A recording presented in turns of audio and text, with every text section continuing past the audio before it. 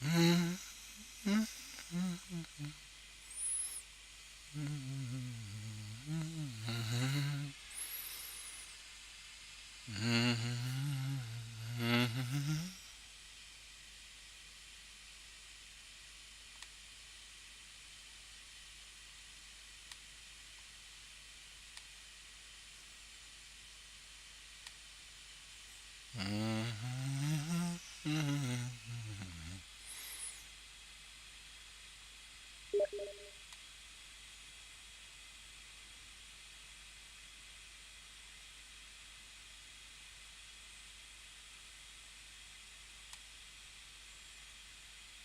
we go.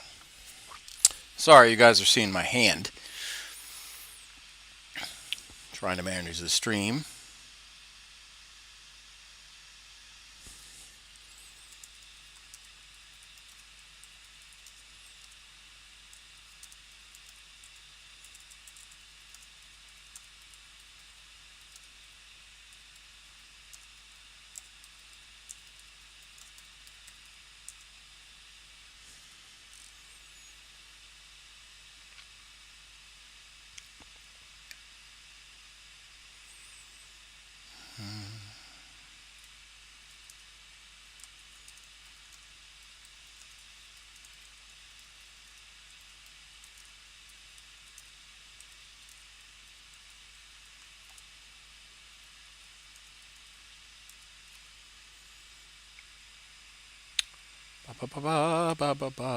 Hello, everyone. Welcome to another edition, or not another. Well, no, this is another edition. Another edition of Sit and Paint. Why does it keep saying Valheim?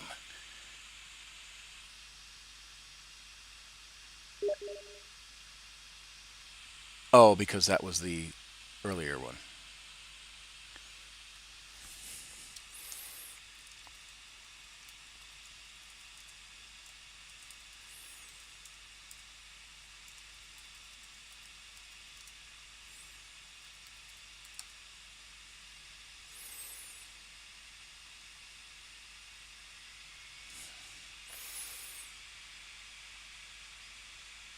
All right. Okay. Anyway, what was I saying? Oh, yes.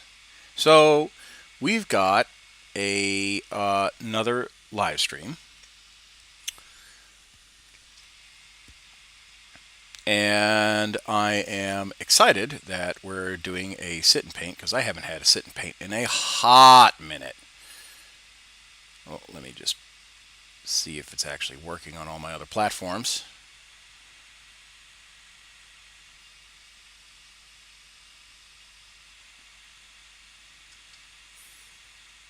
It is good.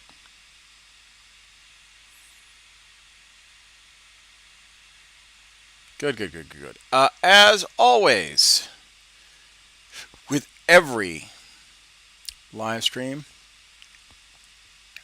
tweet. I am live right now. Please pop in and say hi.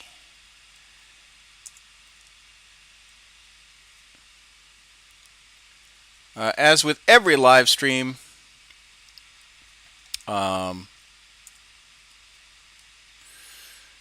tweet. As with every live stream, I am I can't talk right now. As with every live stream, we are doing we're doing this for charity, and it's for the UNHCR. And the UNHCR is basically the UN Refugee Agency, Human Rights Council, basically. They are a global organization dedicated to saving lives and protecting the rights, building a better future for people forced to flee their homes. They work in 130 countries, provide emergency and ongoing support for refugees, internally displaced and stateless people, many of which have no one else to turn. The goal is to raise $5,000. You can donate through my Tiltify page at with PayPal or credit card, whatever the case might be. And it's a good cause, and I hope you guys join me in this cause. And And links in the descriptions and also in the chat. There we go. Oh, let's not dork around with that. And okay, cool. All right. So, as you can see, we got a Turox Prime that we got to paint and put together. We got a few of the Stormtroopers who I have taken the liberty of painting black because I finally have a because I finally have a dark skin tone that actually makes them look decent instead of, comical. So I've got those done. Whoop. I got to put on the cannons. Where'd the other one go? There we go. I got to put on the cannons. What is up, Raul? Models look really good. Well, thank you. I've got the autocannons that we got to put on the Turox. I'll put that over there for right now. But what also we have to do is I figure, okay, I've been having problems just painting, or not painting. Not problems, I should say, but I've been struggling just painting the models, and I feel like I'm not. You need to get some magnets. I know, and I feel like I'm not getting anywhere. So I figure we build. So we've got a Manticore, and we got ourselves a Hydra. So that's what we're going to be working on today. Manticore and Hydra. I'm going to be putting them together. And if I get them put together, then we'll be painting them along with the Turox and the regular Imperial Guard. But I also got these guys too. So I've got a Leman Russ, regular with heavy bolters, and this is the old model Leman Russ. This is not the new one. So I got the Leman Russ, the old model Leman Russ. I want to say circa 2003. 2003. I've got the newer Leman Russ with Punisher. This one's got plasma cannons on the sides and then a heavy bolter. I've got a Leman Russ standard variant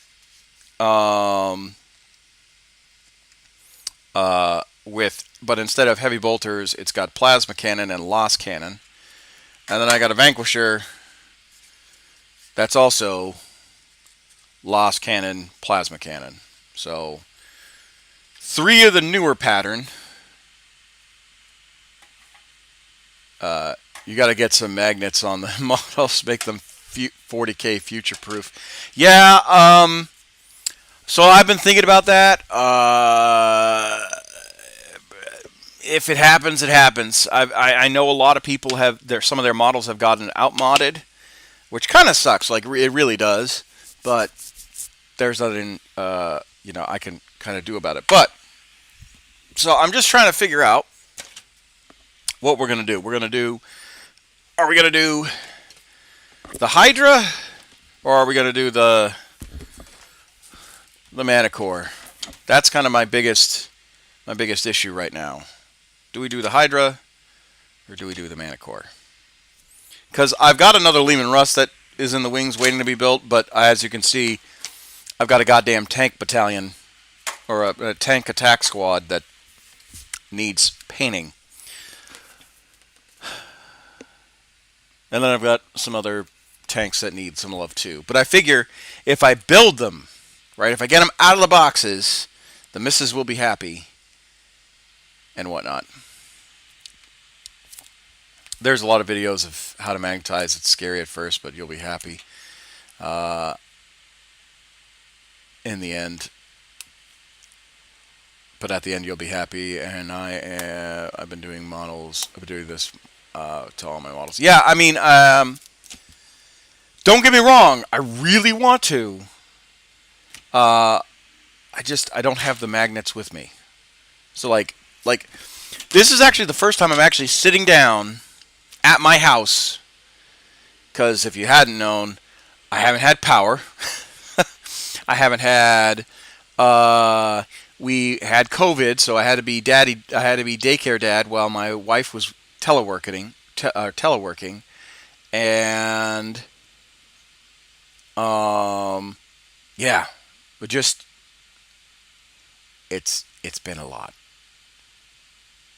It's been a lot. So this is like my first time. Um, yeah, this is like the first time I'm actually like sitting down painting. So and building stuff. But yeah,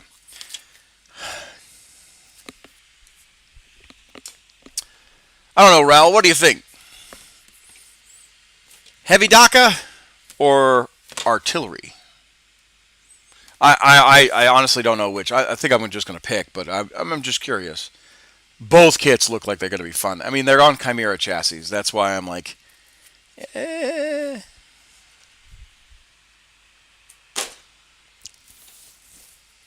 I kind of want to do the artillery. I'm not going to lie.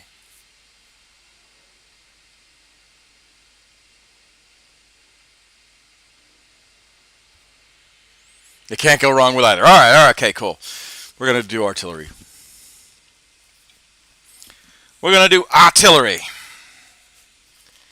This was probably one of my last purchases before I left England. So this box has been waiting, of course. So this box was waiting to be built back in like 2015. Still got the British pound on it. Right there. Games Workshop, 31 pounds. Man, this was a steal back then. Now they're like 45 bucks. Whew. Or 45 pounds.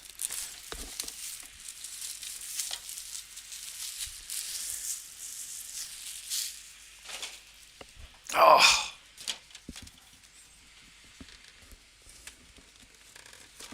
Ooh. Oh, hello, my old friend. Oh, I love that smell.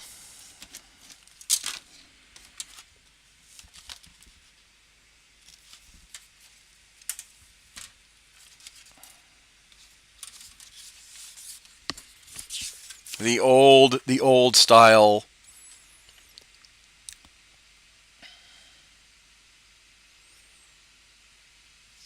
The old style rule book.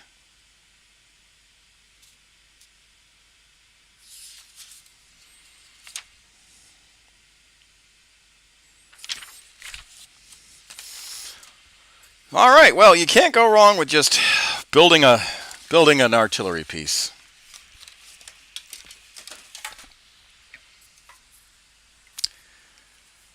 Uh,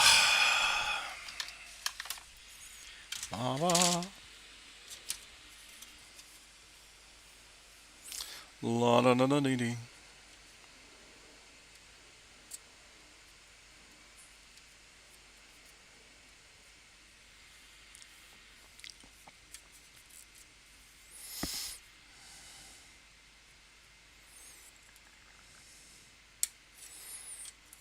And putting the missiles together and whatnot. How have you been, Raul? I haven't seen you in a while. Now, I know you've been asking politely for battle reports. As I've said in the past, I probably have one more left from Guam.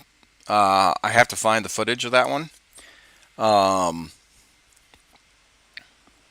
And then I can put that to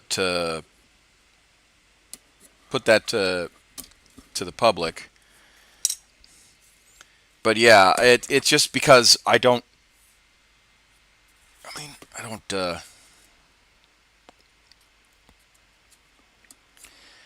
I haven't found somebody to play 40K with. Now, actually, what's funny is that one of the guys in my unit, he was like, yeah, I'm interested in 40K. So I was like, look, I have a embarrassingly large backlog of just Marines, like Space Marines and whatnot from my wife's army. Because, like, she plays Dark Angels, or she played Dark Angels until we had kids. But, yeah, so it was just like one of those things where, like, she would pick up the hobby again if we weren't, taking care of, like, a 2-year-old and a 6-year-old.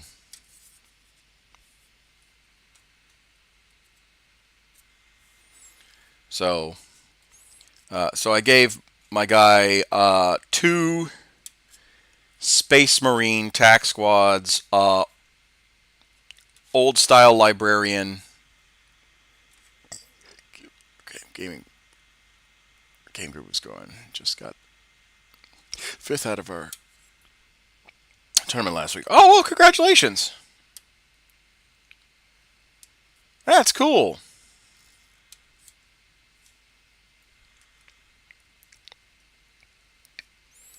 So yeah, I mean, technically it was from her pile, but at the same time, I was like, you know what? Until she's back into the hobby, it's my pile.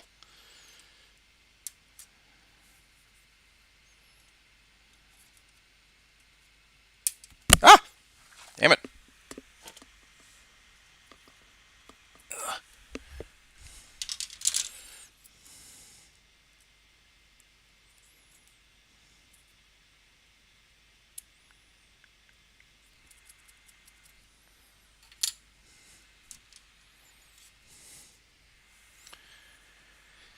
Well, I'm glad your group is growing.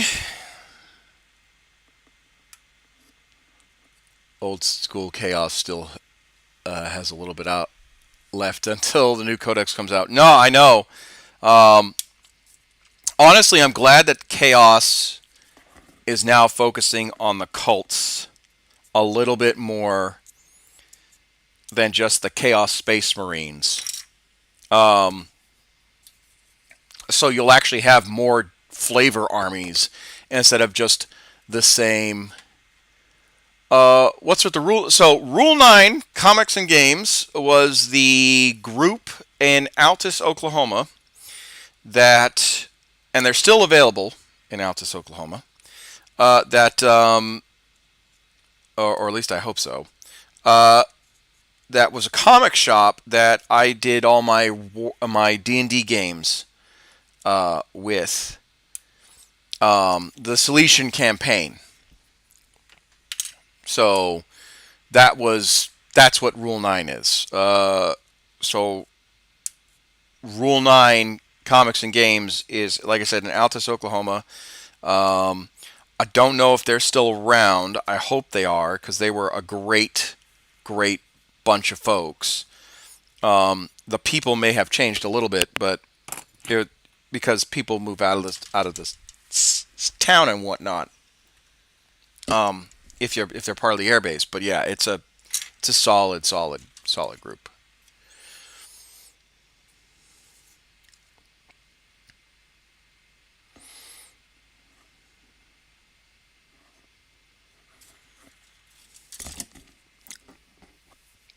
So I rep them every once in a while.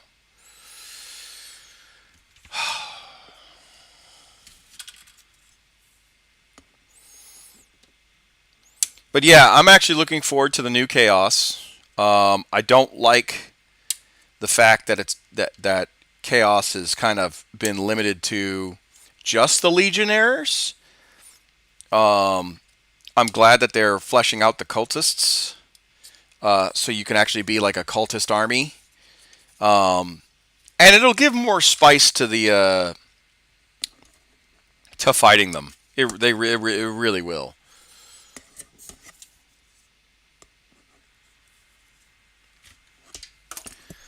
All right. We're gonna use Gorilla Glue, 'cause I'm a fucking heathen. Because I don't like the Games Workshop glue. Games Workshop glue sucks. God, you just look at it and it disintegrates.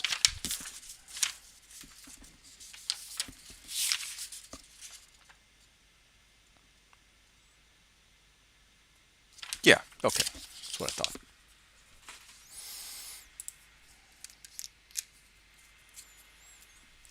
Plus, the Gorilla Glue stuff doesn't get stuck in the fucking nib as the Games Workshop stuff does.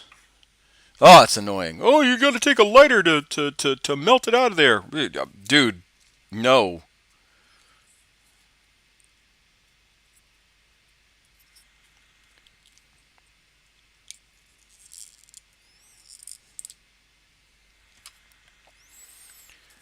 I like low-kite glue. I've heard good things about low-site gill or glue. Low-kite low. I can't say that word. Low-site, low-site. I. That's a word I can't say. I don't know how to pronounce it. Lockhite, Lockhite. Oh, Lockhite. There we go. Loctite. Yeah, Loctite. There we go. That's what it is. Jesus. I struggle. I swear. Loctite. Ah! Loctite. There we go. Okay. I was going to get there eventually. It was going to be painful for all of us, but I was going to get there eventually. Oh, let me go into recording. I promise I'm a professional. There we go.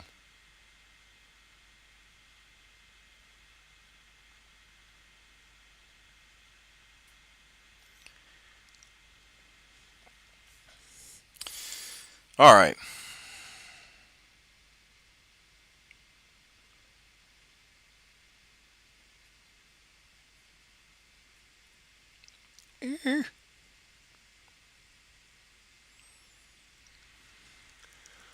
Small blue bottle, not a lot of glue, but they're amazing. You should try sometime. Not sponsored, lol. Yeah, I am not sponsored by Gorilla Glue either. I'm not sponsored by Games Workshop either. I am just a schmuck that likes mini wargaming. That's it. And is trying to raise money for a good cause.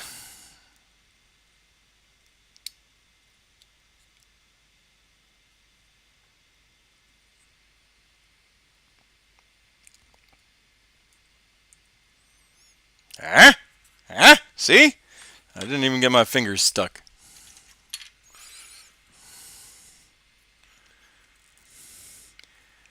I posted a picture. Did you ever see them? I did see them. My God. How long have you been collecting them? I'm just curious. Like, some of those models are old.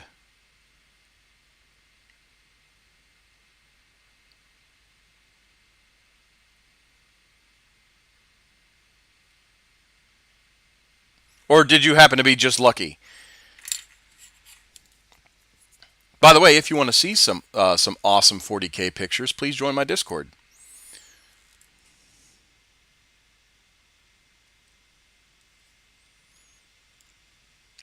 Ew.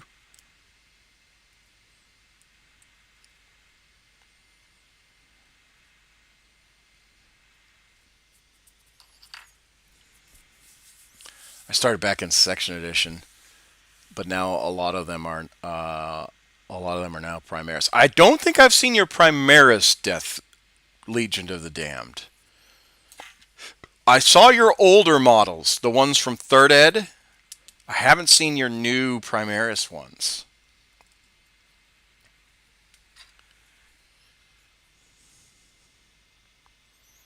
Go ahead and slap them back up on the Discord.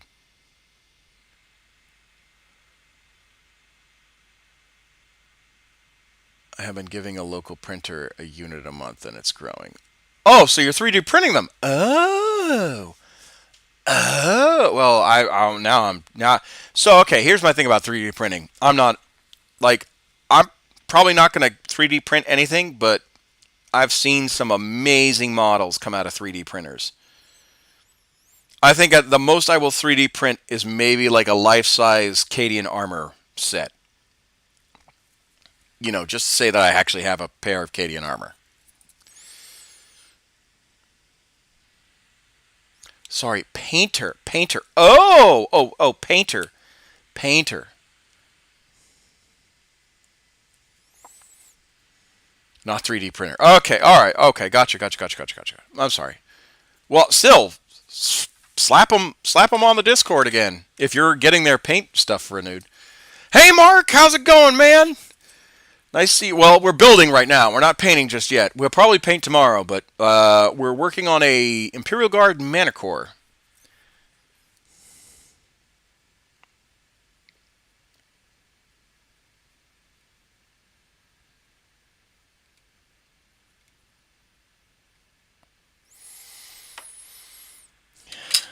Just posted some in general in Discord general. Okay, great. Let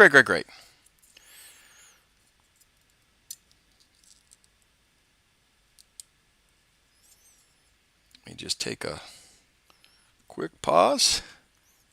Now these missiles are done.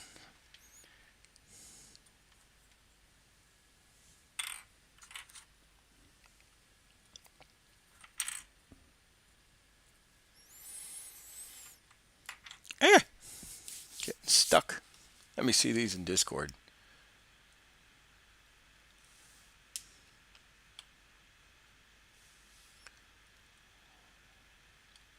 Oh, they look gnarly. Oh, they look gnarly as all get out.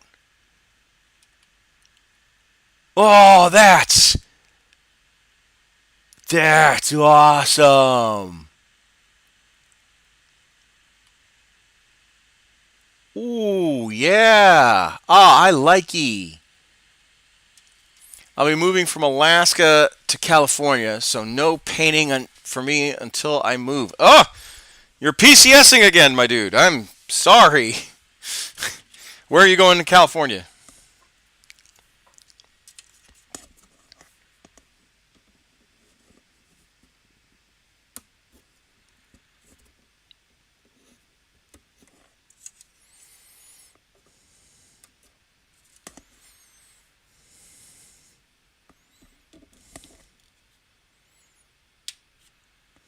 Probably San Diego, right?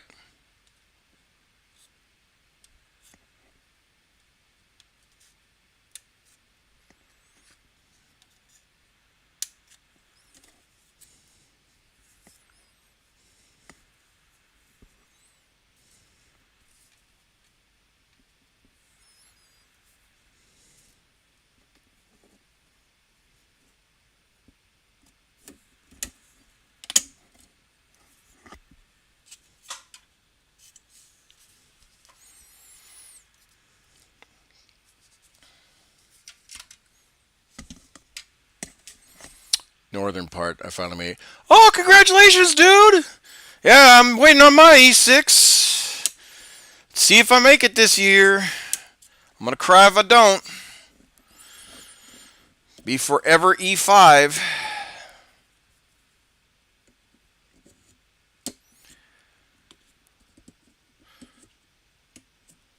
So I'm assuming you're gonna go Travis then, if you're going north.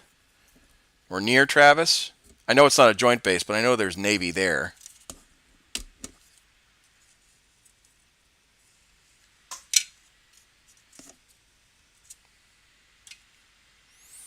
Bro, I hear you. Yeah, no. I swear, if I make E6, if I make Tech Sergeant, I'm going to cry.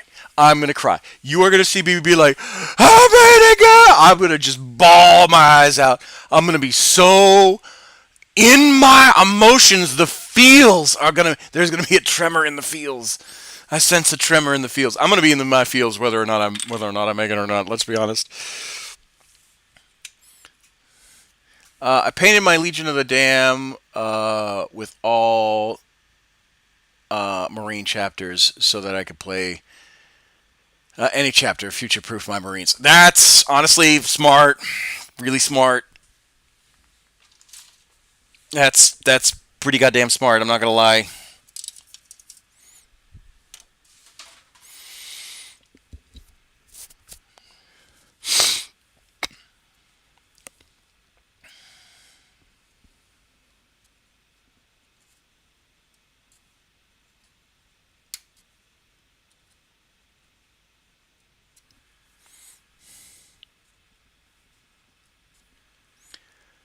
My wife is also in the Coast Guard, so we're pinned to each other. It was cool. I'll post some models on Discord. No, yeah, no, no, please. And again, if you guys want to see what they're doing, please join on Discord.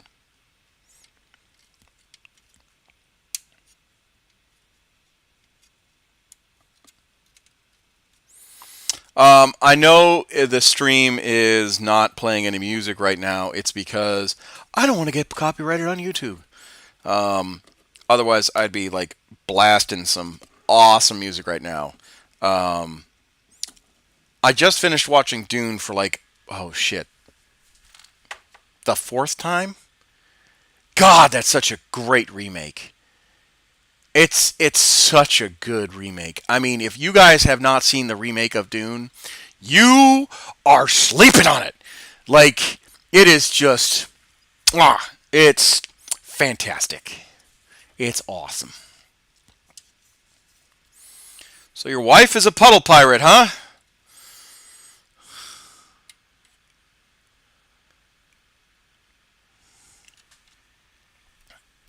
It's 11 o'clock here in Chicago. I have to get to bed. 5 comes fast. Great to see you again, buddy. Stay safe. Oh, thank you. Thank you. Next time I'll try and stream a little earlier so you and I can just chat it up a little bit more. But I appreciate the support as always.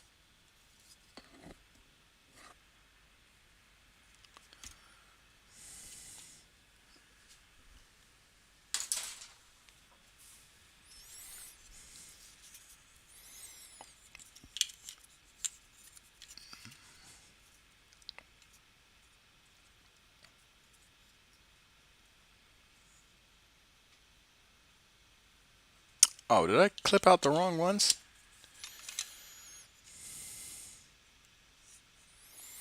Yeah, I sure did. Yeah, have a good night, man.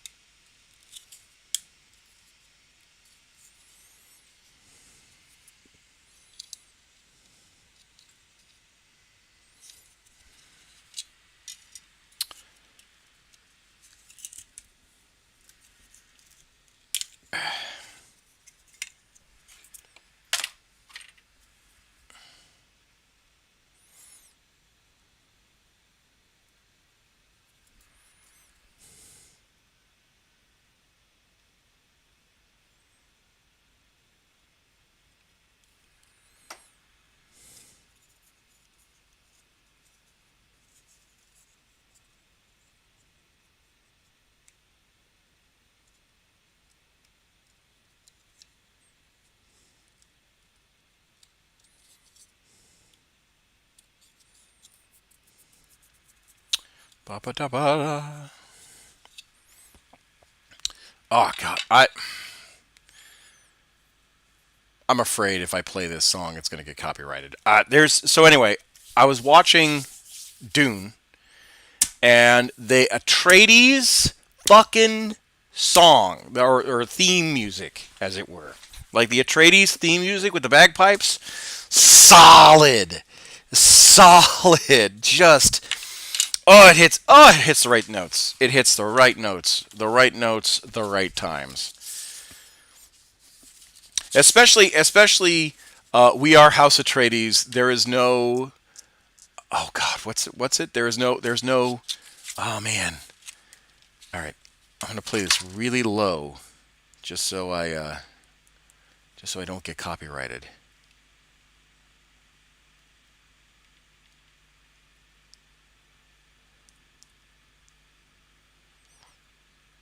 Oh, it's just so good.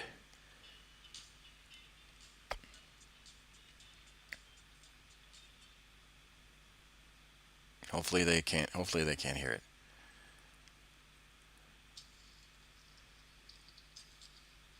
Oh, well, maybe they can a little bit.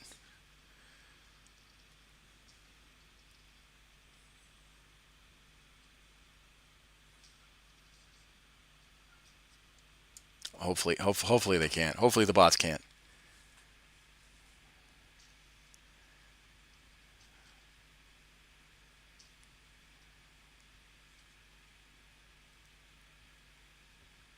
I'm actually gonna mute.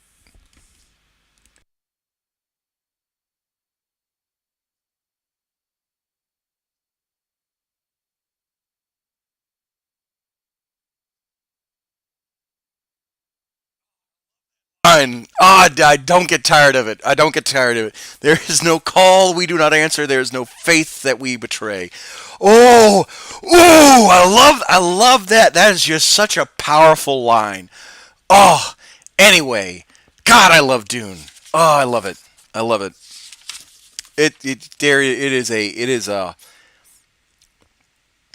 It's a definite you need to watch remake. 100% a definite you need to watch remake. Oh, it sends shivers up my spine. How good that line is. Oh man, we are Atreides. Uh, there is no call we do not answer. There is no faith or there is a call we do not answer. There is no faith that we betray. Oh my lord. Ha ha. Such a good line.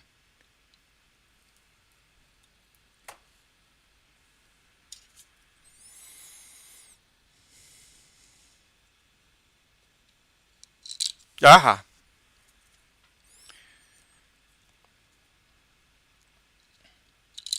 Damn it. Oh, here it is. Here it is. I'm sticking to the fucking model.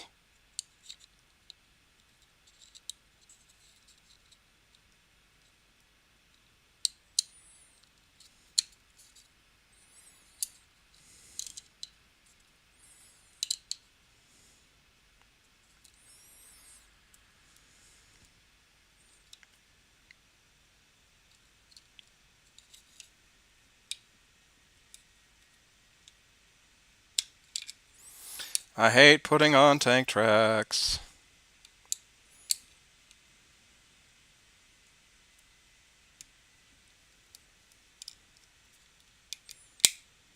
There we go. There we go.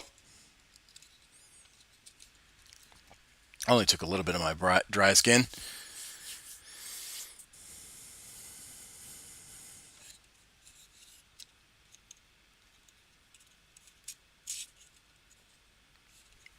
That's alright. It just adds texture to the model.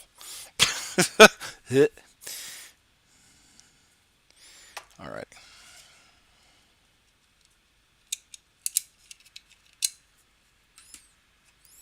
So, Mark, are you still with me?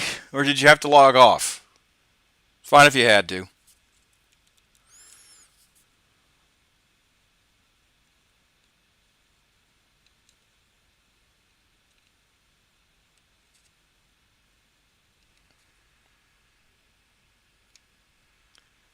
Oh, good, good, good. So your the missus is in the Coast Guard.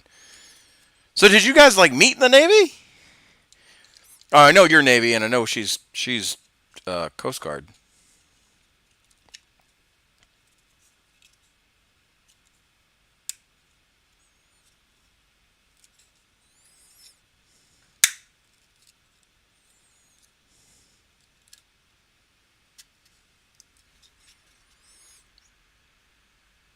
Yeah. Oh, you're both are Coast Guard. Oh, okay. That makes more sense. That makes more sense. For some reason, I thought you were in the Navy.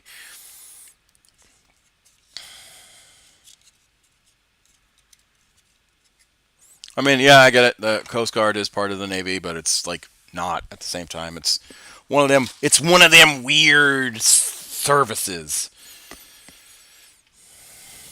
It's all right. We can make fun of Space Force while we're at it. Fucking goddamn, it's so dumb.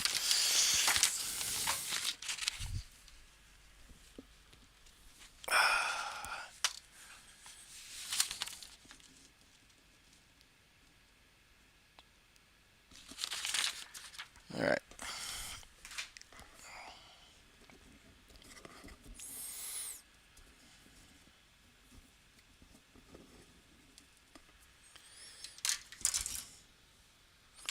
Ah.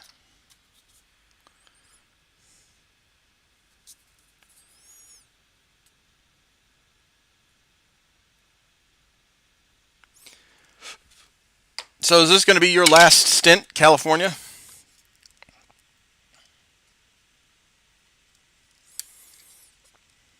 You trying to make it? I'm assuming you're trying to make it 20 because you're now in E6.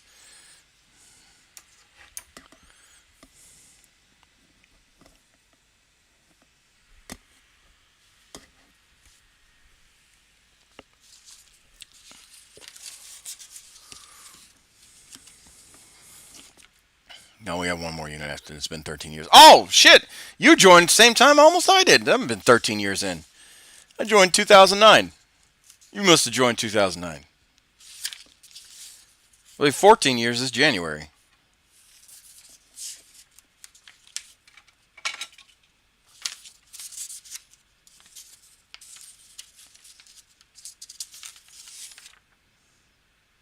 Yeah.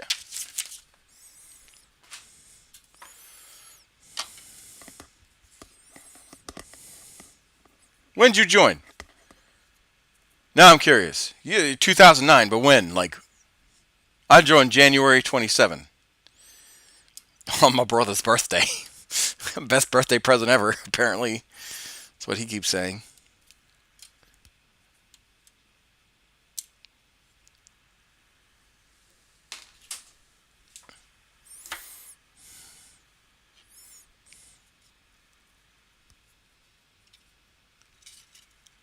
September '09. Okay, all right. So you joined after the missus did. The missus joined in May.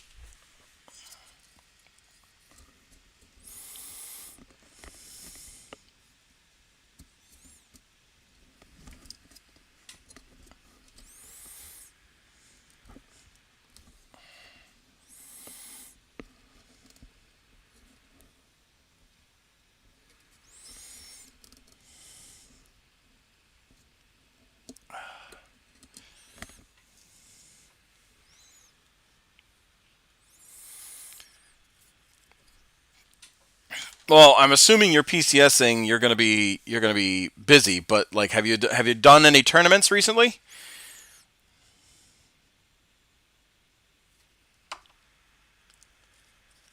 You have. Technically, I have one more year in Japan. However, given certain circumstances, which I'm not at liberty to talk about right now, um, mainly because it's with my wife, and I don't know if I have her permission to tell everybody what's kind of going on. We may get stuck here for another year to another 3 months, 6 months to a year. Just given the current situation, it's nothing bad. It's not disciplinary, I can tell you that much. But it is, unfortunately, it's a bit of a showstopper for her.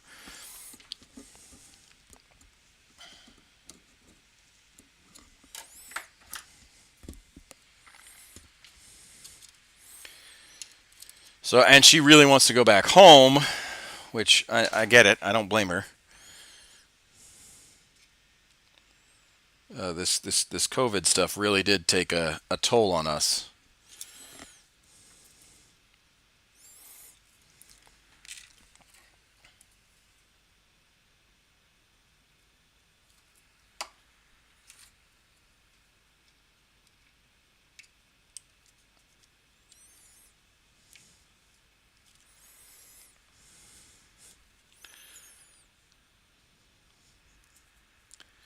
I went to a tournament a couple months ago with Tau, and it went well. Well, I mean, the Tau, I think right now are like the meta, aren't they? Like they're like nigh untouchable. It seems like.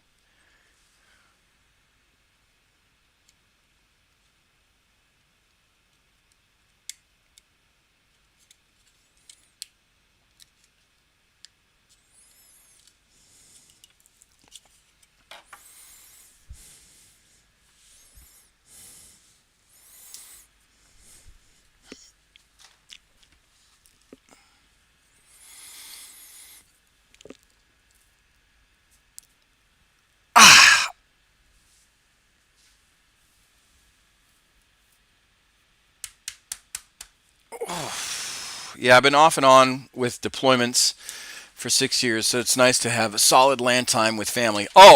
Dude, um, I hear you about the deployments, but at the same time, I haven't been on a deployment in since I want to say 17. So yeah, I'm itching for another one. Don't get me wrong, I love my family, and it sucks when I'm not near them, but I really am itching for another deployment. I can't remember if this is a one, a two, and a one, or just a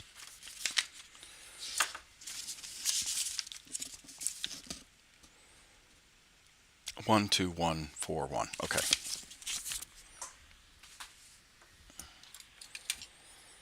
I totally understand what you mean. Yeah, no, yeah, no.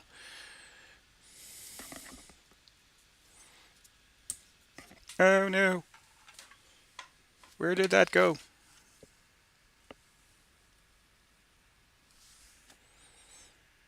Oh no.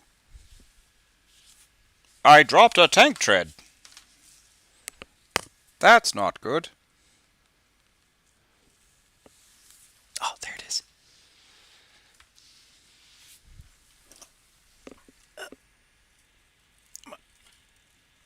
Come on. Damn it.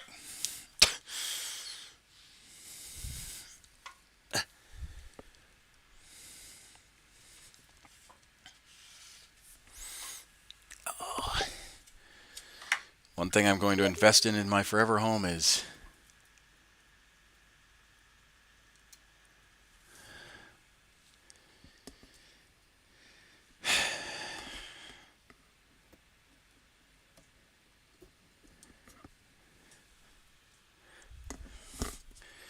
a hardwood floor. That way, if I drop them, that way if I drop bits, I know exactly where they are.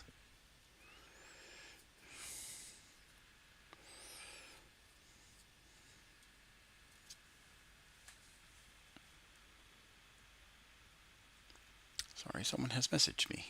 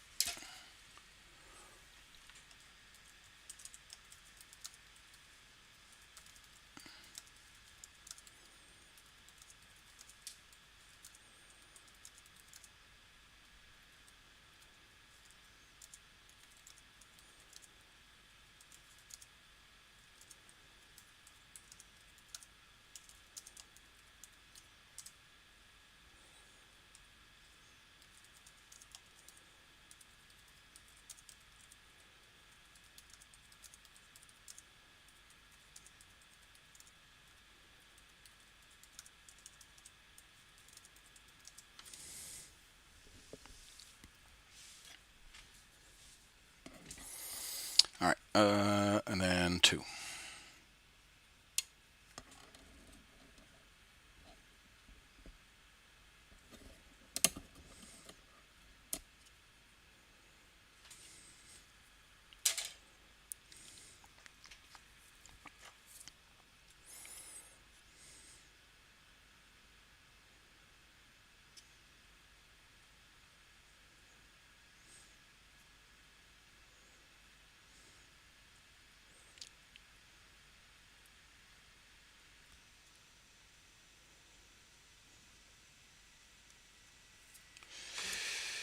All right.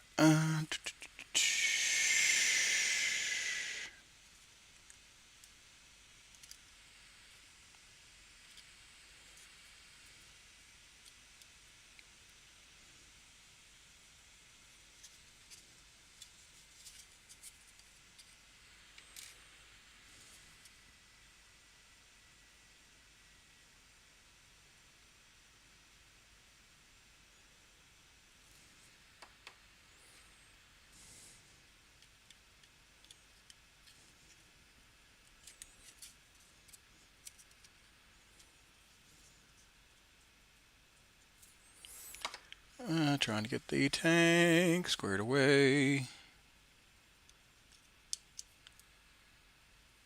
Ah! Damn it.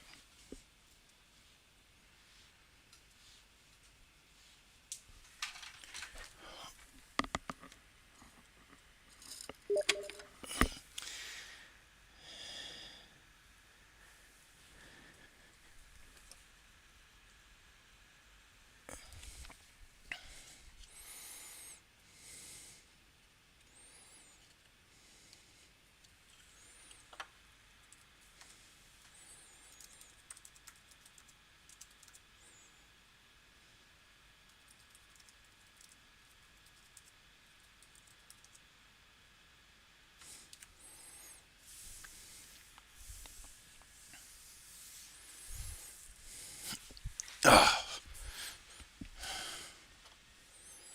Do-do-do-do.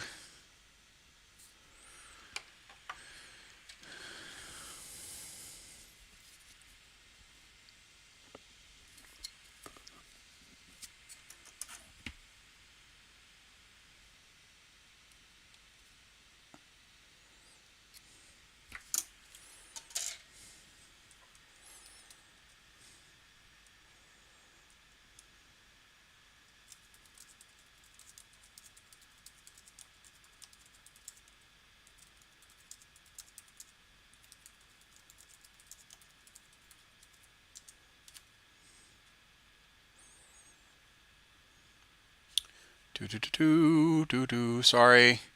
Someone's messaging me as I'm trying to build and paint. But I told them that I would help them out. So just 2 seconds.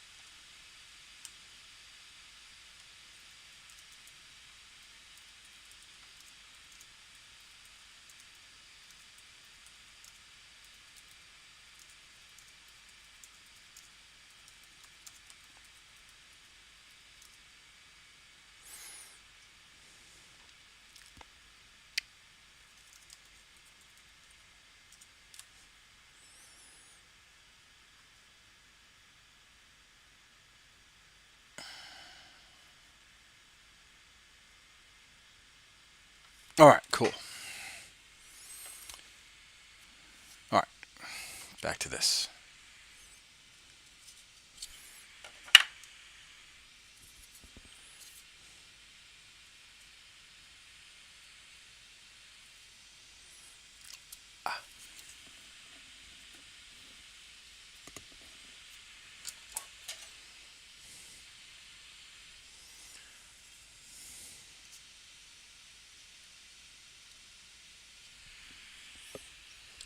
this is.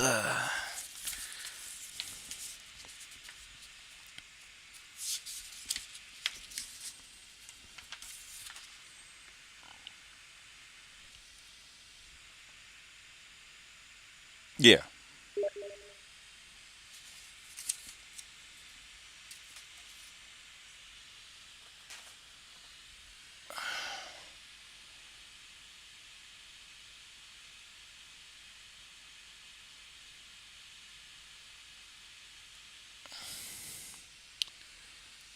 Let's see. Crap. I literally looked at the damn directions and I forgot again.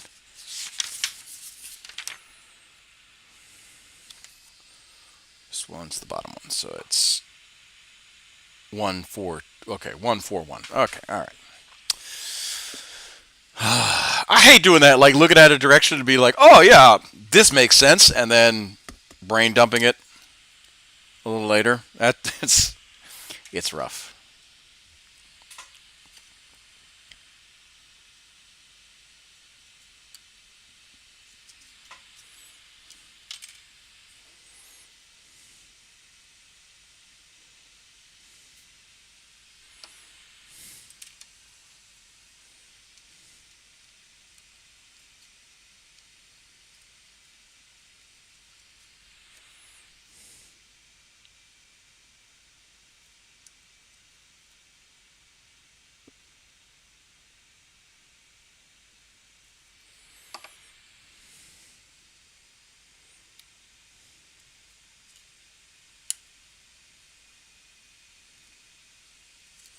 All right, there we go. One track assembly done, and it only took me an hour.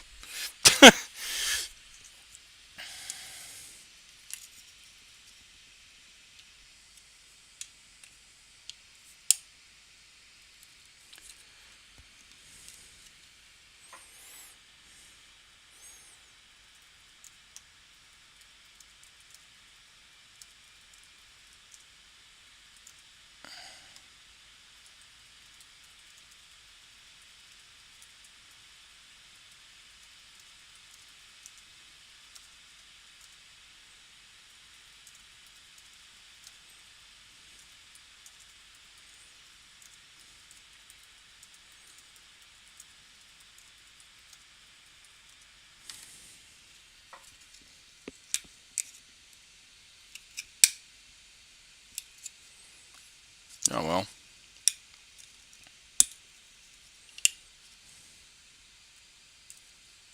Oh, please don't break. Oh, good.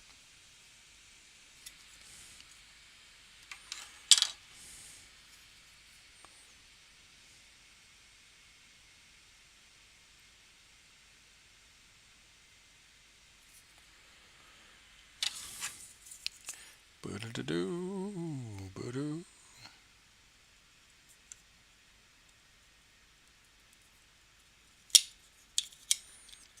Ah.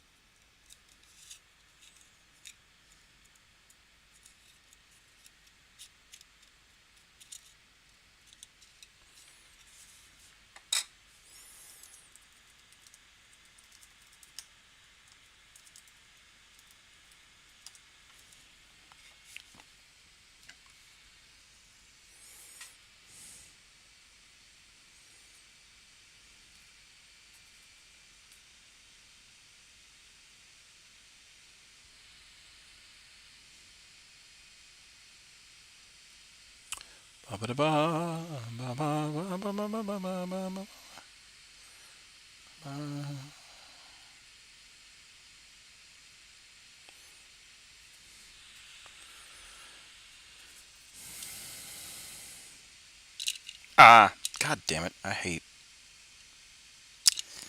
putting on track assemblies sometimes. Ugh.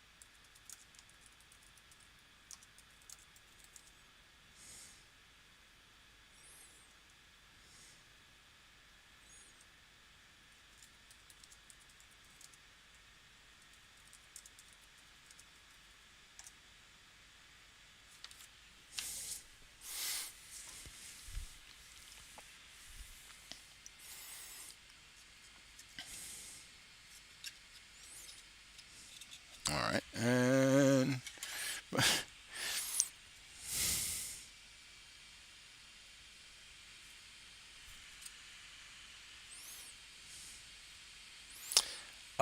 no lizard.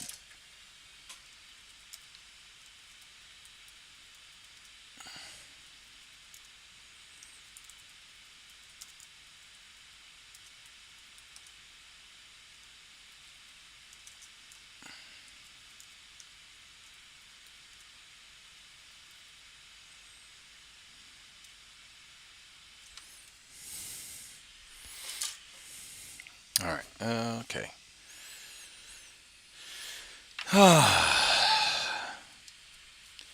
Sorry, I'm like building and writing this one person. So I gifted this person Warhammer 3 because they have Warhammer 1 and 2, and yeah, it's kind of funny because they love playing Skaven and Lizardmen, and I'm like, well, you gotta wait till Immortal Empires, which comes out in August, and I hope, oh god, I hope they do Immortal Empires right.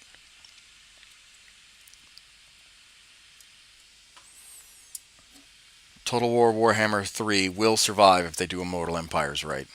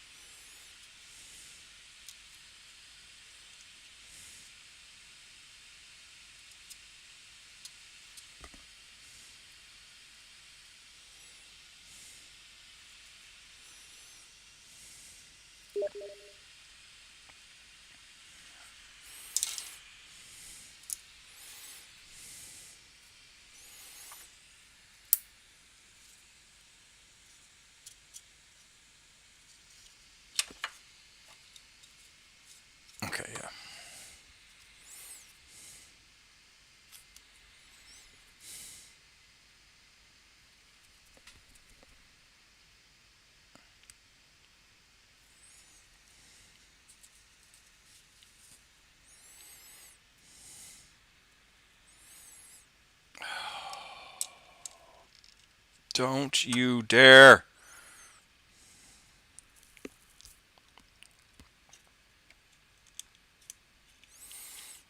Oh, I deny you. Actually, speaking about other video games, I pinged a few if you want to check them out. You're making good progress of your tank over there. Well, it's slow going. I just did a. Oh my god! Oh, that. My art major buddy painted this for me for my birthday. Damn, that Bellicore is solid! Ooh!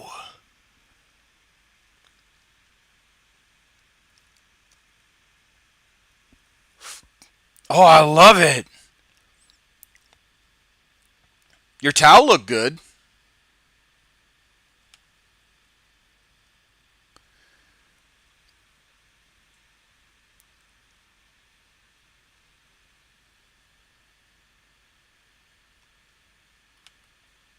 I forget. Do you have you have Ultramarines too, right?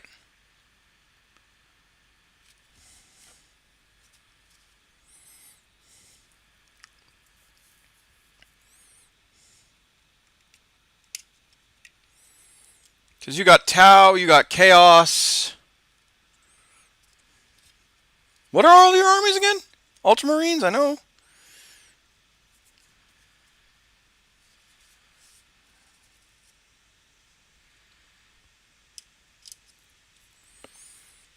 Oh, what the hell?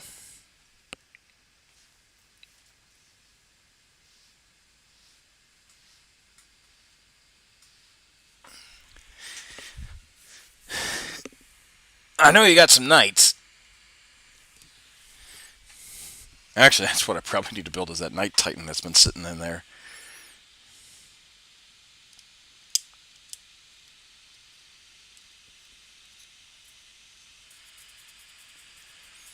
The Tau look like playthings next to Bellator. I have... Bellicore. I have... Raven Guard, Ultramarines, Tau, Titanicus, and Orcs. That's right. Now, do you have Titanicus as in like the actual game Titanicus, or do you just have Knights and other Titans?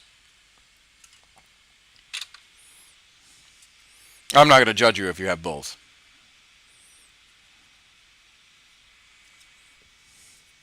Because if I had the disposable income, I would have both too.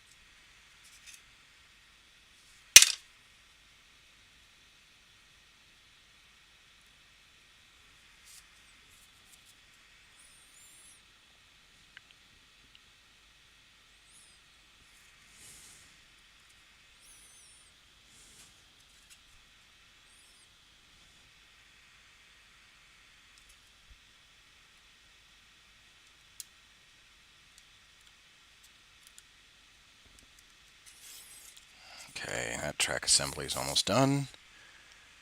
I have 3 Knights, an Armiger, and a... Whoa, you got a Warlord?!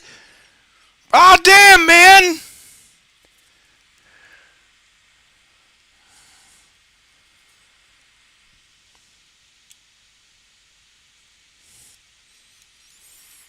Shit! That must be some Warlord. I gotta take out a goddamn house loan just to buy it.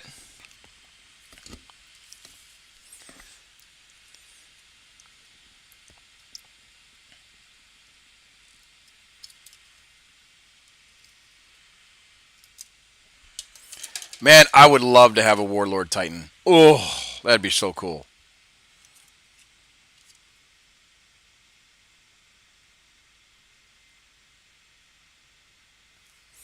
Especially the one with the fucking cannon that's sticking out of its back. Oh, that'd be adorable. I mean, well, it would be adorable, but it would also be like it'd be adorable after I built it, but it would be amazing and just awesome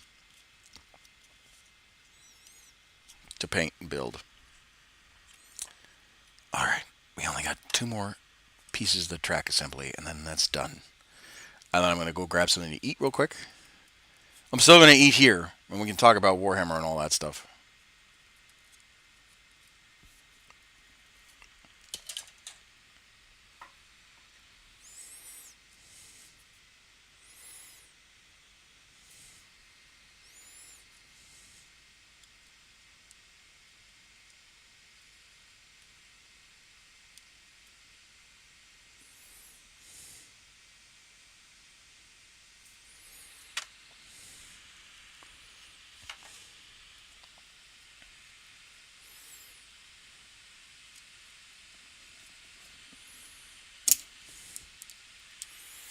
So you're like, Christ, you have 3 knights,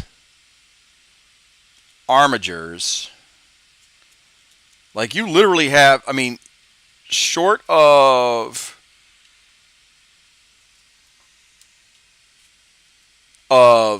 having a warhound or 2 warhounds and a reaver, you almost have a small legio to your name. That's crazy. It's cool. I'm not gonna lie.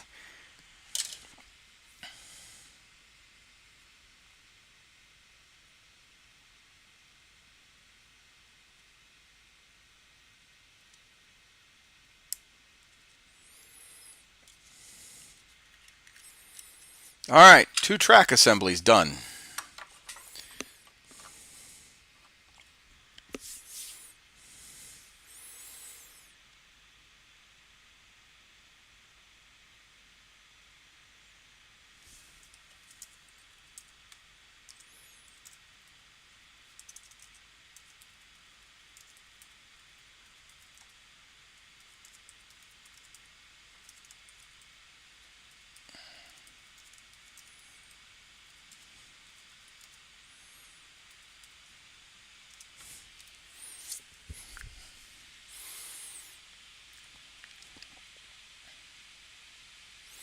All right.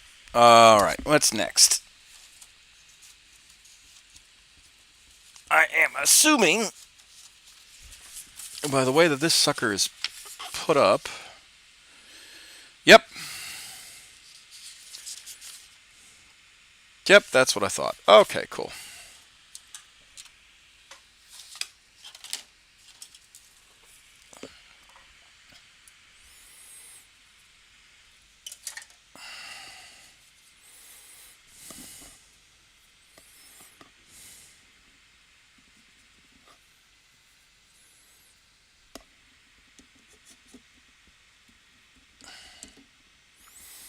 Because each Chimera has a similar chassis.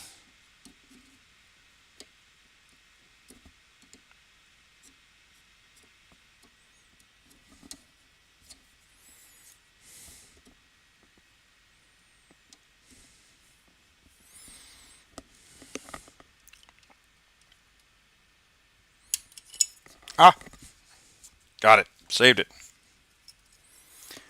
Each model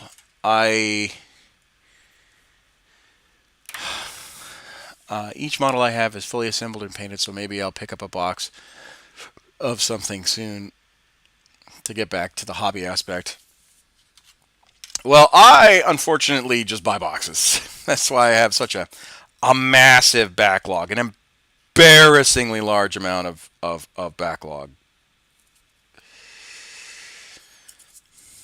Much to the chagrin of my wife.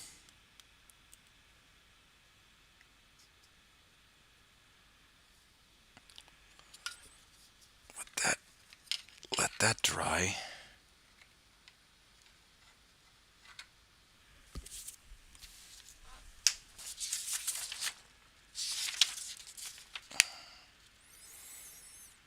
Yep. And then, yep. Okay, cool. All right, we're on track. Haha! Funny. We're on track. I'm putting it together a tank. Ah. uh.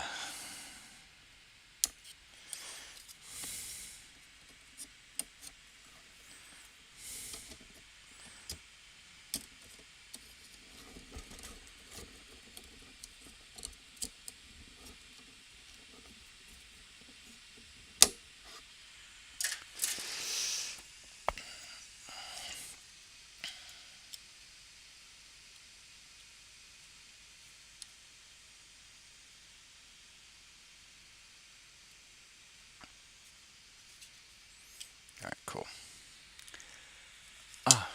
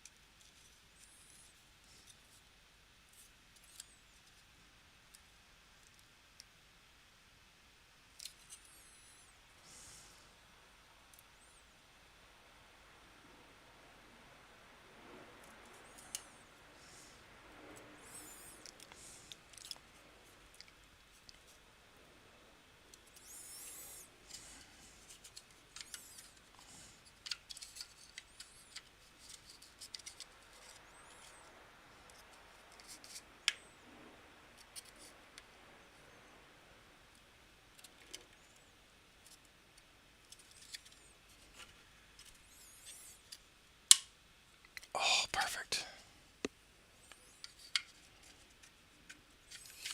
It lines up beautifully.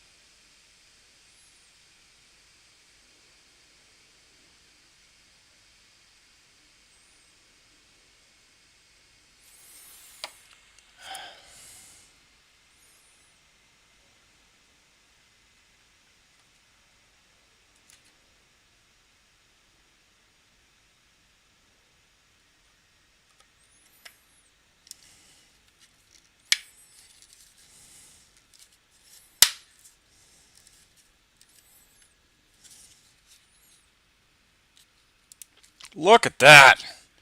This sucker's damn near ready to launch missiles. Hey, Kevin B. Long time no see. So, Commissar, have you checked out any of the leaked images or rumors of the new God's model? If so, thoughts? Yes, I have seen them, and I am for it. Like the new Kazakins. The new Sentinel, I'm a little disappointed in, only because it's like now more rounder, less boxy. I kind of like boxy Imperial Guard models. Wish they had a close combat variant. That's only my only gripe. Everything else is cool. Wish they had a close combat variant, or they made a close combat variant, like the Primaris war suit, except it's a Sentinel and it's got like rock'em sock'em fists. Like if they were gonna go that route, they should have gone that route instead of just made it all nice and smooth and round and stuff. But yes, love the Kazarkins. Love me some Kazarkins. And then Definitely like the new.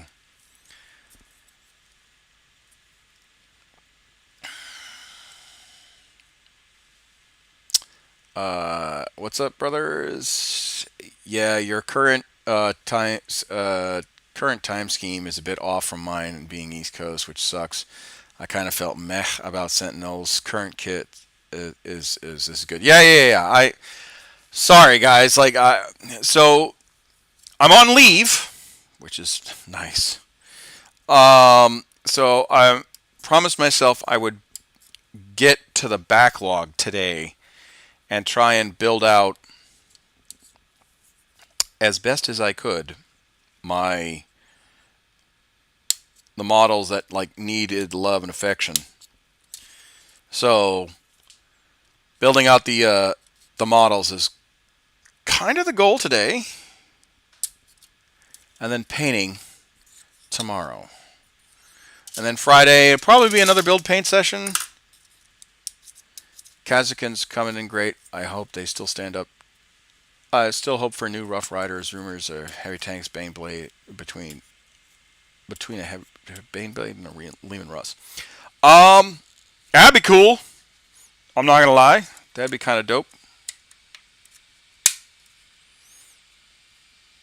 Oh yeah, that works. I like how they snap into place, so you can like dry fit it. Like that's nice. That's damn near seamless.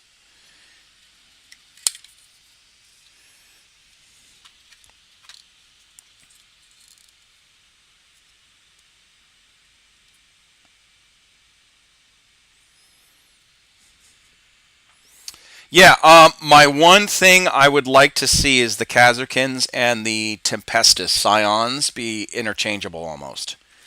Like, that'd be really cool. Not gonna lie. That'd be like super dope if they were like somewhat interchangeable. Because then you could have like the Kazarkin model, right? But then you could have them sporting the berets, like the Tempestus Scions. Uh, and then that wouldn't be as far off as these guys, these old vintage Stormtrooper models. So like I'm kind of hoping that they do that, because that'd be pretty fucking dope. That would be extra dope. Gonna keep my eyes out for the next streams. Yeah, the Chimera kit. The Chimera kits feel good, even uh, even if I made lots of them. Well, this isn't a Chimera. This is a Manticore. Um, yeah, the Manticore is what we're looking at. Oh, please tell me I did not fucker something up. Oh no. Okay, good.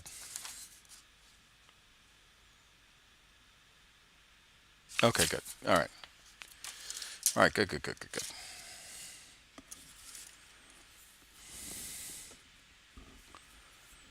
Yeah, we're making a Manticore rocket battery today,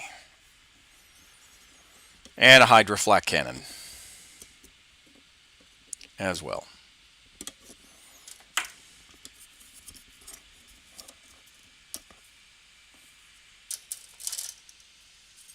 Ah, shit.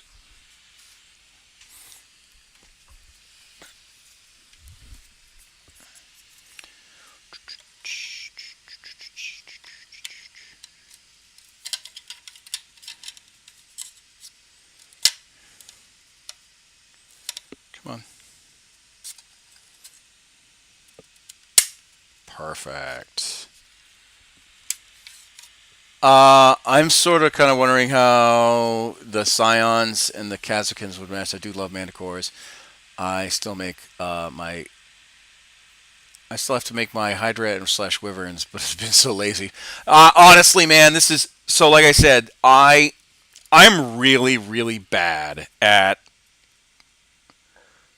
working on my pile.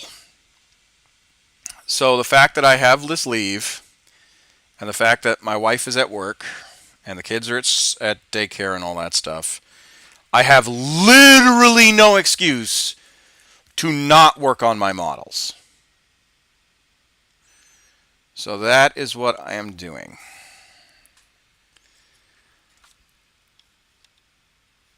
Like, quite literally, no excuse to not work on my models.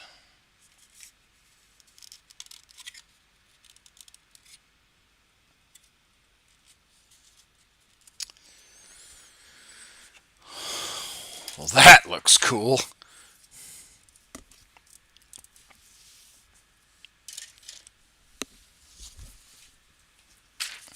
Yeah, no, I hope the Scions and the Khazarkins mesh really well, because then you can really mix them. Like, yeah, you'll have the Cadian body, right?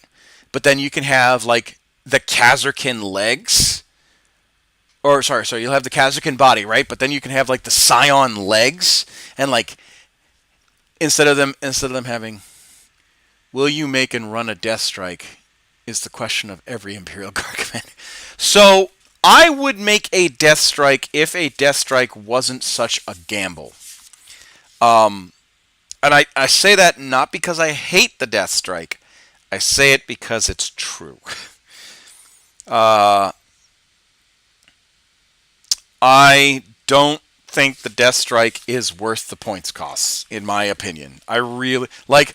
I will field one Death Strike in an Apocalypse game. I won't field it in a standard game because it's too much of a gamble. You're just like, T-6. Let's see what happens. And then when you finally launch it, the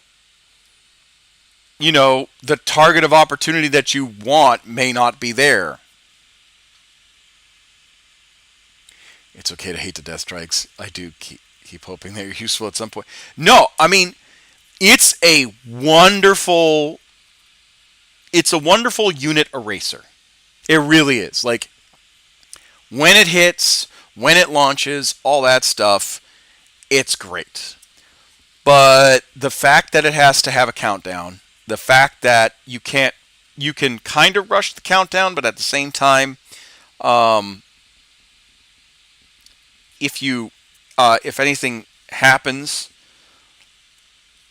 during that countdown, you're kind of fucked. Like it's not a.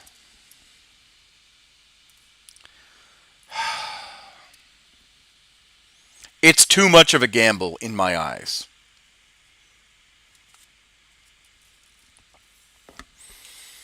Commissar Hecht bets on sure things.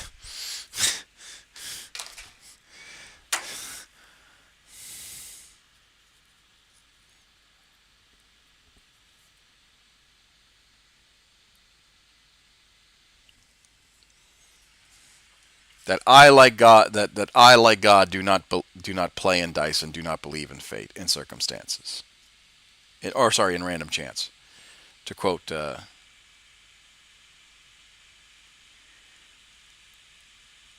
I got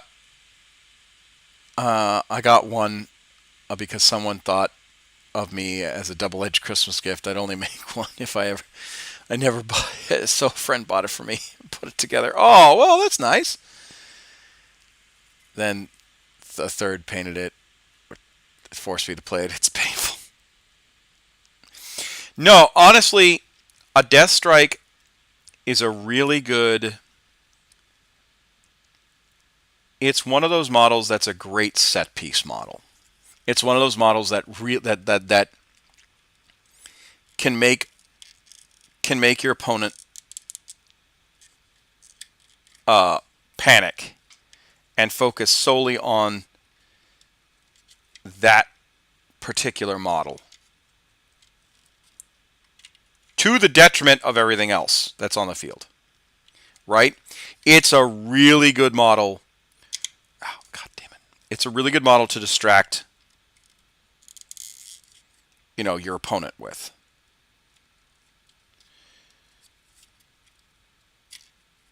Because they've heard what a Death Strike. They've seen what Death Strikes can do.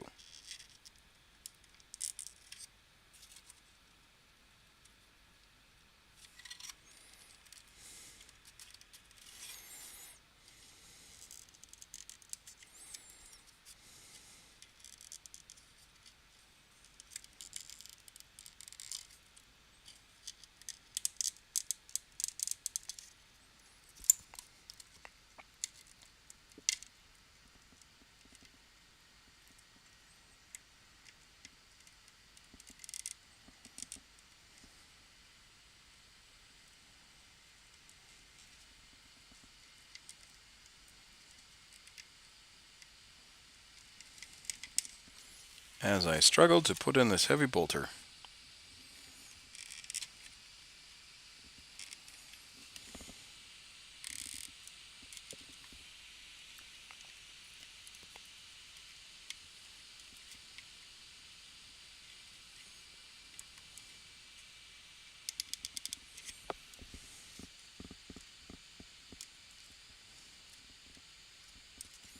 God damn it.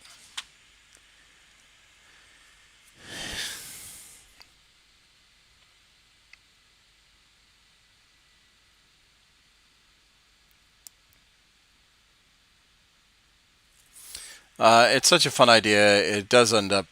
It doesn't end up fun as dead points often. So we'll see what happens when it does in this edition. Again, I think death strikes are useful. You just have to.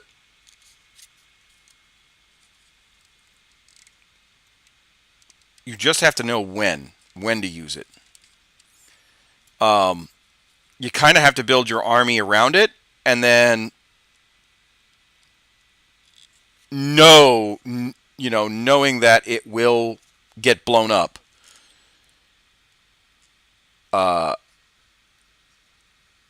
You then have to modify your tactics.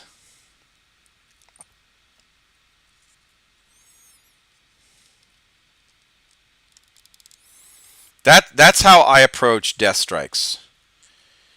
I know that this model is going to cause the enemy general to panic in such a way that he or she will dedicate everything in their power to get rid of it.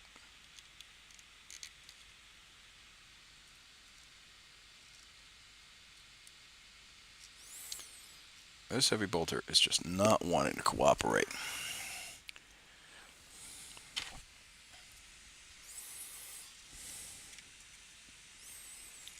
I wonder if...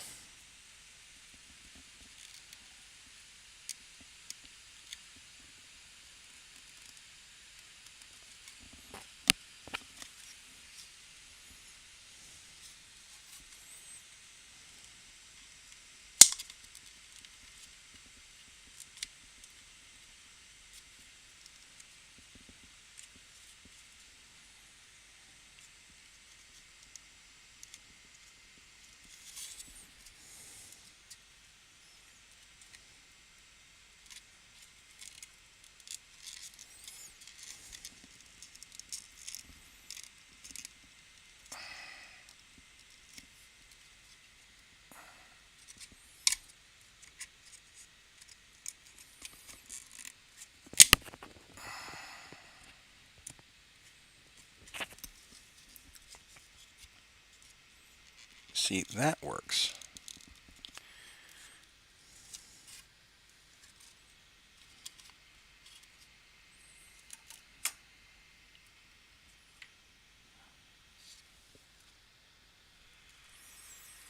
How many Manticores are you going to be rolling with? I'll probably build a battery. I'll probably build 3.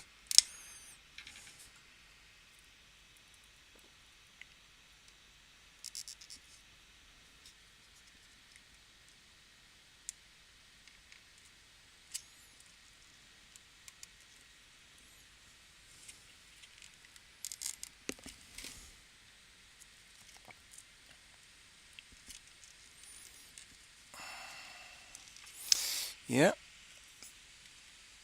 I don't know what's going to be better. This.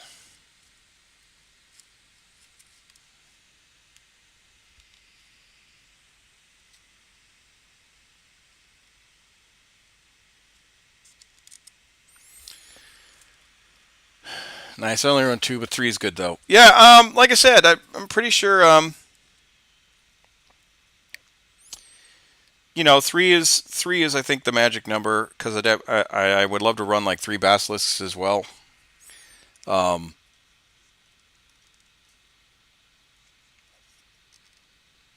this, of course, is like when I say I would love to run 3 basilisks, I mean like my big army. The one that only takes the field on special occasions. Dear Lord, this heavy bolter is just giving me all kinds of issues. May have to green stuff this.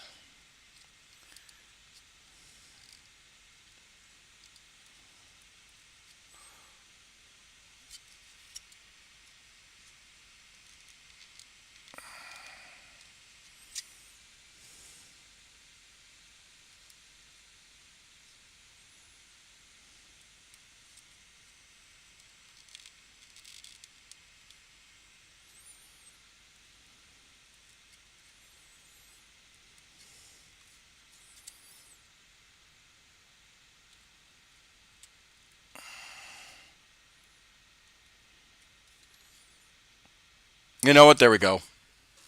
It ain't pretty, but it'll do. And plus, when I spray it, just cover it up. I used to tell people one will die, one will fail, and one will do what you want it to do. That's why you always run 3. Yeah, that's definitely true. That's why I run 3 Lehman Russes.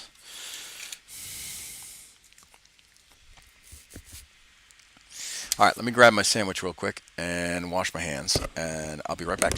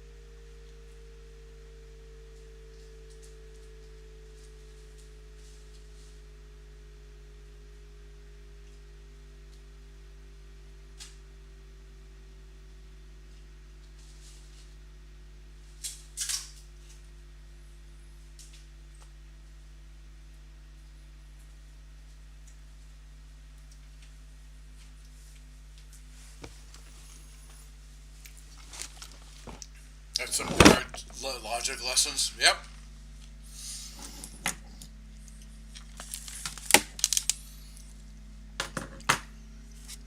Definitely.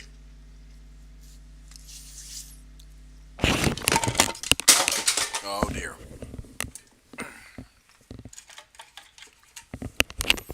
No, definitely true. Guard mass at its finest. Actually, it's funny because most of my army is in 3s. I have 3 Stormtroopers, 3 Stormtrooper squads, 3 Hardened Veteran squads, 3 Lehman Russes, 3 Sentinels, and 1 Hellhound. That's the only thing that's not in 3s. Oh, 3 command squads, and then 3 HQ units.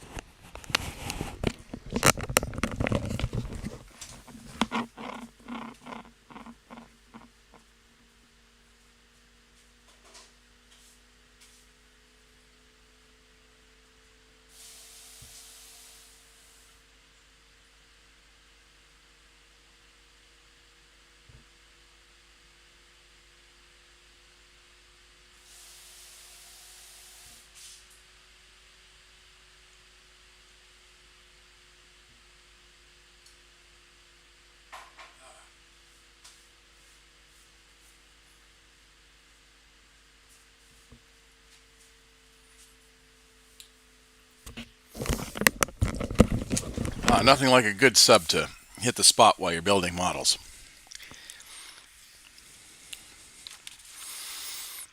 I think that's one thing I do miss about not being close to like the Warhammer Cafe in Grapevine, Texas. Is that there was a sandwich shop that is literally right next to it, and it was called, I forget what the sandwich shop was called, but they didn't have to do this, but they did. They made a sandwich. They made two sandwiches that were Warhammer themed. The one was the Sigmar, and the other one was Nagash. And I tell you, the Sigmar one, oh, it was so good. It was like roast beef, it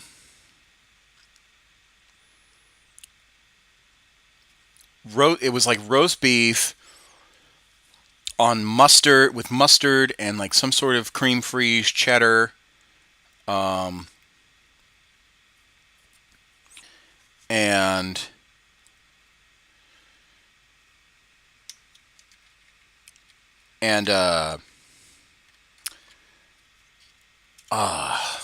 like some sort of green, some sort of spinach and pickle, and oh, it was just so good.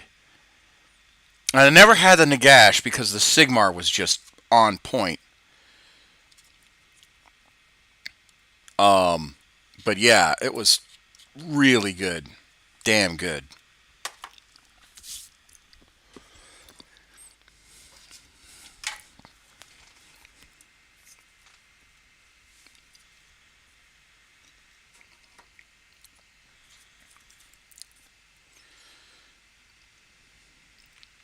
It was a good place too, Warhammer Cafe.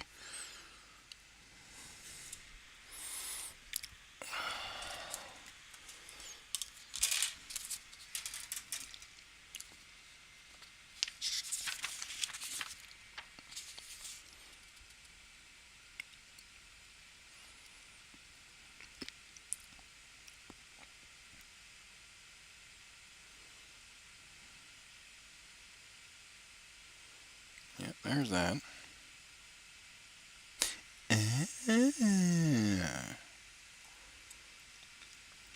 All right.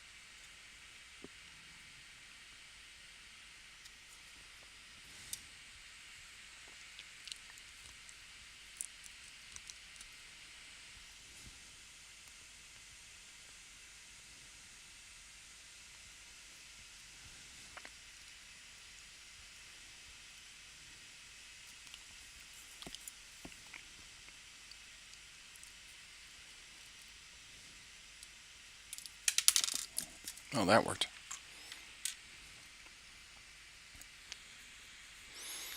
Dun, dun, dun, dun, dun.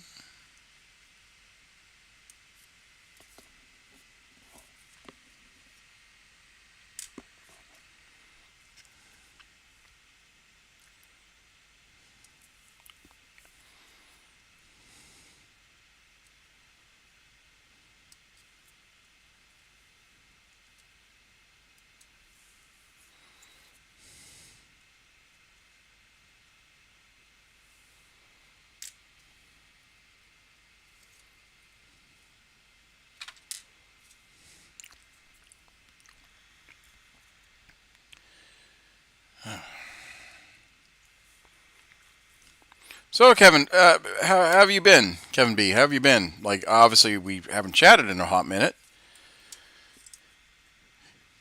and you've been playing guard. So, like, have you done any tournaments recently? Are you waiting for the guard to get refreshed?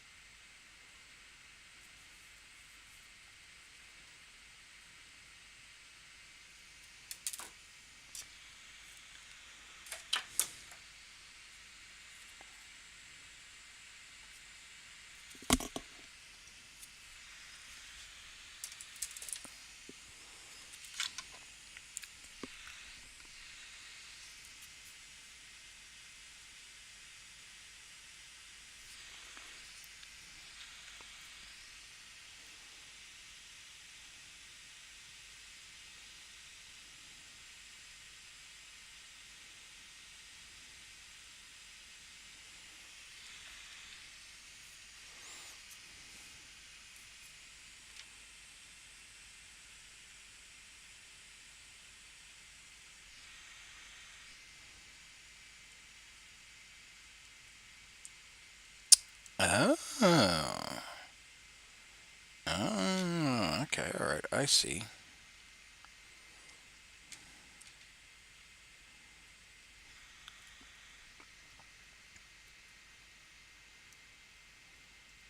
Ah,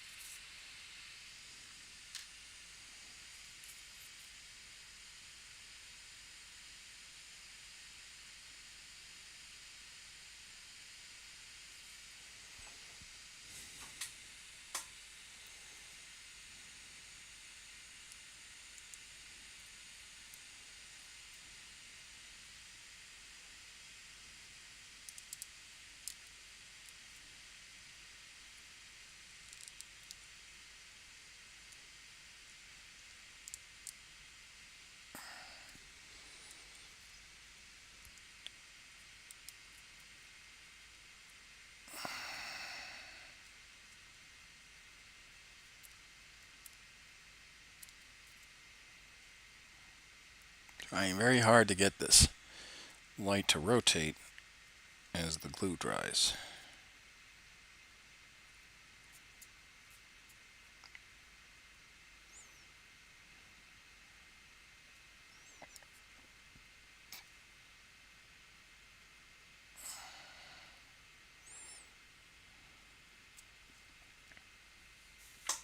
Ah. Oh, my fucking hand out.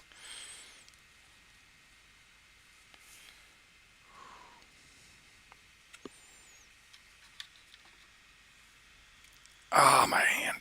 Ah, Lee. I hate it when my hand locks up.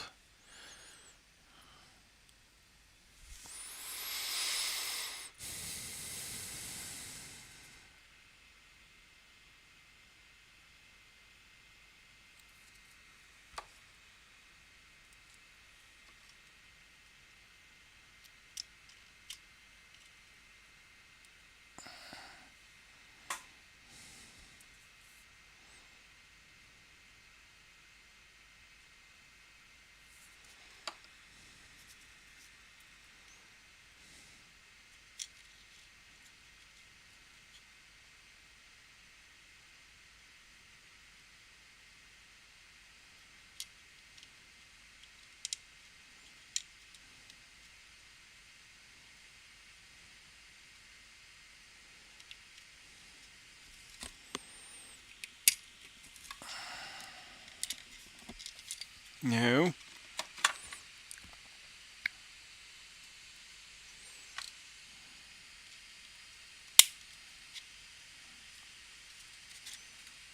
There we go.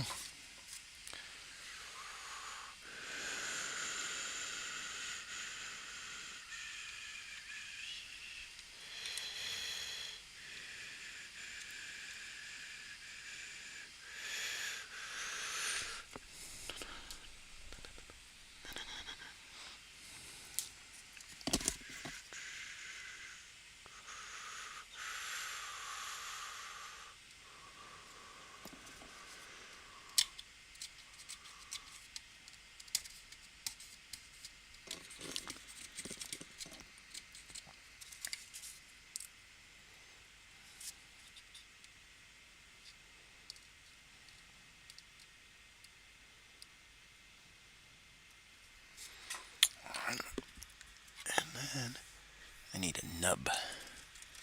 Nub.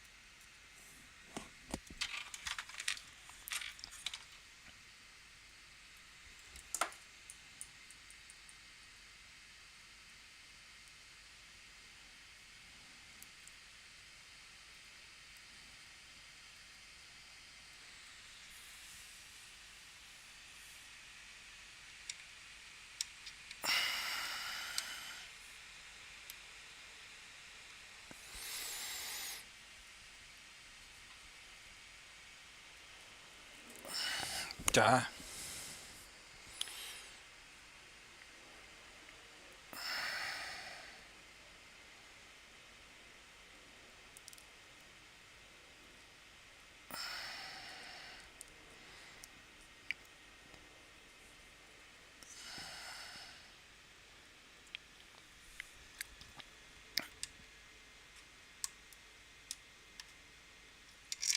Oh, nuts.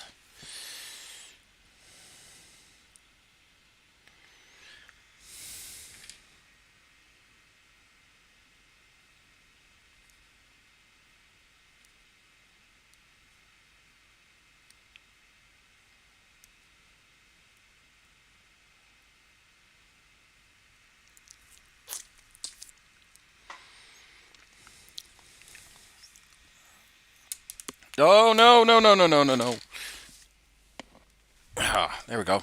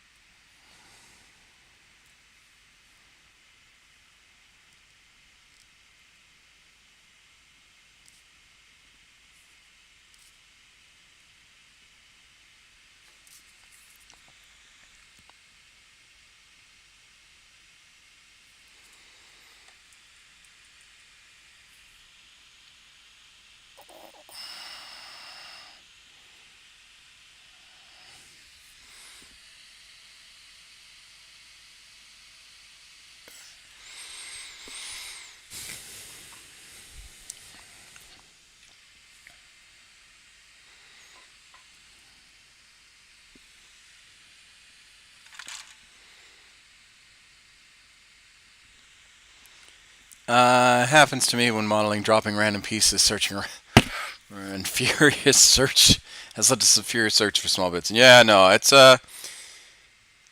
somewhat of a hassle. Oh no.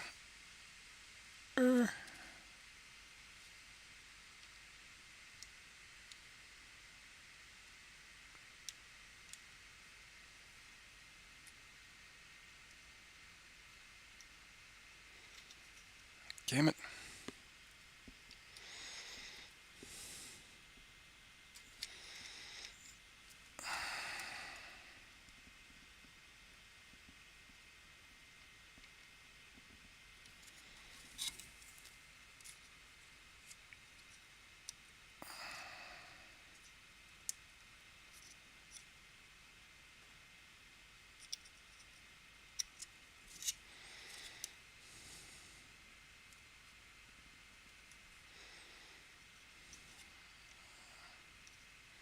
There we go. Ah.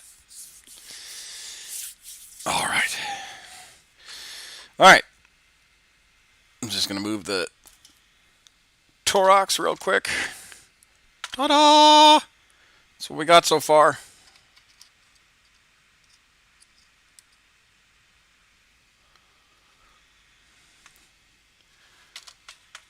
We got the bolter, we got the chassis.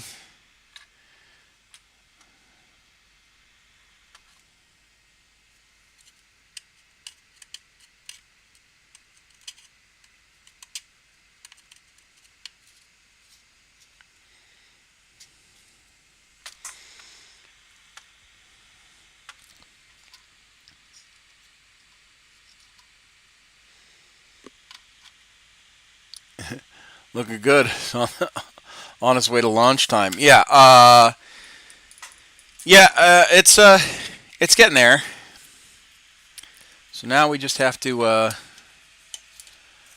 put the assembly together, the actual missile assembly together.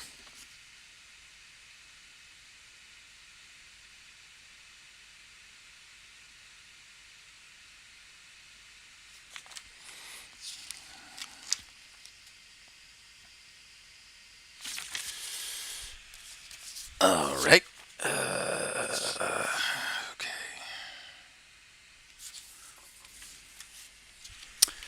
So each one goes there, huh?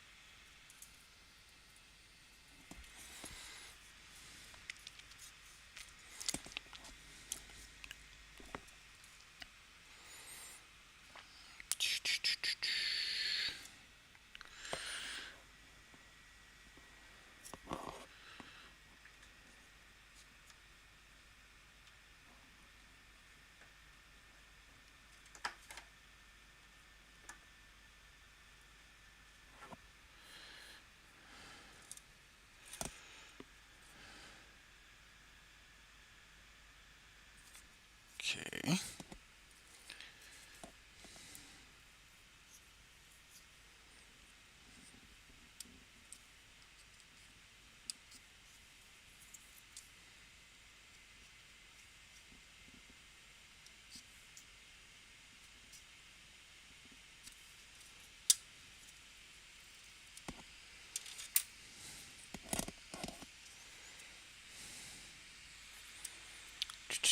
So, random speculation. Do you think that they will make multi-lasers useful in the new codex?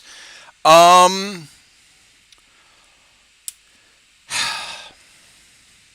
I don't know. I think multi-lasers have their place as strength 6 heavy 3. Um, or actually I think they went to heavy D6. Hold on. I know I have the old guard codex.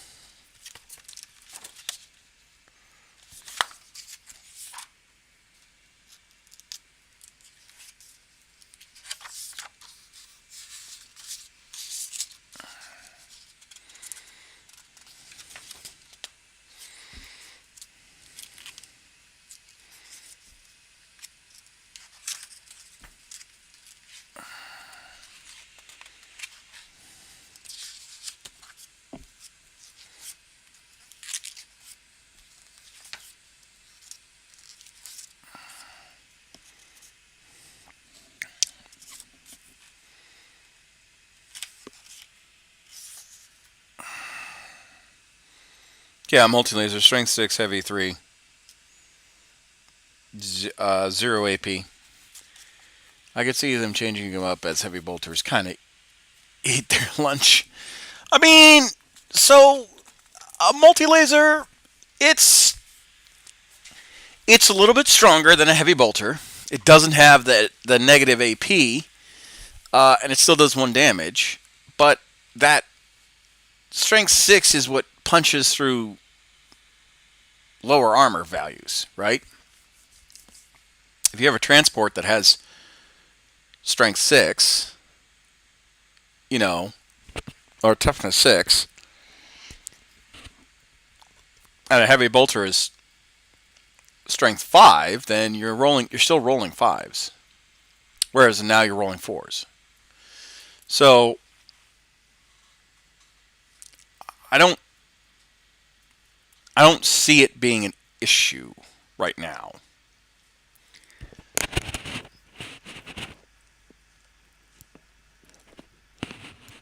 Like I see it serving a purpose, but at the same time it's like, hey, if you need a weapon on the cheap, multi-laser's your guy. Kind of a deal. I don't know. That's what I think of it.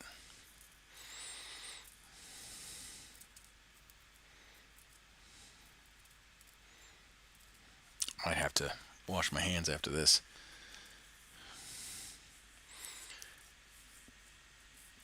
With toughness 7 vehicles.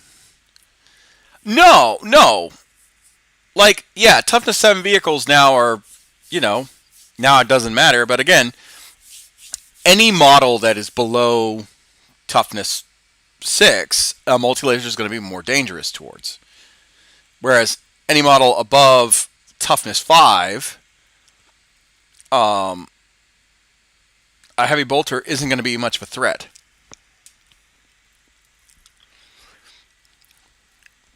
Like with toughness 5, you're still hitting on 3s with the toughness with a strength 6 weapon. So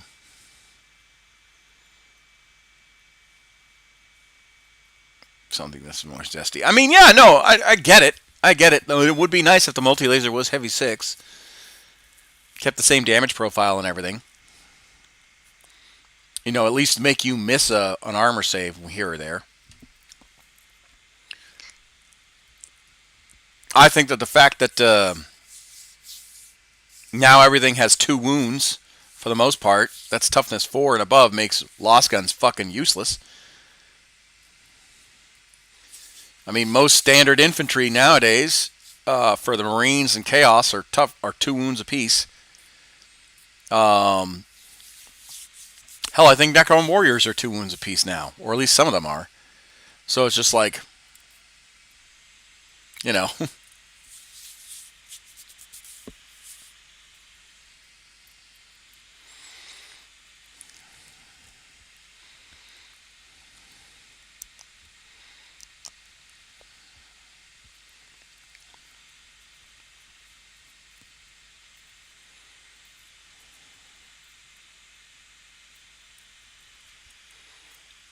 All right.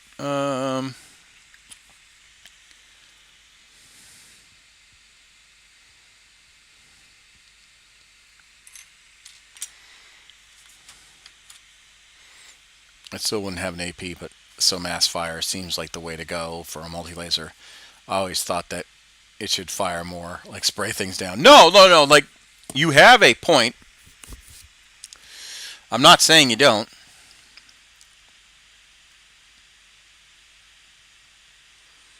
I'm just saying, like, there are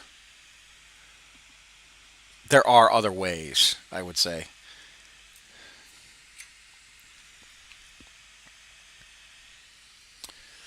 Right. Where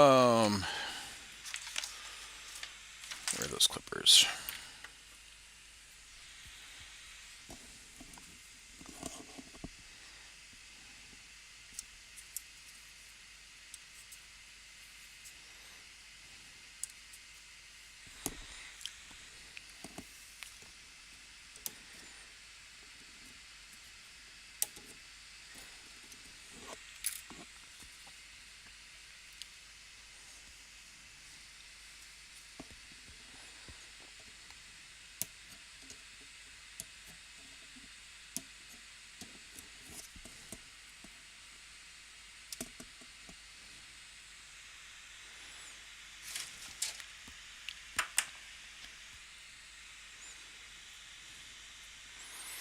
Just some random thoughts to look forward to. I doubt we'll see a change in autocannons or missile launchers or lost cannons. Multi lasers just feel like a basic guard only gun, guard only run to them. Yeah, no. Multi lasers are basically guard only.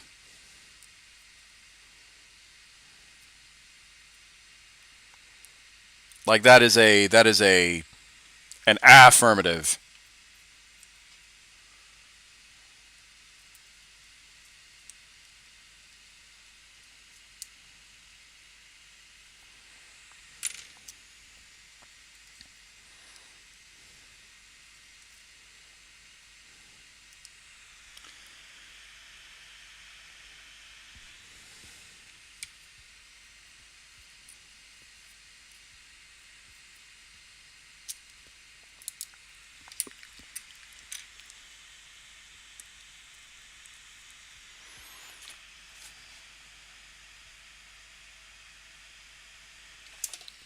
All right, now we just have to be very delicate about this.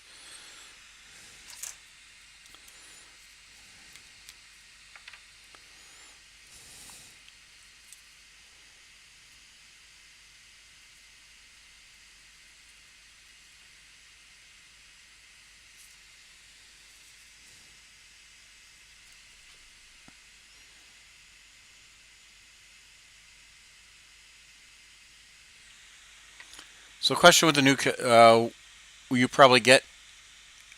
Will you probably get it? It's a question I've recently. No, I'll probably get the new Kazakin models.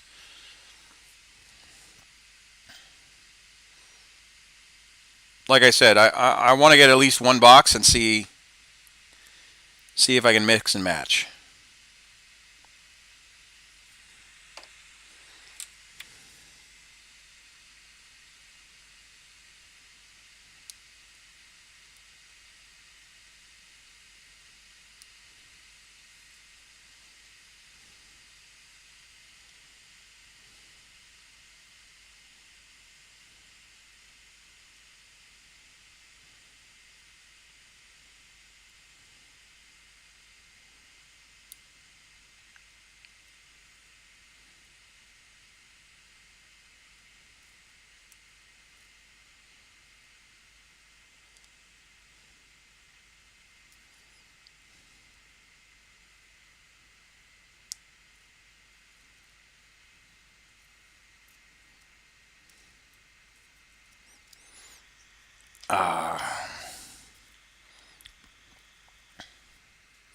Oh, I have a fair few of the old metal models too.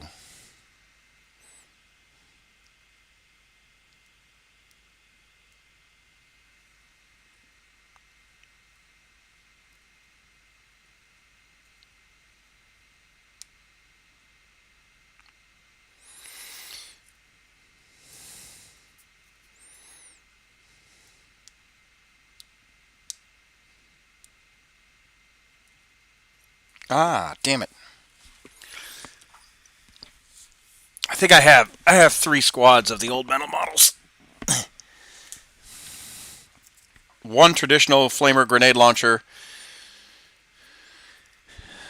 The other squad is a grenade launcher, plasma gunner, or sorry, 2 grenade launchers, and then the third is a plasma gunner, straight plasma gunner railed. Oh man, all this dead skin.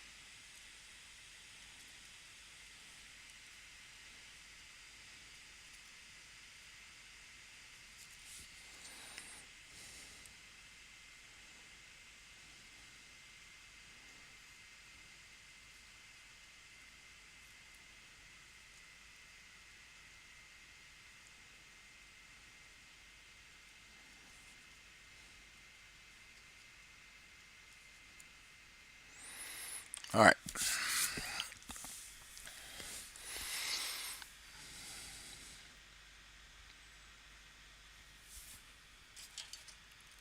Okay.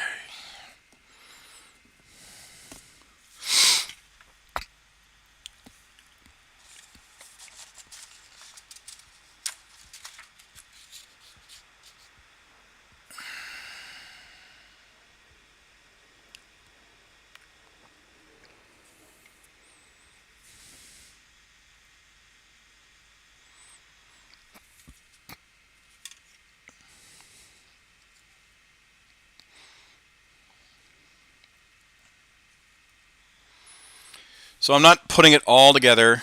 I'm going to leave the launcher assembly and the launcher array separate because I want to spray it, and then we'll work on the Hydra next. Yeah.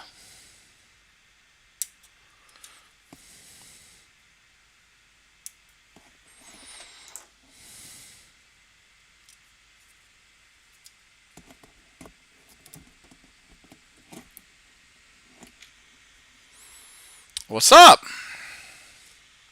That's good. Yeah, so the reason why what's up, Whistland D40? Oh, sorry. Wisteria LD40 on Twitch. Speaking with Kevin B on YouTube.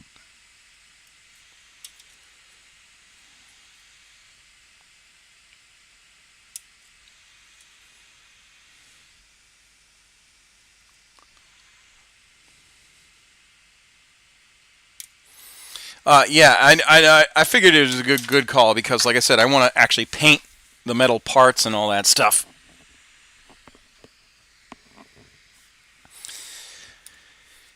I'll make it look like a gunmetal grease covered missile assembly, carbon and caked on it. Are those Scions? No. So these are old Imperial Guard Stormtroopers. Here, I'll put it on a base, that way you can see it better.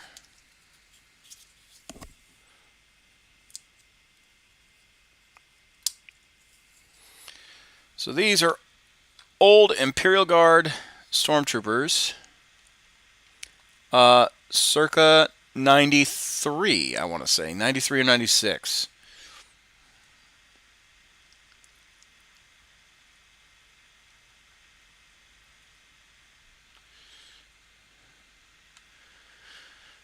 And I've worked hard on them.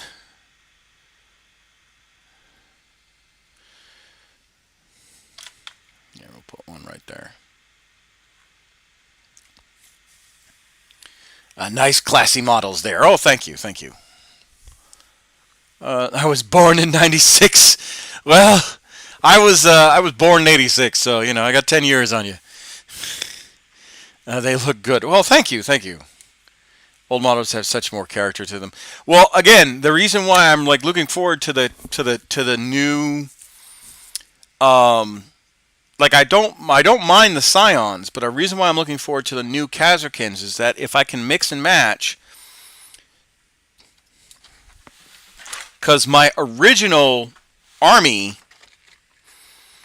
was all Cadian models. Okay. Um, and that was before I joined the Air Force. So I didn't know really about security forces until I joined the Air Force and became security forces. So, whoop, there's one of my old guys.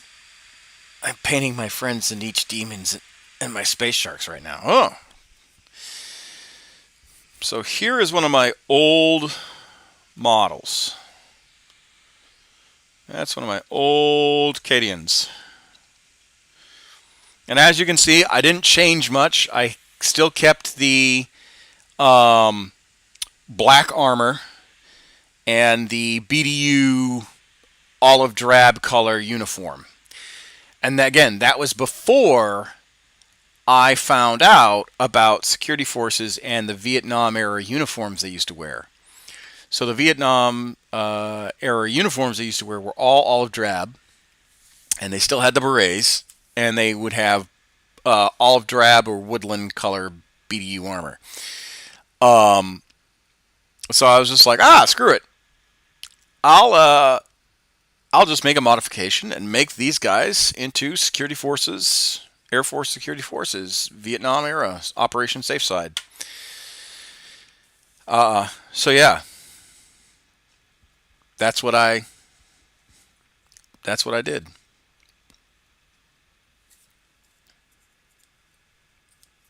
Good. This is still free moving. So I bought a whole bunch of these out of production models, and started painting them out. Well, thank you. Oh, thank you for the follow there, Wisteria LD50.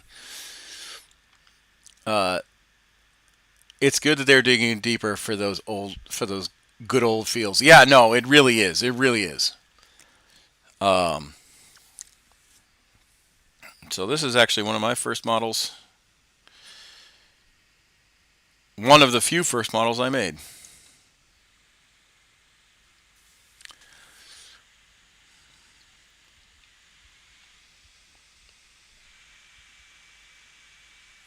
All right.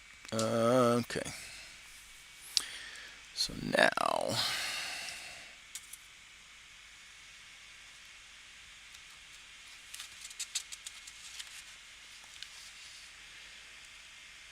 yeah.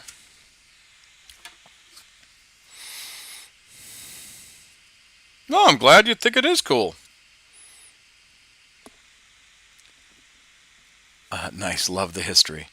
Well, it's true. If you look on any sort of military history website, Air Force Security Forces, we originally were called Security Police, and Security Police was founded around. It used to be the MPs, right? Military police. But then when Air Force became its own branch, they had to make their own military police.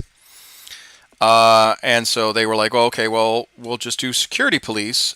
And then really in Vietnam is when the Air Force started treating the security forces as the infantry of the Air Force. We would go out we would not only defend the base perimeter, but we would go out on missions to do counterinsurgency, or what we now call counterinsurgency, but basically counter the Viet Minh and the NKV, and the Viet Cong and all that stuff. So we would go out and do those walk missions just like the Army, except we wouldn't operate as far as the Army. We would stay near the base. My Space Sharks right now currently working on Firstborn Marines, as if it counts as old models. Oh, that's cool. That's cool. So what they did was they made the Security Forces Flight Test Squadron, and that was and that's where they came up with the Operation Safe Side. And basically, what Operation Safe Side did was it basically allowed the Air Force to test this new security forces idea, security history idea. And yeah, okay, that's okay, good. And they were like, okay, well, we're going to test this out. And so security forces, so the I think they're the 1041st, I want to say, was Operation Safe Side. Hold on, before I give you the wrong information.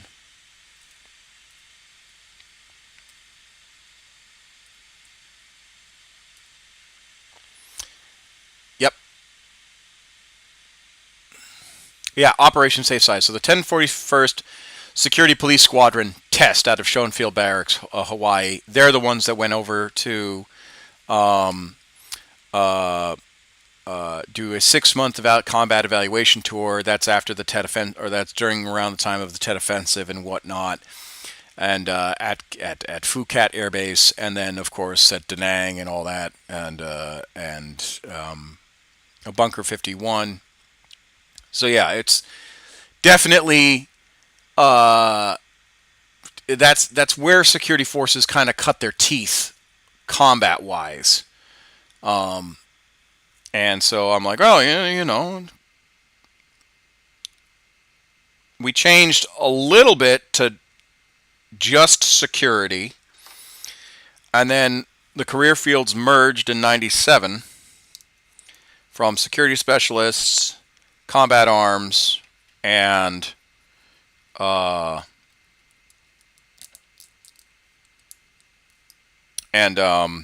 K9 to now security forces and the law enforcement specialists. So now you can literally do anything. You could do guarding nukes. You could do law enforcement. You could do. You could be a weapons guy at CADM. You could be a K9 specialist. So it's really.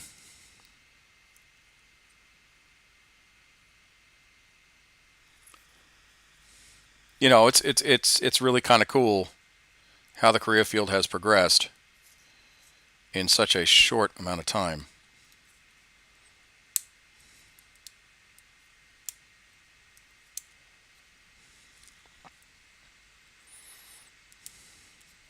Plus, the beret is like spot on, almost. The flash is literally right above the eyebrow, all that stuff. So I'm just like, oh, come on, guys! That's an easy sell right there. Well, I don't see. Well, I didn't know that, but it's cool to hear about it. Yeah. Air Force got it. Air Force got their work cut out for them in Vietnam.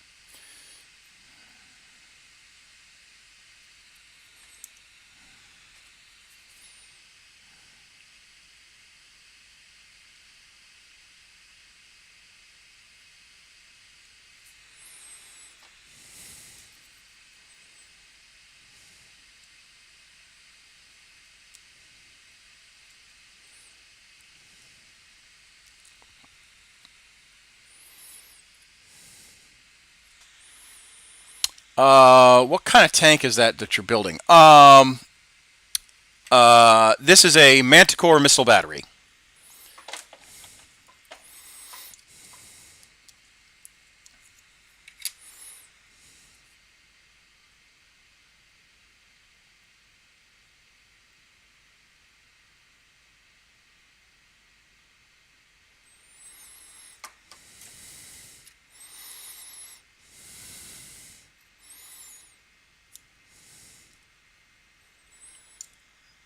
I do miss your Bat Raps. Always such a lovely game and models. Hopefully you'll get to do so again. I haven't played a bit myself. I'm craving hard. Oh no, I haven't played. Oh man, I haven't played the game in a hot minute. Oh, is that like an anti-air thing? No. Well, it used to be anti-air. It used to be strictly anti-air. That and the Hydroflak cannon, the Hydroflak battery. But no, this is now a artillery piece. So it is not a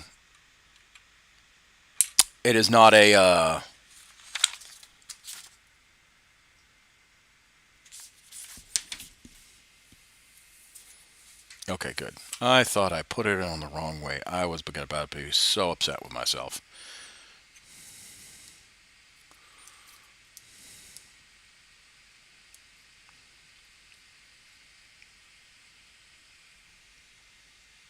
Yeah, okay. Yeah, there's no way I put it on the wrong way.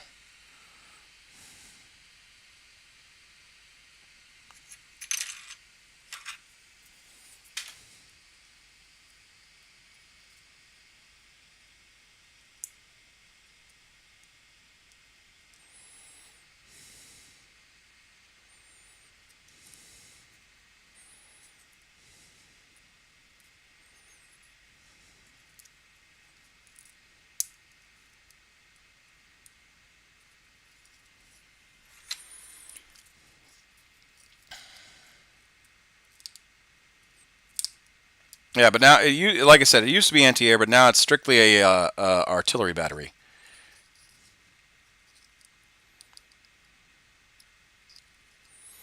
Think of it like a giant MLRS.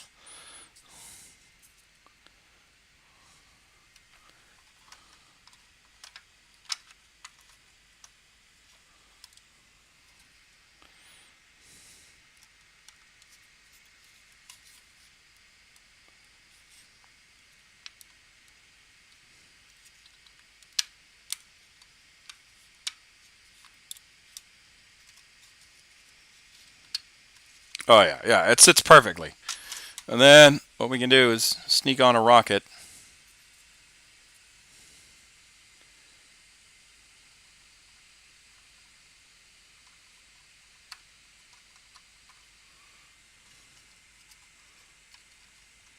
Oh, don't stick to it.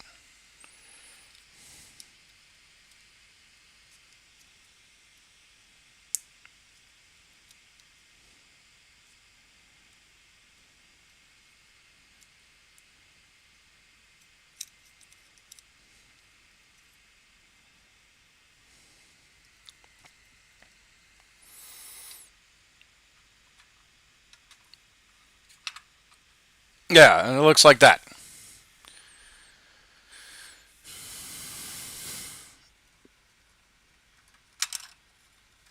Ah.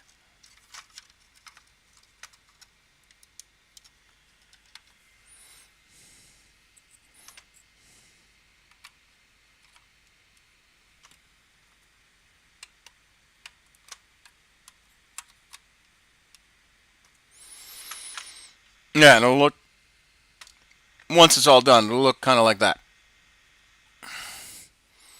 Can put the other missile on that other side too.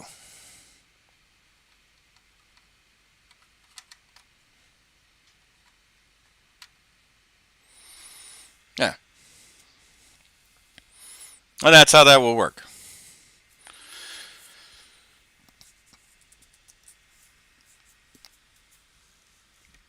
But it's not ready just yet. Not ready just yet.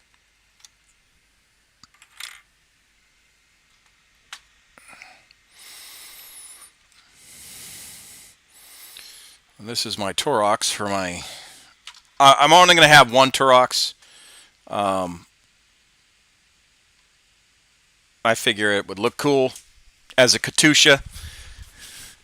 I don't know. I haven't fielded a Turox. A Turox Prime, which is that thing. I don't know if I like it better than a Chimera, because a Chimera is just a stable weapons platform. It really is.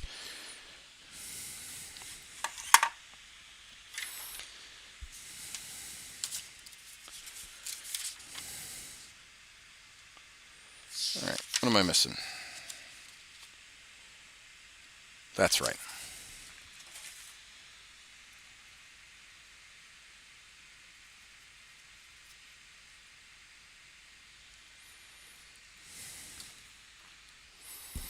Right here.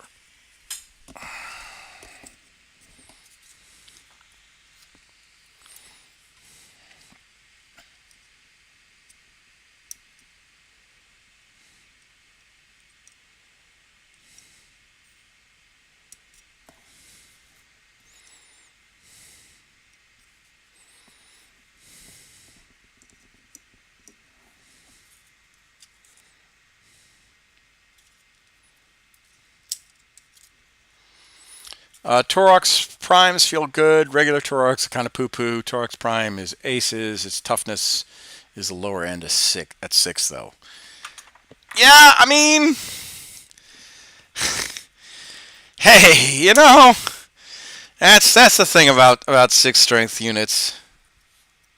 Say our 6 toughness units.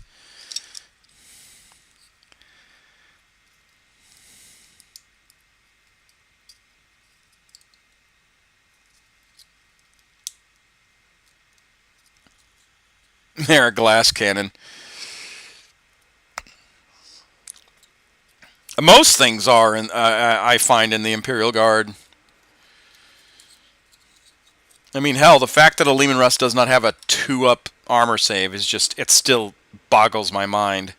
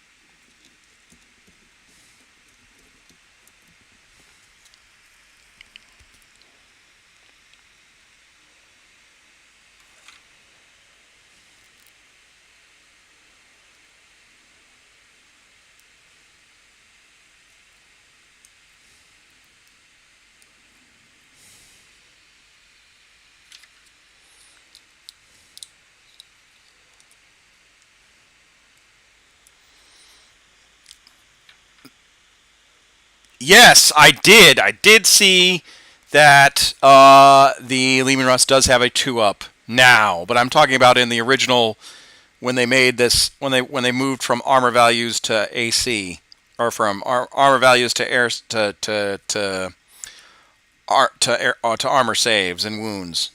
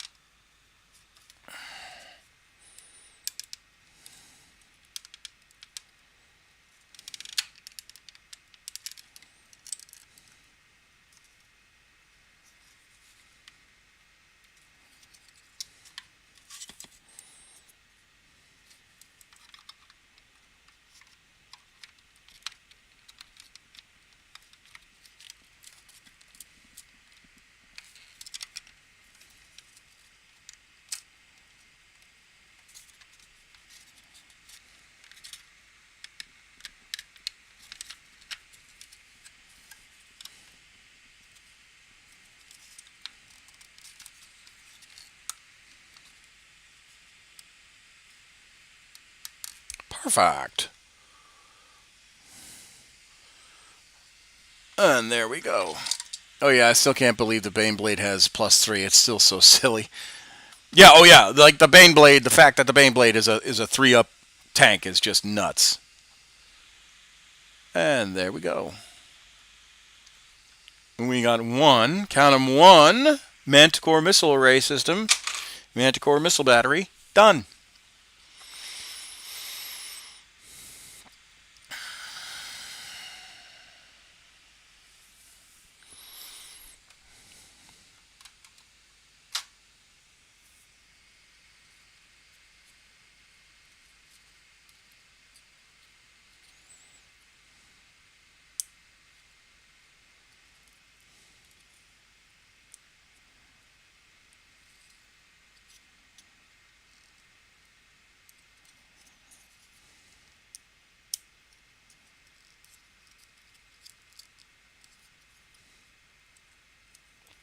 Oh, shucks.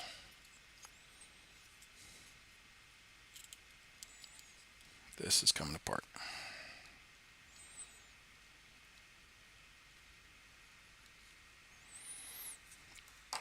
That's right, nothing but a little glue can fix.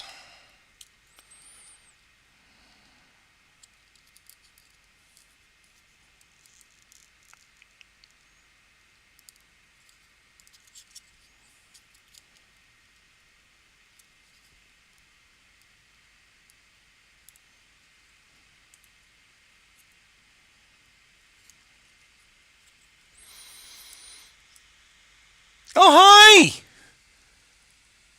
Spreading the love. Hi there. First time viewer. Oh, we got a raid. Oh my god. What's up, guys? Hi. Hobby with Tim. Well, I appreciate the raid. Thank you very much. You guys are awesome. Raid bomb. Well, hi. How's it going? Yeah, a raid. Yeah, on Twitch we got a raid. 28 people. Well, hi everybody. Thank you very much for the follow, Vito09.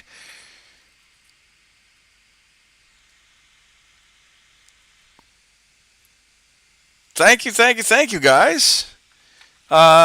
You're just seeing me finish a Manticore Missile Array.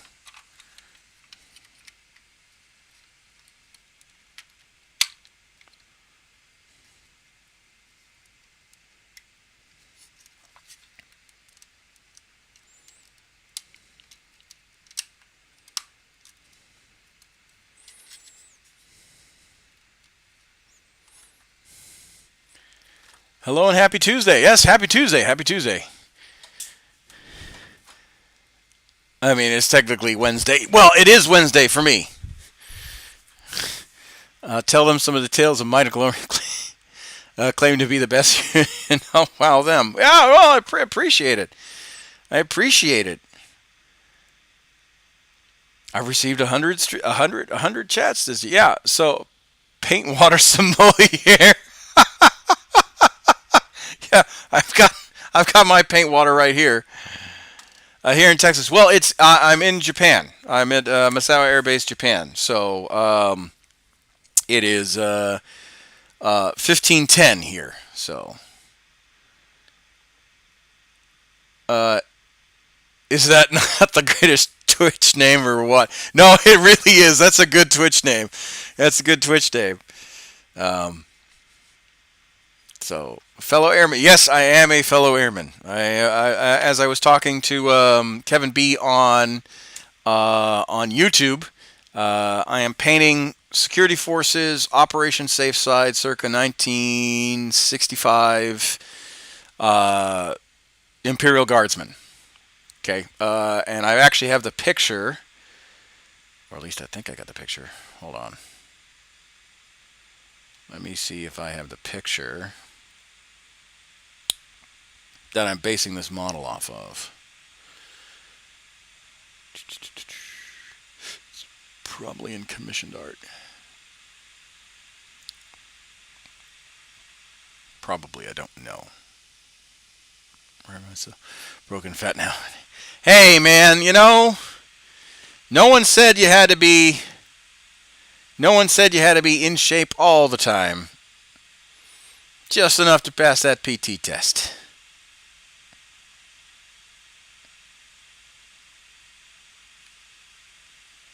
So, okay, yeah. Round is shape. Let's see. Share. How about we copy? Actually, no. Control C. Let me see if I can't share this to the chats.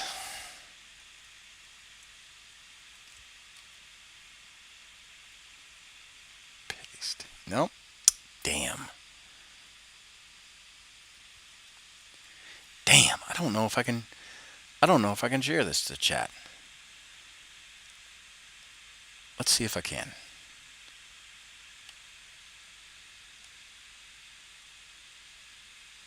Is it going to let me? I stubbed my leg in training years ago. They bounced me non-deployable. Yeah, that sucks. Yeah, that sucks. I was a Marine in my past life, now broken, but I don't have good knees. I don't have to have good knees for painting. Yeah, no, that's true. You have to be in shape. Oh, never pass message. Then some thick fellas. Yeah, that is. So, for those of you that can't, you know what? Maybe I can throw it on Twitch or on Twitter, and you guys can see it there. Hold on. Because this is what I want you guys to like. This is what I envisioned, right? Pictures. Where's he? I can sit real good.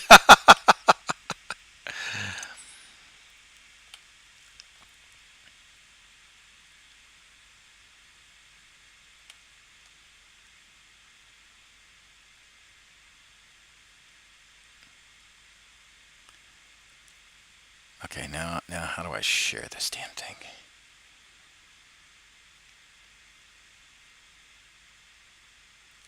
All right. Copy link. There we go. Hey, okay, cool.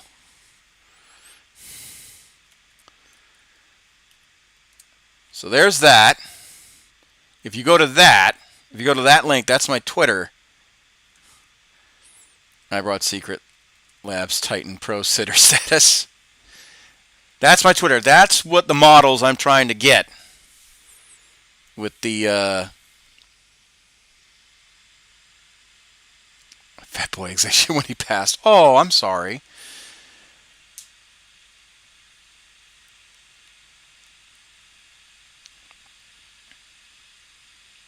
Third generation chair force. I'm proud of it. Yeah. Second generation chair force for me.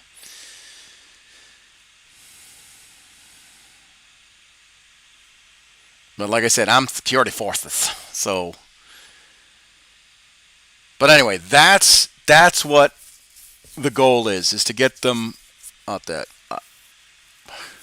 My uncle wore that setup. Yeah. So that's Operation Safe Side. That picture is actually from one of the Operation Safe Side units that went to Phu Cat Air Base, and then Da Nang, and then Drang and whatnot. So, all right. But for those of you that are rating me, this channel isn't just a channel for my benefit. This channel is a charity channel for. Also, if you follow me on Twitter, you can see like other pictures that I've done. Of like other models and whatnot, and you guys will be notified if, along with everything else, every single time I stream. But this channel isn't just for me and my benefit. This channel is also a charity channel, and I am currently doing a charity for the UNHCR's, the UN Refugee Agency. The goal is $5,000, and and it is through my Tiltify campaign. Well, bam. There we go. Oh, no. This channel, this is hot Air Force action. Oh, no. Please. If you're going to donate, don't do bits. Don't do bits. I mean, bits are cool and all, and I appreciate, but please donate to the Tiltify link. If you're watching on YouTube, If you're watching on Twitch, I will do Twitch. Oh, man. I appreciate the bits.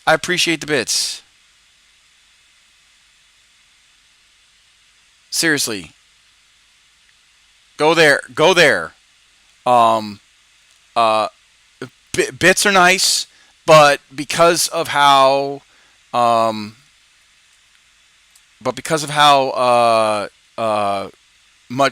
Bezos, takes because of the partner program and all that stuff, or not the partner, I'm affiliate, but the affiliate program, I don't. They take 50%. So subscribers, bits, all that stuff, they take 50%. And I have to wait. Basically, someone has to give me like $200 for me to get the 100, and then I can give it to the charity. Whereas I'd rather bits are 100% to the streamer. They changed it because I thought it was 50%. Only subs take cut. Oh man! Oh, I was telling people the wrong thing then.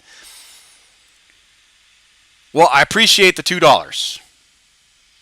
I appreciate the $2. That's awesome.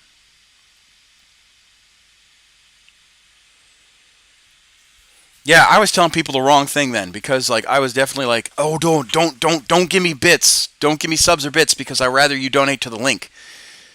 Because like I said, the Air Force pays my bills. It ain't much, but it's all I had. No, dude, I appreciate it. No, hey man, you did a raid, and you gave me your pocket change. That like a raid is fine. I am super happy that you rated me with your people. So that's awesome. It means a lot. I have never been rated by this many people before. Actually, I don't think I've been rated at all. Now that I think about it. Yeah. But anyway, yeah. Just whenever you guys can. So, what else do I do for the channel? I do Total War Warhammer. This is done. Welcome to the shit show. That's my stream. Well, yeah. Yeah. Ooh, hung gun. But yeah. This is done. This Manticore is done. The only thing I have to do is just throw it in a box and prime it. So, alright. On to the next tank. On to the next tank. It's the Hydroflak Cannon. But yes, what else do I stream? I stream Total War Warhammer. I stream Star Wars Squadrons. Because, I'm Air Force. Gotta stream a flying game every once in a while. I mean, come on. We got an image to uphold. So if any of you play Star Wars Squadrons, I would love to fly on your wing. And vice versa. Let's see, what else? Vermintide. I do Vermintide. I do it's 1:30. I'm gonna crash out, but keep up the good work. Blue skies and fair winds. Huh? Air Force Blue. Absolutely. Appreciate the raid. Anyway, hello to everybody else. I have to go to bed because I have a responsible. I have to be a responsible vote, but I hit the. I hit that donation link for you. Oh, appreciate. But are you Alfarius? I am not Alfarius. And if I was, thank you for the $5. I do appreciate it. But if I was Alfarius, I would not tell you. Because I'm not Alfarius. And are you sure you're just talking to Alfarius? What about a Megan? You know?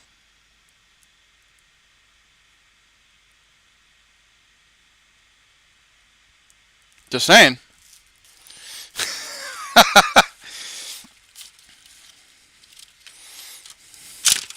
Ah, yes, we play the mindfuck games here. All right, our next tank. It's a Hydra Flak Battery.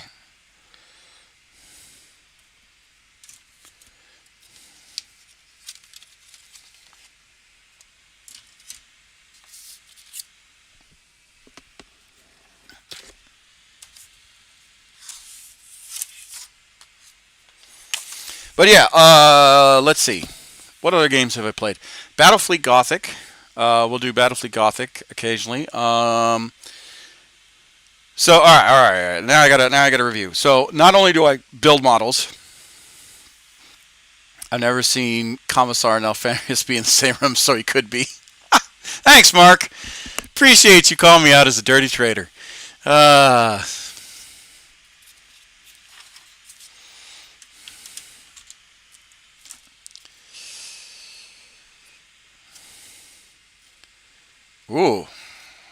Ooh, there are pieces to this.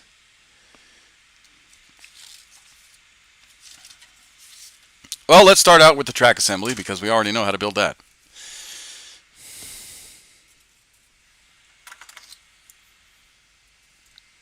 So, for those of you that don't see some of the other chats that are going on, I'm on YouTube and Facebook and Twitch. YouTube is where all of the videos that are streamed are there for eternity. That's like my archival. I started out on YouTube, and then when YouTube did the Adpocalypse thing, I was like, well, I'm not going to be able to make any money for Adpocalypse, so I'll just go to Twitch. And the whole point of the channel, Twitch, Facebook, YouTube, is to raise money for charity. Like I said, the Air Force pays my bills. I'm doing this to pass on the goodwill to charities all across the world. Right now I am sponsoring the UNHCR, which is the UN Refugee Agency. For those of you that don't know what the UNHCR does, I'll give you a quick missions brief on what they do. The UNHCR the UNHCR is a global organization dedicated to saving lives and protecting rights and building a better future for the people forced to flee their homes. They work in over 130 countries and providing emergency and ongoing support to refugees and internally displaced stateless people, many of which have nobody left to turn to. So, with the ongoing crisis in Ukraine, Afghanistan, Syria, Iraq, Somalia, Djibouti, and other conflict zones around the world, millions of people are displaced. For those of you that don't necessarily know the current, your current events and current history, Jordan during the ISIS campaign,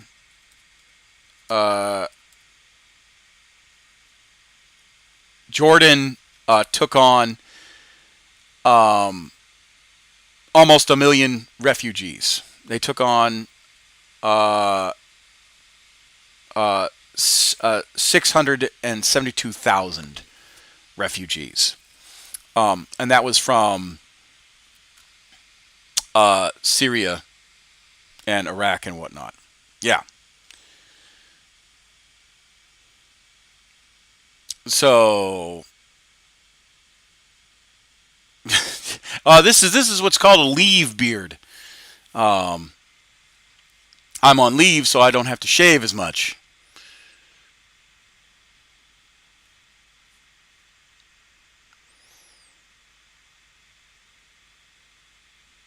And not you, the model. Which one? Which one? This one? Oh, this is like my first painted model ever. So he doesn't actually have a face. It's just Cadian flesh. That's it. I painted him almost damn near 20 years ago. Back in 03. But all the others are painted like the security forces Operation Safe Side guys. I didn't have a good skin tone for African Americans. I just didn't. So, and I still don't have a good skin tone for like Hispanics, like a Hispanic, Latino, Latina persuasion, and I definitely don't have a good skin tone for anyone like Asian. I actually want to make all my models like multicultural. Um, right now, all of them are white because that's all I had at the time, and I suck at mixing skin tones. I am terrible at it. So if anyone can tell me how to do skin tones, please let me know in the comments because I would love to do skin tones, like actual like human skin tones, like the guys that do the heavy metal painting for Games Workshop. I wish I could do that. I suck at painting models, but I still try. I still try. But anyway, so the whole point of the channel is a charity channel for charities, and right now I'm championing refugees because of the massive refugee crisis that the world's facing with Ukraine, Syria, Iraq, Afghanistan, all that stuff. So I have a Tiltify link that you can donate directly to the UNHCR, and I want to raise money for these people. I also do Doctors Without Borders. I do. Let's see, what else have I done in the past? Oh, I've done One Tribe, which used to be known as 22 Kill. And 22 Kill is a veterans organization. I'll probably do that again after I do, and I've also done mental health, the suicide hotline awareness charities. So yeah, been a big proponent of that. But yeah, so YouTube, Twitch, Facebook, follow me on all those, and Twitter. Follow me on all those, and you guys will see like my projects as they come up, and you guys will also be obviously notified that whenever I'm streaming. But I don't just do models. I do battle reports when I'm actually able to. Warhammer 40k battle reports. And if I do have a large following, Age of Sigmar battle reports. And then, of course, D&D campaigns, if I ever am able to find a D&D group to film D&D stuff. And Star Wars Squadrons, Battlefleet Gothic, Total War Warhammer 3, once the Mortal Empires comes out. I also do Total War Warhammer 2.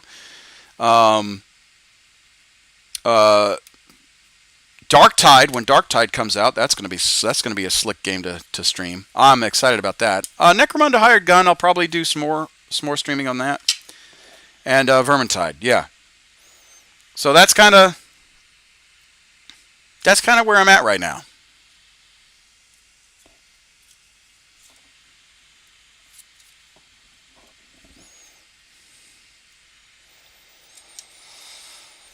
But yeah, thank you all for joining me. I greatly appreciate it. Where are you all from? I know Hobby said that he was Texas. Hobby with Tim said he was from Texas. Concordial, where or Cordell, where are you from? Painting water sommelier. That where you Vito, all that stuff. I'm curious. I really am curious where you guys are all from.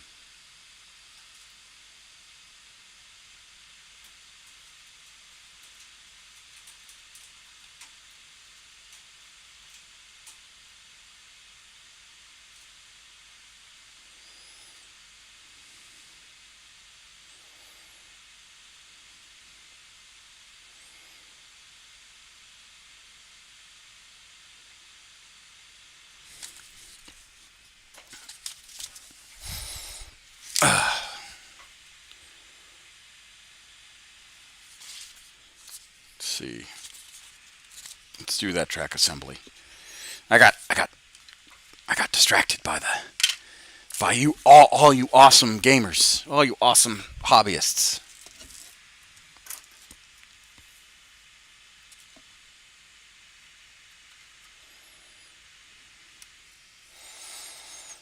So we're going to put that up there because we just finished him.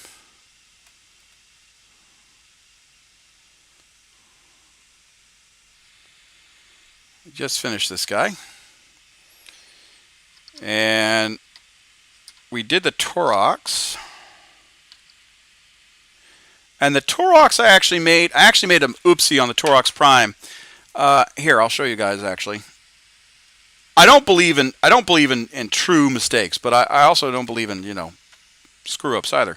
So the Turox, instead of the missile racks being underslung, I decided to make it more of a Katusha or MLRS. And I like it. I really do. The reason why I made it a Katusha instead of an MLRS is because if I put those missile racks underslung, it actually blocks with the what's called armored turret. Because I made this thing look more up armored than anything else. But I like it. I don't know if you guys do, but I do. I think you guys. I mean, I think it's like a nice little twist on the Turox Prime model. But that's one model that we're gonna paint up. We're gonna build this hydroflak cannon, the hydroflak battery.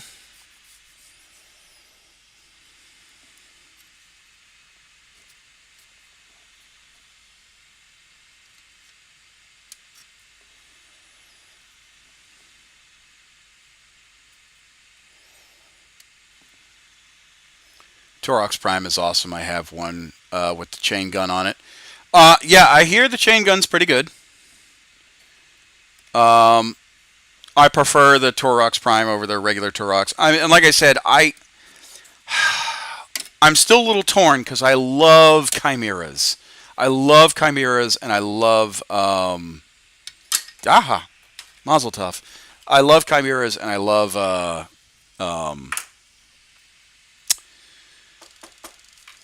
my mind is failing me. I love Valkyries and Vultures and Vendetta gunships. Valkyries and Vendetta gunships. Although I haven't finished any of my Valkyries yet. But I really do love chimeras. Chimeras are just so awesome. Solid, dependable tank that has served me well. Really has been a huge distraction unit because they see the Lehman Russes and then they see the chimeras and they're like, well, I don't want to necessarily be swimming in infantry, so they try and attack the chimera. It basically divides their fire. That's how I use my Imperial Guard. Especially if I put my veterans in there.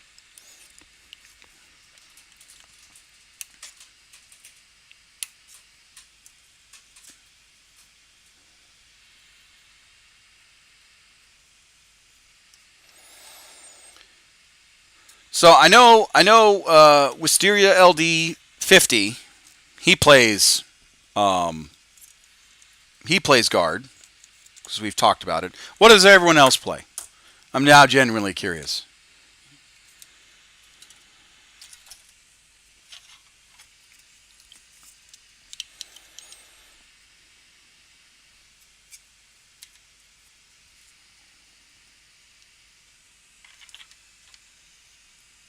Yeah.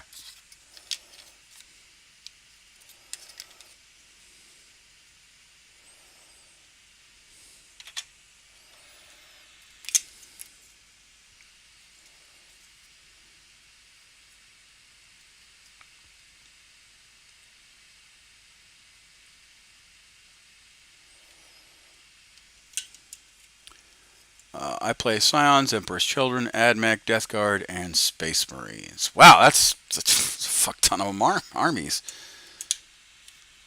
Although I really, really shouldn't say anything because I've collected a fuck ton of armies.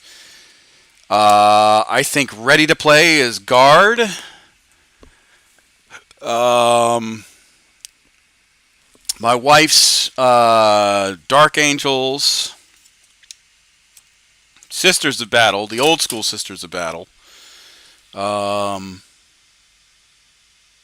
shit. I know there's more. Oh, Orcs. I've got Orcs. I have AdMech that's not built. Actually, not built. There's probably a lot more that's just not built too. I'm not gonna lie. Ooh, my pile of shame. Which is what I'm working on right now, actually.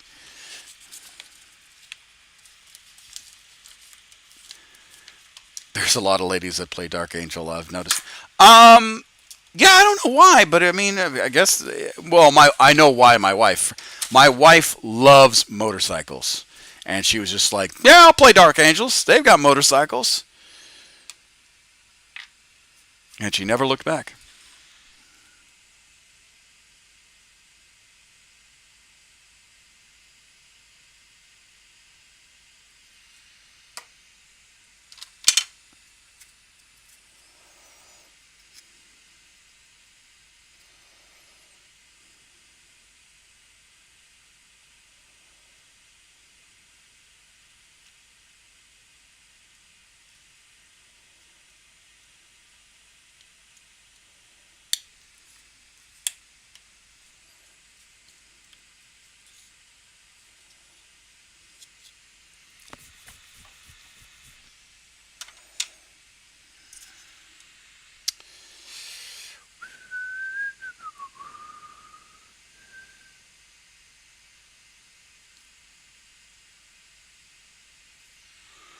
Ba-doo. Ba-da-boo, ba-ba-doo.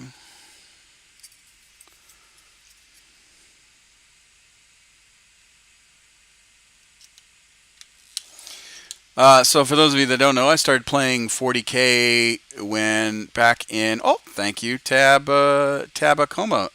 No. Oh, the Tobacco Man. Ah, okay, all right. Thank you, the Tobacco Man. Appreciate the follow.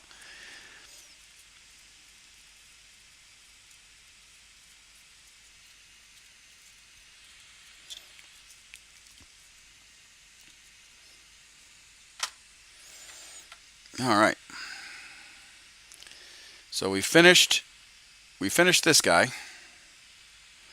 We're working on the Hydra Flag battery. Oh, this is giving me, by the way. Found you here on Twitch from the YouTube chat. Oh, okay. All right. Good. Good. Thanks, Kevin B. I appreciate that. That's a weird. You got to tell me about that name. You have to tell me about that name. You can't just not tell me about that name. Why the Tobacco Man?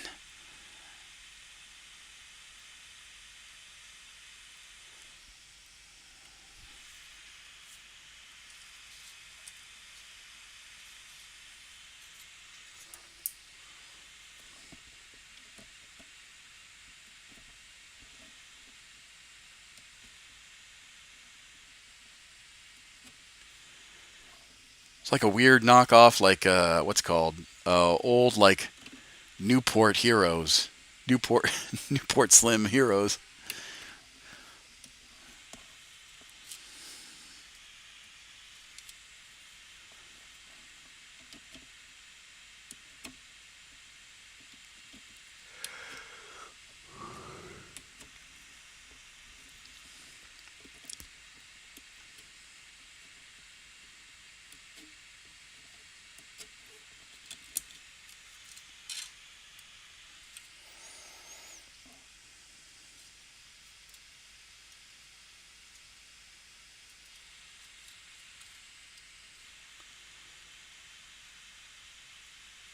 It's from a film called Trauma Redneck Zombies.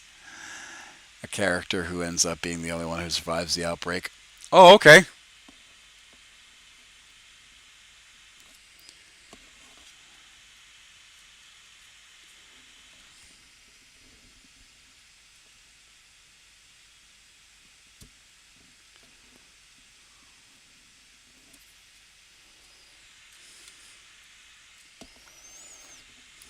Good to know.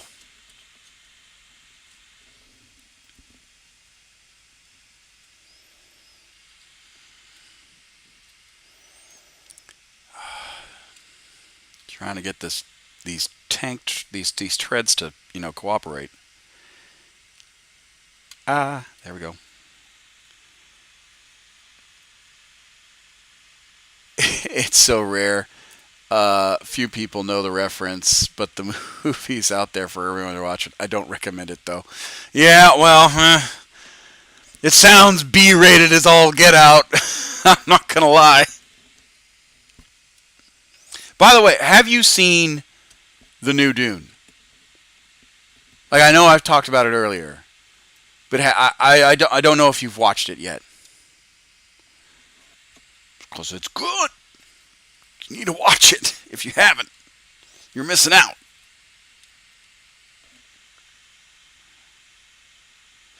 It's from the same people who did the Toxic Avengers, if you remember that. No, I do remember the Toxic Avengers. It's about as B-rated as it gets. I did see the new Dune. It was good. Looking forward to the next one. Yes! Oh my god. Honestly, the acting was... Here, I gotta fix my seat blanket. The acting was phenomenal. The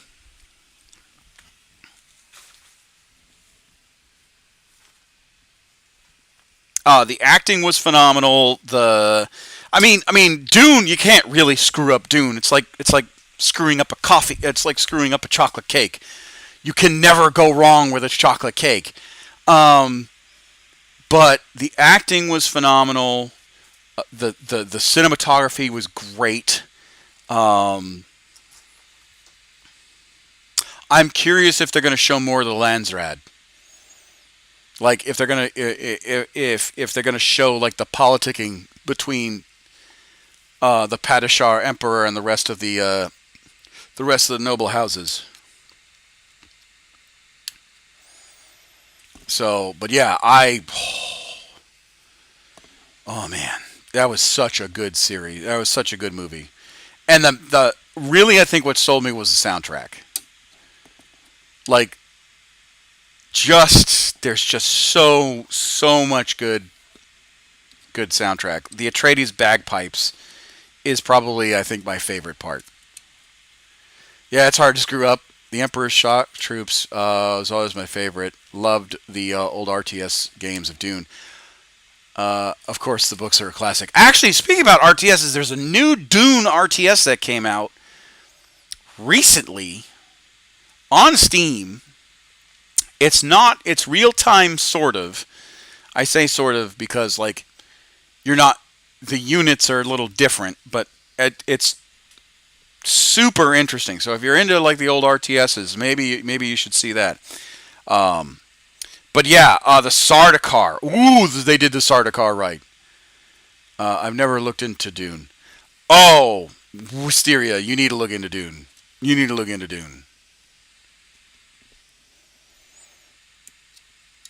Like, Dune, like, how to put it? If you love Warhammer 40K, a lot of the things that you see in 40K was inspired Dune. Was inspired from Dune. It's Dune is sci-fi to sci-fi what Lord of the Rings is to fantasy. Very true. 100% true. I mean, there are going to be folks that like say no, Star Wars and Star Trek are whatever it is, but no, I 100% 100% agree with Dune. Dune definitely set the tone for a lot of science fiction. But again, so did Doc Lensman. I mean, if you want to talk about your standard golden age science fiction, read any of the Lensman series by Doc Smith. Here, let me pull up.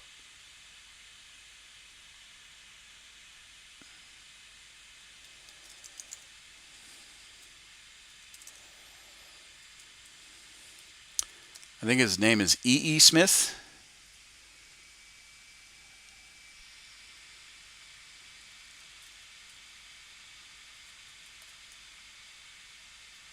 Yeah. Doc E.E. Smith wrote the Lensman series. Lensman and Skylark series. He was called the father of space opera. We're talking about like the golden age of sci-fi.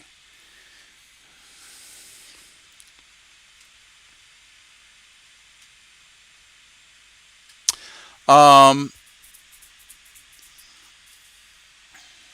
there are folks who say that, but I say Star Wars is a good representation of sci-fi. Of course, Dune has so many undertones that get picked up all over now. Is there like 70 hours of dialogue in every scene? Uh, what if I missed a world? Would it be lost? No, no, no. It's nothing. So, okay, all right. I don't know if I can do this. Shit. No, it's not dull. It's hard to explain a Dune without seeing or reading it. Lots of history and world building in Dune. Yeah, it really is.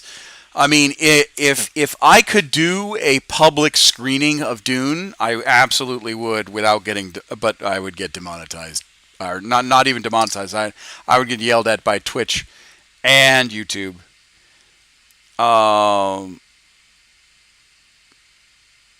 yeah, I'd actually probably get a copyright strike. But yeah, the um, hell, you know what? You join my Discord, I might do a movie night on Discord. I would do a movie night on Discord, and that would be the first movie I'd show is Dune.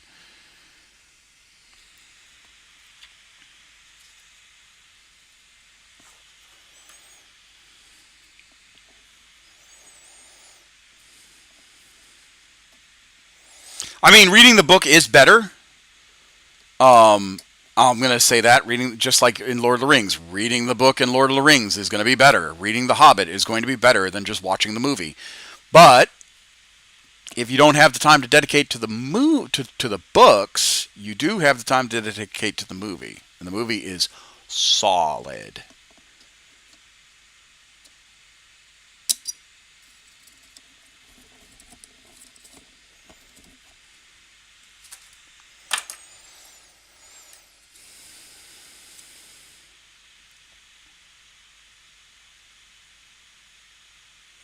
If you like political power games, combat, psychic powers, noble houses in space, etc., Doom is right up your alley, or could be. Oh yeah, 100%. It also has sandworms. Yes, yes. It also has sandworms. Yes.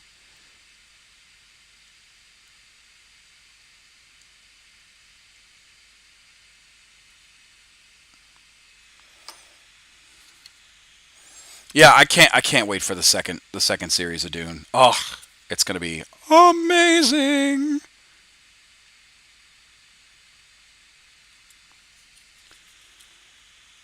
I tried reading Lord of the Rings. It was grating. I get it, man. Stop over explaining everything. Well, okay, so that's the thing about Lord of the Rings is that people think it's over explaining. You have to remember, J.R.R. Tolkien was an English teacher.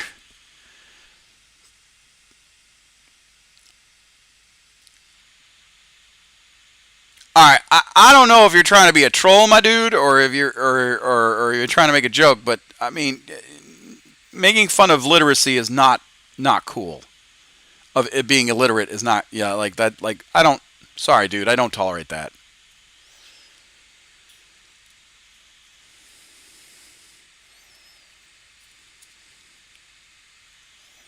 And it's pretty cheap because it's like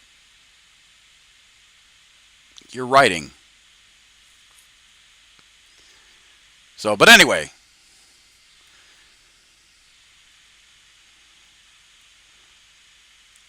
Jesus Christ, Goff.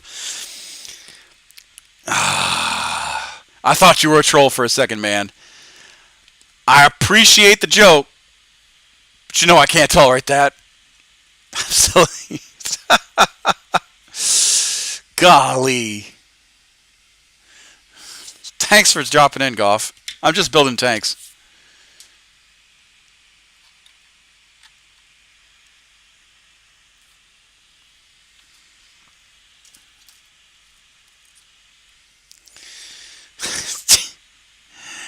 It's okay. Have a good stream, homie. I appreciate you dropping in. Jesus Christ, man. Gonna get me in trouble by making illiteracy jokes on my stream. Fucking goddamn it. You know better than that.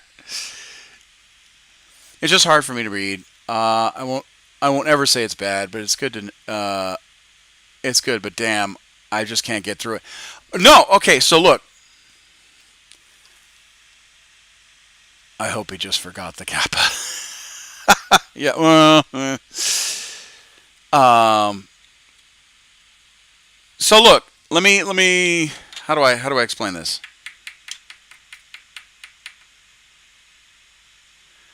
How do I explain Lord of the Rings? So J.R.R. Tolkien was a literacy was an English and language professor at, I want to say it was Cambridge or Oxford. I forget which of the two.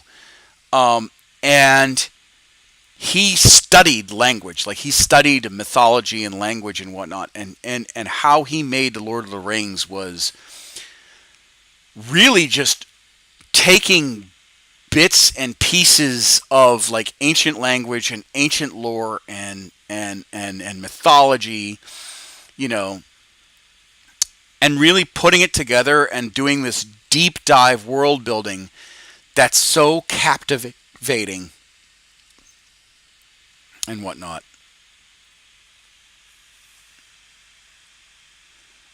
It's all good. Some of the books of those are rough, but I love Stephen King, but man, his books can be overly wordy at times. It's hard for me to fight through them sometimes. No, like, so that's the thing about good writers, right? And good authors is that like sometimes you're just like, oh God, like George R.R. Martin. Oh, you talk about world building. Holy shit, is that some world building? Like Game of Thrones is nothing but like there are days where he introduces. There are times where I was reading it and he introduced a character, and it was some minor lord, and you're just like, fuck, I've heard about this Martell guy, but I can't remember who he was. So you have to flip to the genealogy section and basically be like, oh, it's that guy. Okay, cool, and then flip back over. Yeah. Like, don't get me wrong. I love reading books. Actually, you know who's a good read? Dan Abnett. They made me read the Dark Tower books in school, and I considered running away.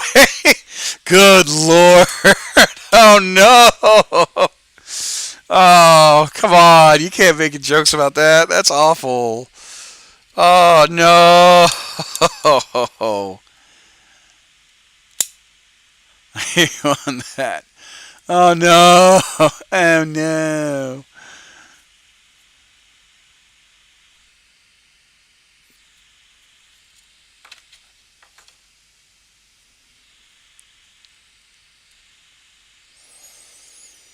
I have actually not watched the Dark Tower movie. And I have not read the books either, so I feel a little bad. I really want to finish the Wheel in Time series.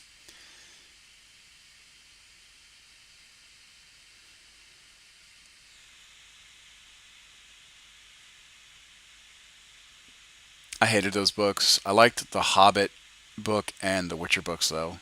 I like Stephen King. Does great world building for his literary universe. Yeah, no, he really does. And a lot of his books are like loosely connected.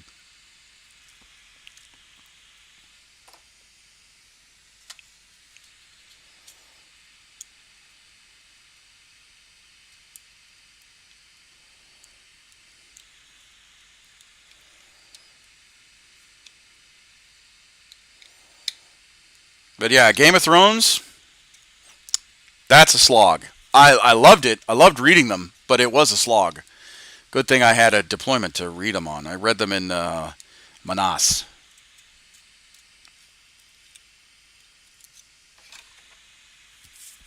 Manas, Kyrgyzstan. And then let's see, what books did I read? I don't think I read any books in Africa. No, I didn't in Africa. And I think I read some of The Witcher in Qatar.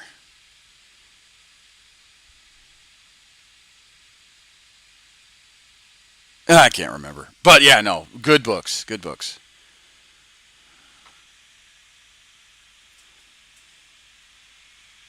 Oh no! Oh no!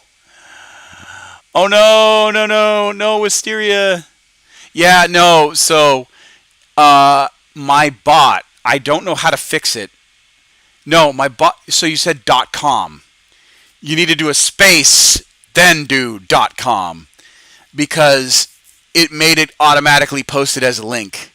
Yeah, my bot caught it. It was a really funny joke. I'd rather take an error in the like a Skyrim guard than would have to read them having to read the thrones. If I want genealogy, I'll go to ancestry.com. That was what he posted. It was really funny, but unfortunately, Nightbot saw you did the .com. I don't know how to fix Nightbot. I wish I could take him off. I really do. But it's a really good thing too. Hold on. Those bots are harsh. Yeah, they really are. Nightbot hates me. Let's see if I can allow that one. No, it's not going to allow me. Damn it. Sorry. Dang it, Mick. Yeah, no, my attack servitor is pretty goddamn good.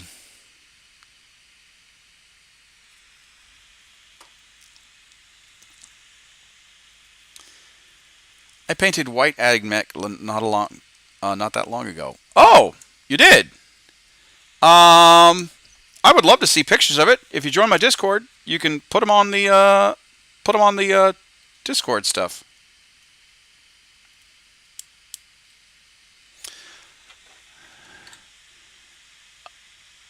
Must be red egg. must be the red egg shutting you down.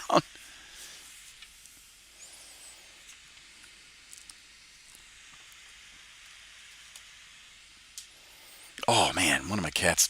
Oh, whew. I'll join it. Is there a link somewhere? Yes. If you go to my YouTube, there's a link in the description on YouTube. Please support the YouTube channel too, because I'm trying to monetize all three platforms. I'm trying to monetize Facebook, I'm trying to monetize YouTube, and I'm trying to monetize Twitch. That way we can donate more to charity. Actually, let's look at the donation tabs real quick.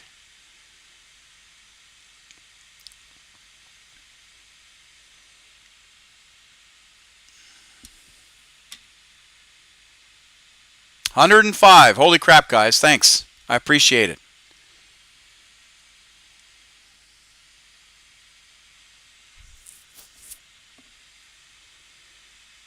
Oh, and there's actually the link to my YouTube right there.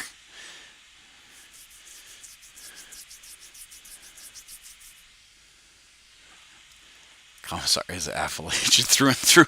I am not Alpha Legion. I am a loyal Imperial citizen. Thank you. I even have the fucking hat. Hold on.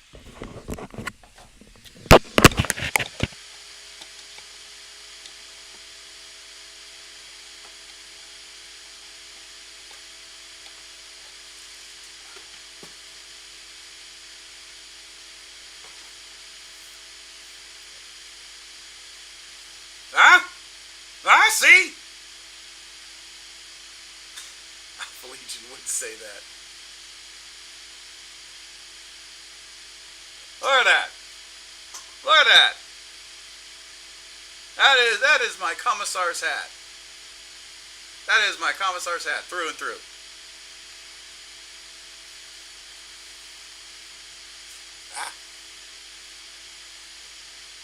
It's been a while since I wore this damn thing. Forgot how big of a brim it had.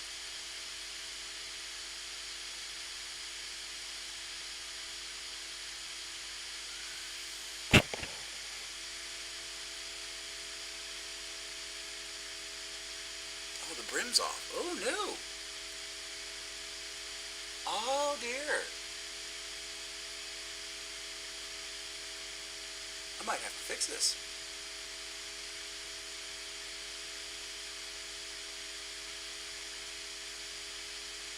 It said it feels dead even, but I know it's not. But yeah, full Commissar's hat right here. Man, the brim's off. That's really disheartening. I'll have to fix it. I'll have to go to a hatter and see if they can readjust.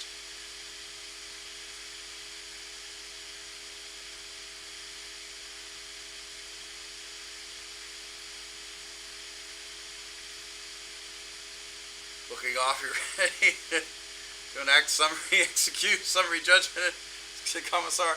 No, so I actually have a full Commissar's costume.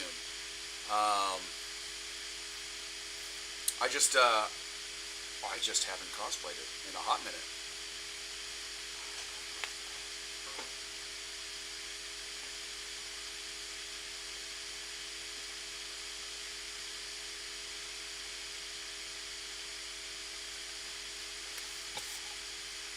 Oh, I'm gonna have to fix that.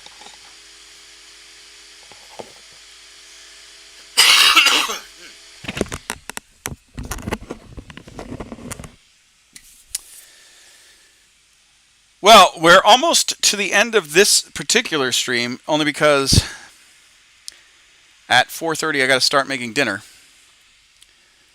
But I definitely enjoyed everyone. We're gonna stay for another like 30 minutes just to finish this tank. Well, thank you, Wisteria, for joining the what's called the Discord.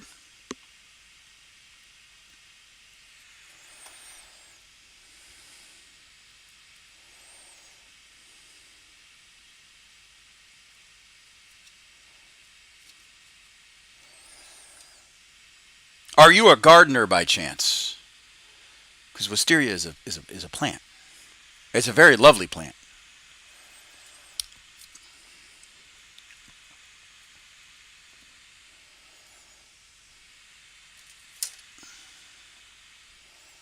It's a very pretty plant.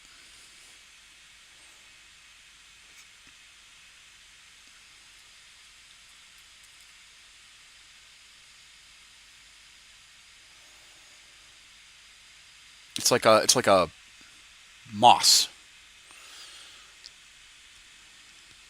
Or it's not a moss. It's like weeping willow. It's very pretty. Super pretty.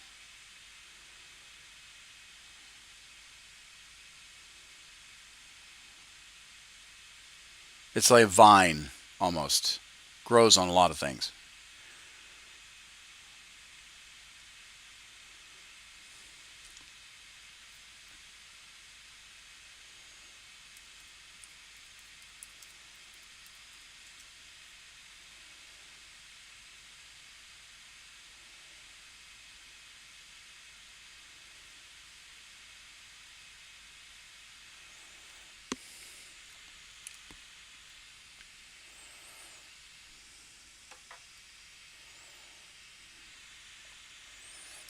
Plants. Wisteria is my favorite plant. Well, I'm glad. So I love gardening. I'm not very good at it. Much to the chagrin of my Commissar is wise. Yeah, much to the chagrin of my grandmother. My grandmother's the green thumb. You could give her a patch of barren dirt, and she can make things grow in it that you wouldn't think would be able to.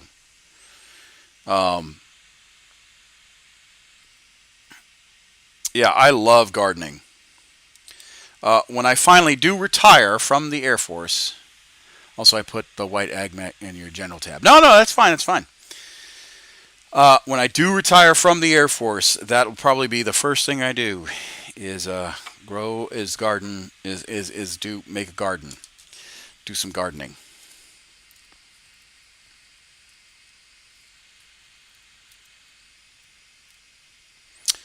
Rose bushes, I think, is what I'm going to try and do. Lots of rose bushes. White and red roses.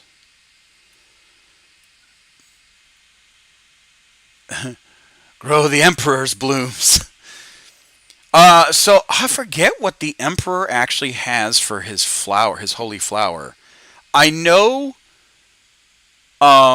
Saint Sabbat, it's Islambine from the Sabbath Crusades, but they don't really describe what Islambine is. They just say it's a unique smell.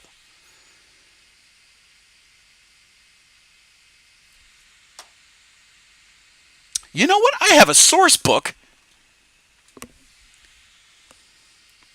I have a source book for the Sabbath Crusades. Hold on, folks, while we look.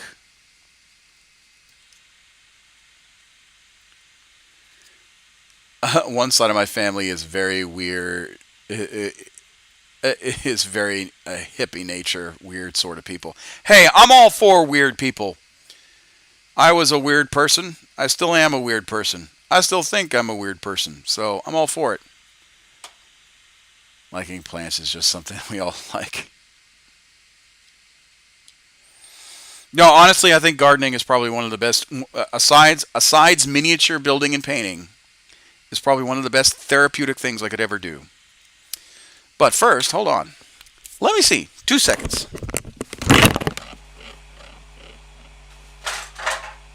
Oh, it's right here. If it had teeth, it'd bite me.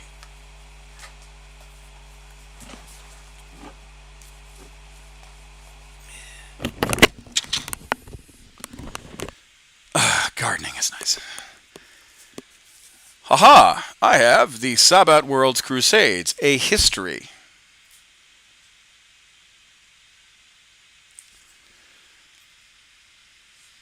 And it's signed.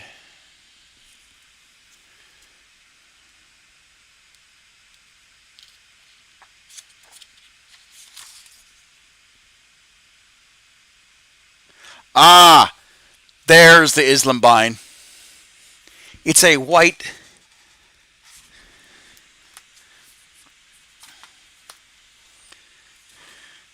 My man's getting the book.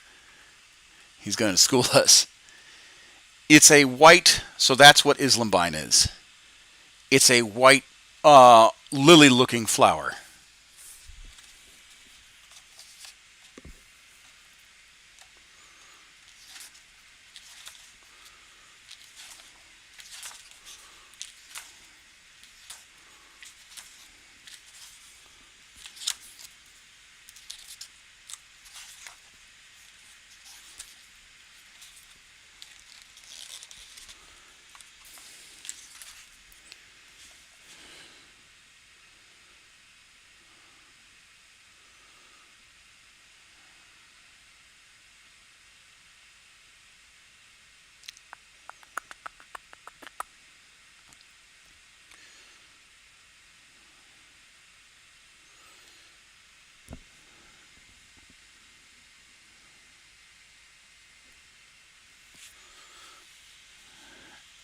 Yeah, definitely make the Emperor's Garden. No, I absolutely would.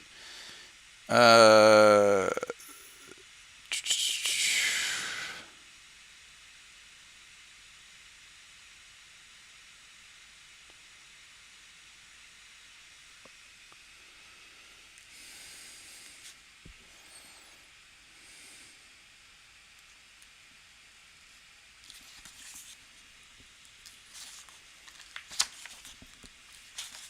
no, I love.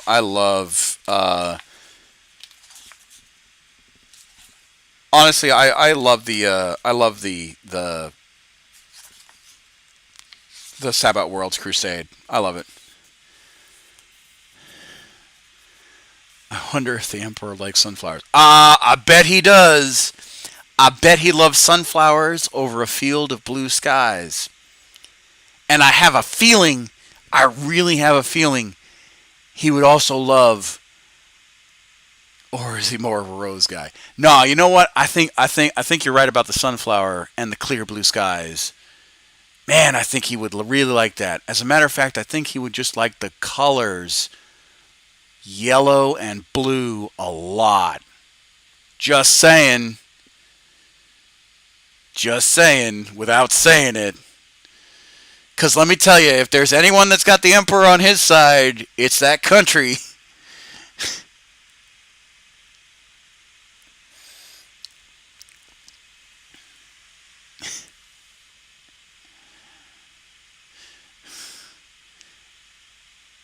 Even one of my favorite albums. It's by Mudvayne. Oh yeah, okay. See. Okay, yeah. So I like it. Wisteria Mudvayne. Okay, cool. That's some good shit right there. I see you're a man of culture. The Emperor is a pretty good guy. All right. Where was I? Ah, that's right. If you're human. Yeah. You're not wrong.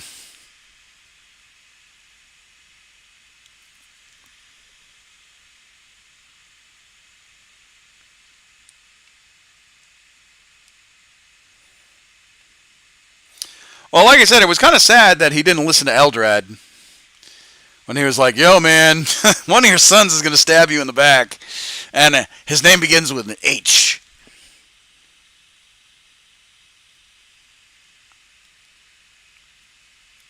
If only he had listened.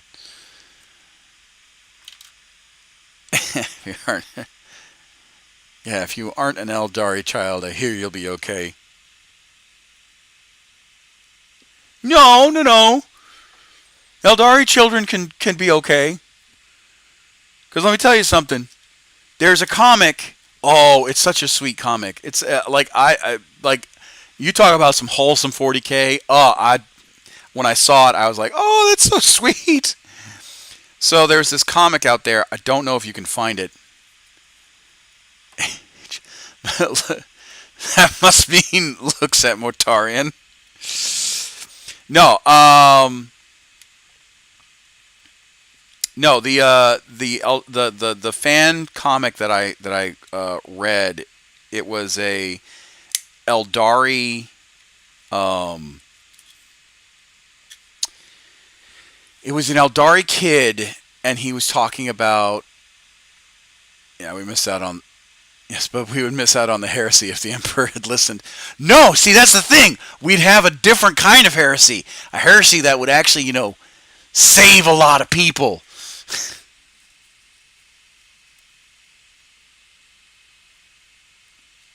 You'd still have the heresy. It'd just be different. Poor Mortarion. Honestly, Mortarion's not that... I mean... It's so hard to be sympathetic to Mortarion. It really is.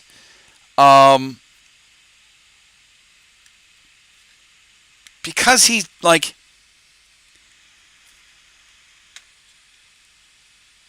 Your father, the Emperor saved you from certain death. And yeah, it was supposed to be your moment of glory against the necromancers of your world. But he saved your ass.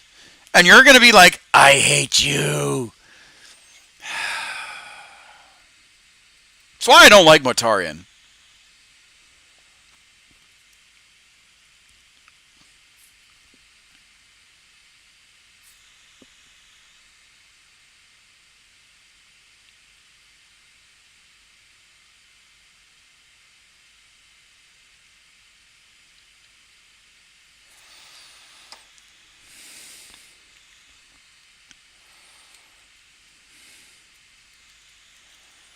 But he's my sweet child. I mean, look. He's got a face that only a mother could love. I'm just going to say that.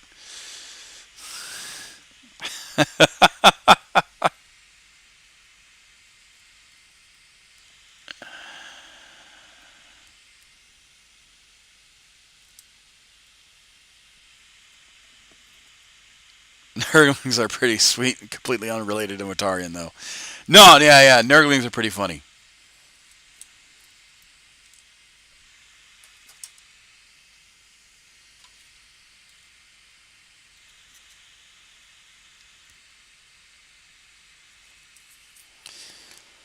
Oh, we're almost going to make this track assembly.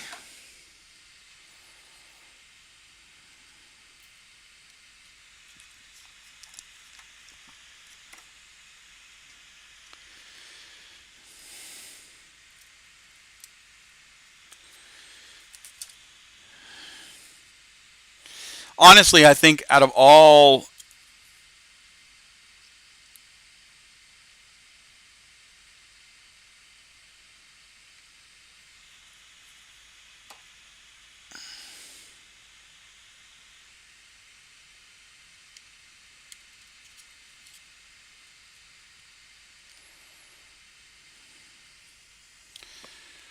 Oh.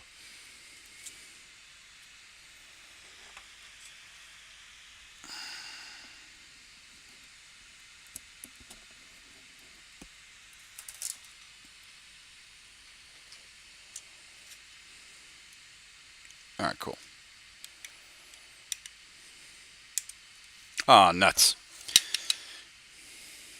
Of course, I dry fade attack. Duh! Oh, damn it. Oh, damn it.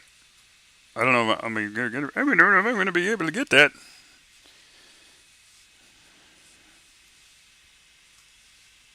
Ah!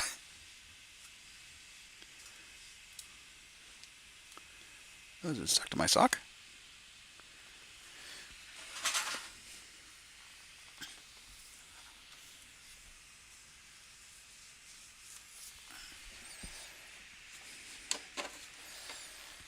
Oh, no.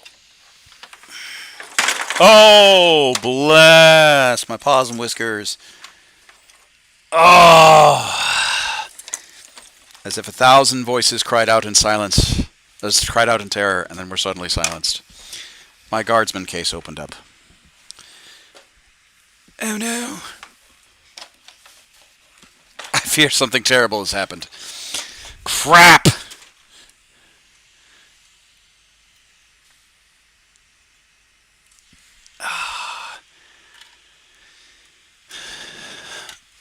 Honestly, I have death card. I have death card, but just being honest. The poor card. Yeah, I thought it was secured. Turns out the game was rigged from the start. They're lovely too. I mean, Fulgrim's okay. Corvus, he's alright. I wish he would do more than just mope. Oh no. Him and Conrad Cruz just need to get over themselves. Well, Conrad Cruz is now dead, but still.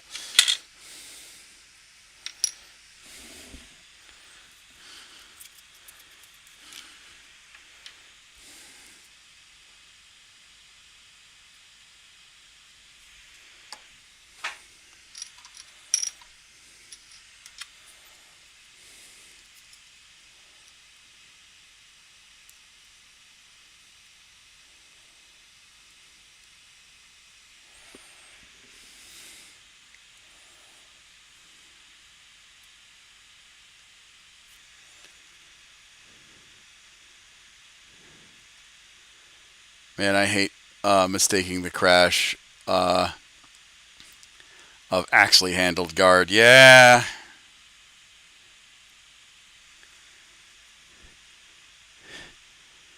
You can't keep getting away with it.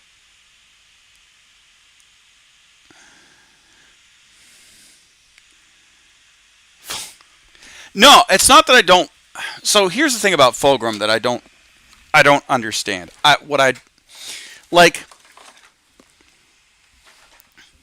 This is what I don't get about Fulgrim and why he turned. The Emperor made him perfect. Like, he was already at the peak of perfection. Excuse me while I'm off screen fixing my guard. Oh, man. Oh, they all came out of their sockets. Ah, great. Okay. All right. Okay. I gotta reorganize the guard. Oh, no. Oh, no. They keep falling off.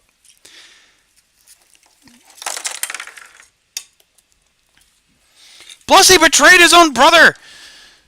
God's sakes.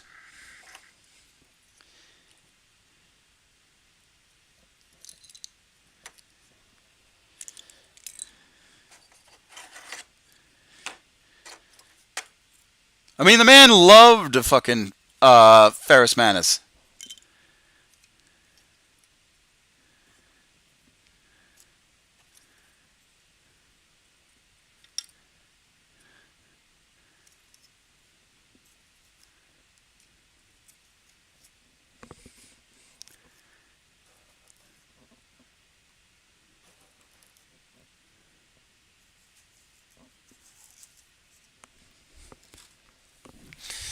I'll have to do that after. Just some small understandings, I'm sure. I'm sorry, I won't use them anymore. He's a beautiful thing, man. I feel like we've all seen more cry faces before this is over. That's all right. It's okay. I'm a big boy. I'll have to organize that later. I'll have to organize that before the girls come home. Well, the ones that were left anyway. No, honestly, I don't think there's a whole lot of Primarchs that are. I mean, Angron, Mortarion, but they've already made a model out of him. I mean, Lehman Russ. That's the only person I can think of that's around of the Loyalists. Rogel Dorn, maybe. I forget who's alive and who's dead. I can't count Vulcan because, you know, we don't necessarily know.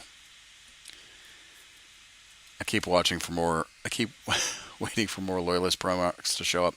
Yeah, like, honestly, I don't know. To me, like, it'd be cool if they made the Lion.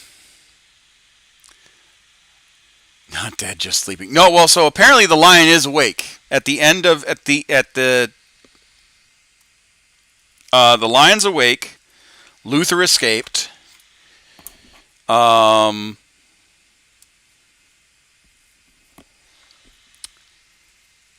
like Vulcan, we don't know if Vulcan's around.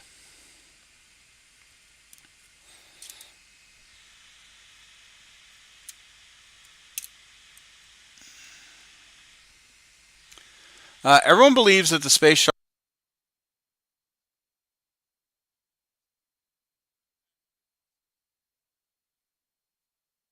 Yes, and it would. That's why a lot of people aren't so sure about the Carcadons, the Astra Carcadons.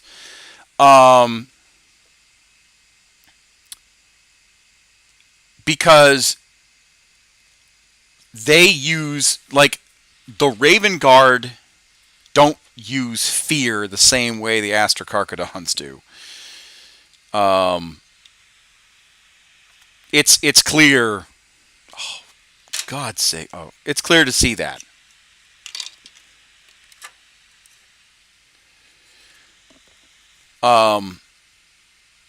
Like, the people who used scare tactics were the Night Lords.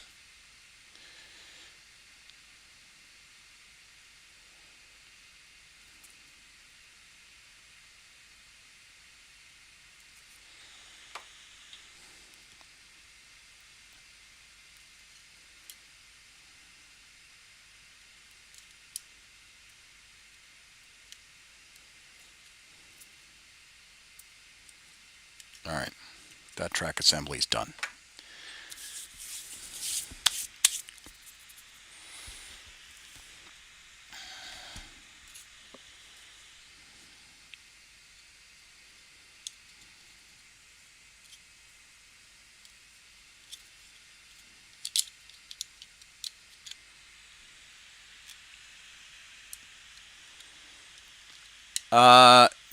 I was just curious if there are any confirmed Loyals chapters with Trader Genes. Well, if you've read Indominus, you do know that there are Primaris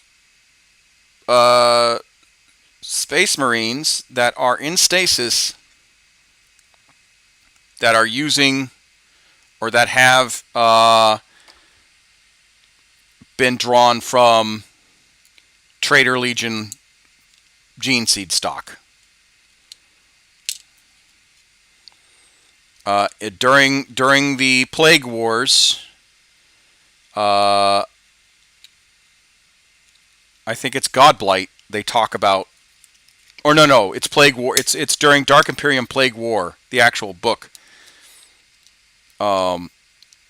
It talks about Belisarius Caw talking to Rabute Gilliman, saying, "Hey, I got these other fucking Legionnaires, gene seed that's kicking around. Should we, pop this cork too?" And Rabute was like, "Hell nah, they can sleep."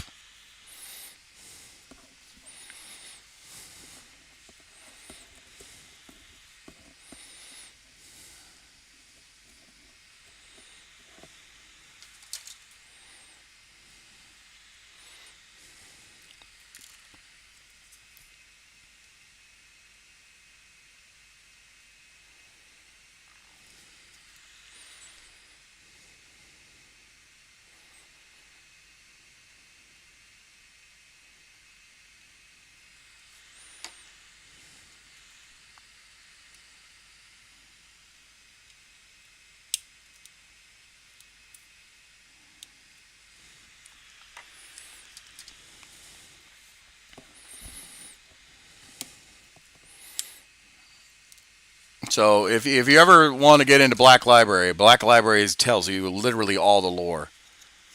I feel like Loris Deathstars would be useful. And Emperor's Chivalry, so go to dank planets, super perfectionist warriors.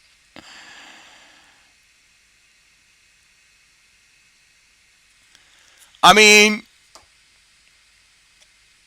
again, it's not like there weren't loyalist Emperor's children.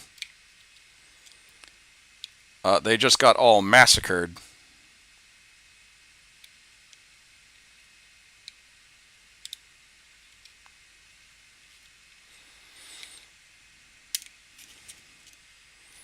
Like that's really the shitty thing, is that like we forget that it wasn't the entire Legion. I read one Black Library book called Tempestus. Tempestus, do I have that one? I think I do. Was it about a Night Titan?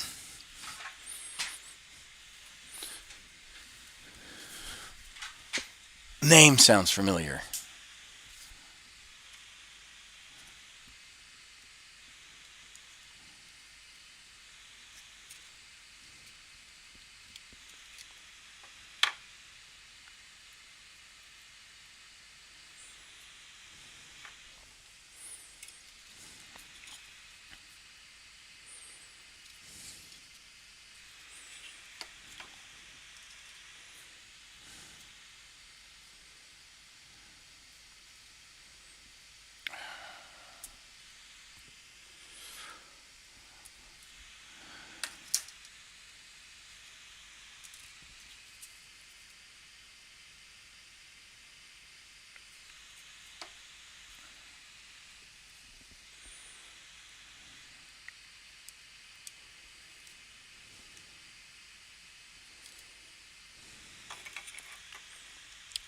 It was short. Oh, Scions. Oh, okay, all right.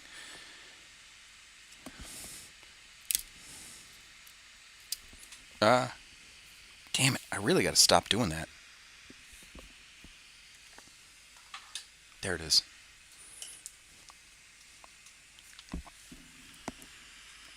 Ugh. Sisters of Battle show up too. Oh, okay. Oh, good.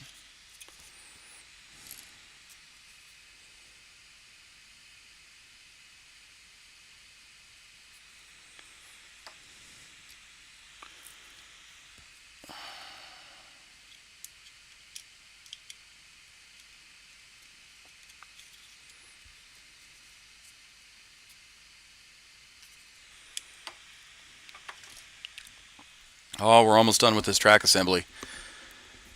I got 10 more minutes before I got to get off stream and start dinner.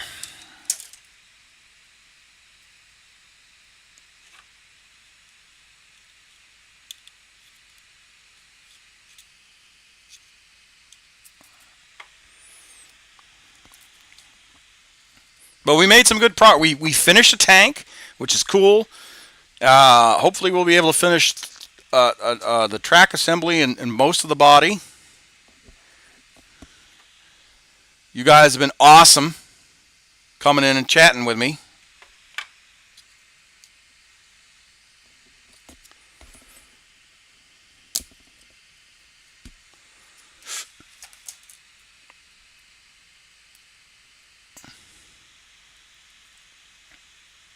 I read a Stormtrooper book called Redemption Corps. It had a small bit of some sisters in it. Yeah, the Redemption Corps. So that's like a Penal Legion group. Like, I liked the Redemption Corps. I enjoyed it.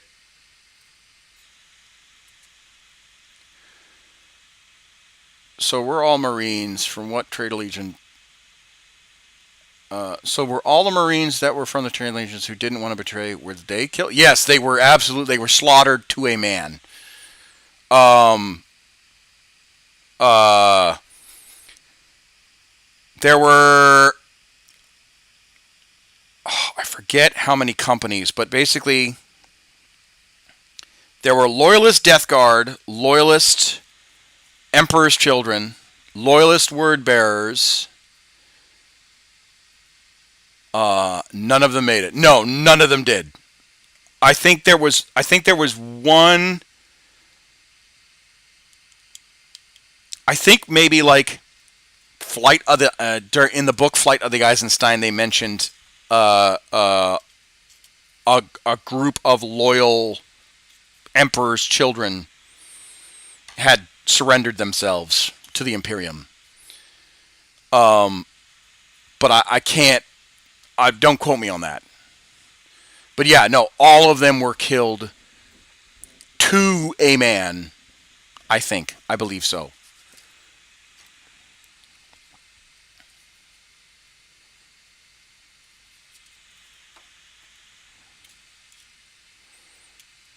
Well, it's because they chose the Emperor over their brothers.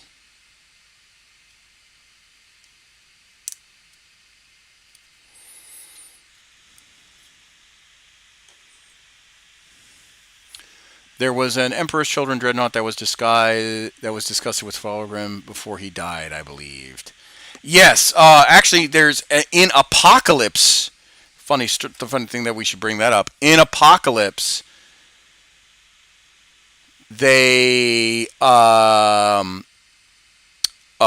there is a dreadnought, a word bearer's dreadnought called the Anchorite.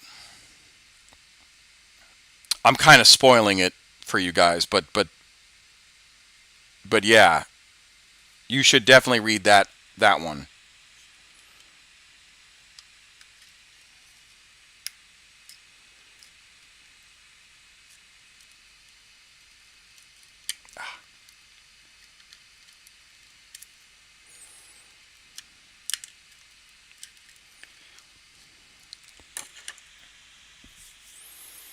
What's sad is that the Death Guard who didn't want to betray were probably the Terran natives. No, it was the Death Guard that didn't want to betray. It was the Terran Legion, the Dust Walkers. It was the original Dust Walkers.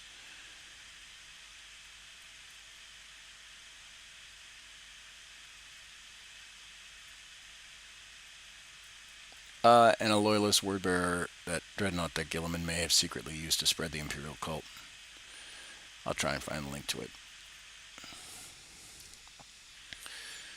There's just so many stories that feel that there's inconsistencies bound happening to the lore. Yeah, no. There. I mean, the Warhammer lore is pretty damn vast.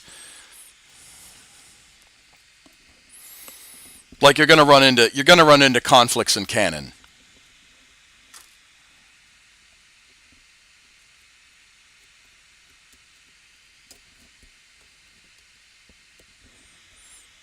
It's just so sad how they died. I mean, But that's the thing about Warhammer is that it's not as kind of bitter as it is. And, you know, you think, oh well, that's so unfair that they died that way. That's what Warhammer is all about. It's about the laughing thirster, the laughter of bloodthirsty gods.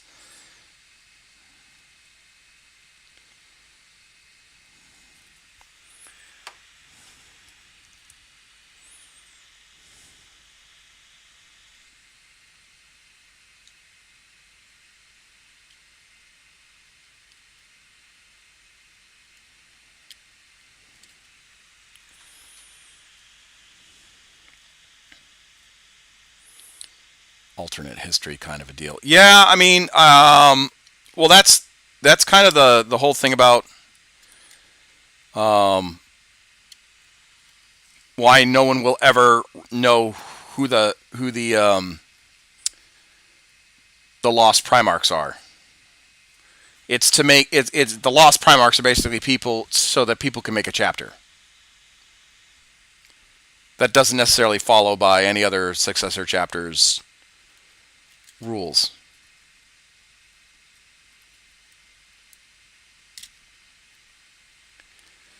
All right, track assembly done. Let's get this chassis squared away.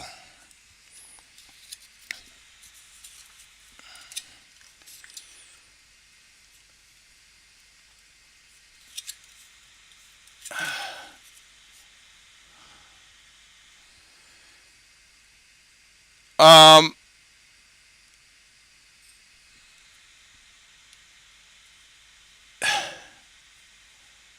yeah, that and opens food for the imagination. Yeah, no. It basically is. I mean, that's why Games Workshop will never introduce the two lost chapters or the two lost Primarchs.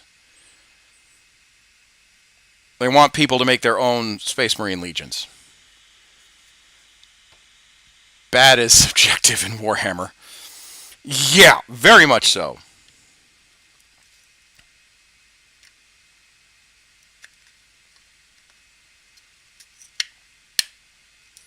Bad is super subjective in Warhammer.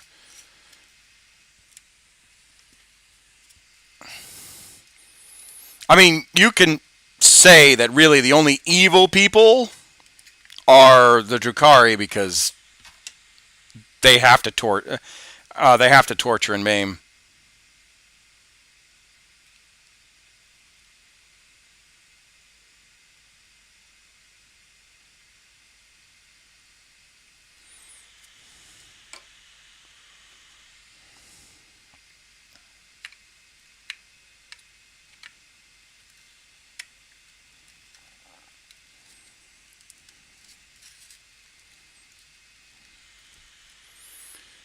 Or goth mummies. Well, there's certainly no mother I would want to have. Like the Commissar is a super good guy. He'll sacrifice every man. He'll sacrifice every man in his command for victory. I don't. I will never. I inspire. That's why I'm a Commissar. I like to inspire people to victory. I don't like to use fear. I'll use fear if I have to, goddammit, but I like to inspire people to do great things.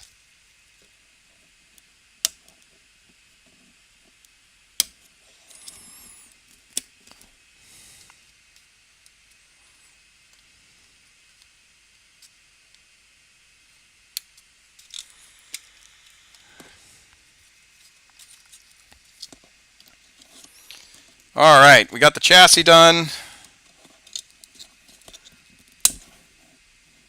We're going to put on the top of this tank.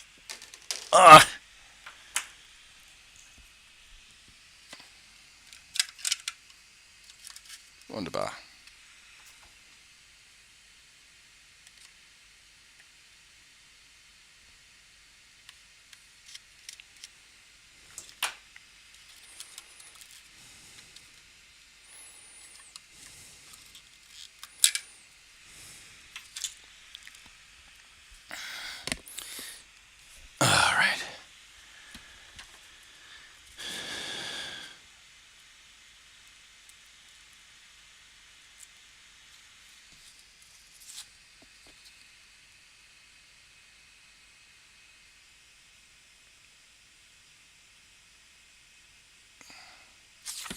Yeah, all right, cool.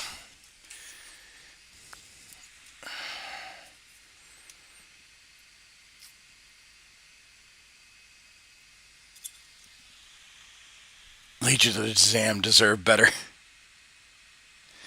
No, honestly, I love the Legion of the Damned idea.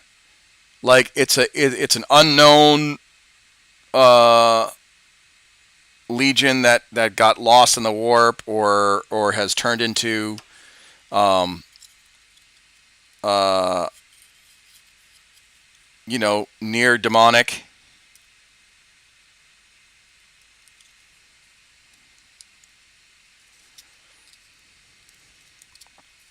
Or like is a new demonic entity kind of a deal. Oh no, that's slick. I like that. I like that a lot.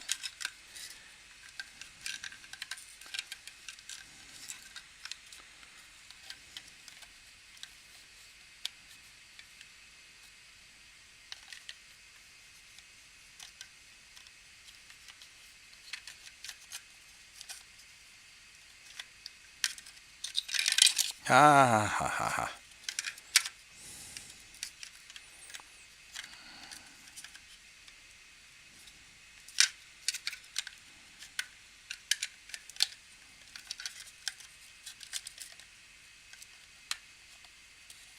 Come on. Oh, come on. Oh, work for me.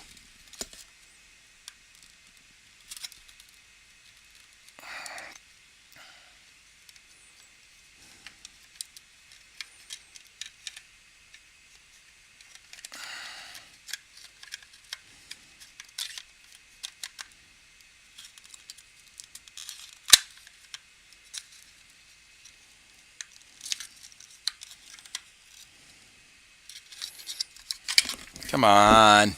Ah, damn it. Ah.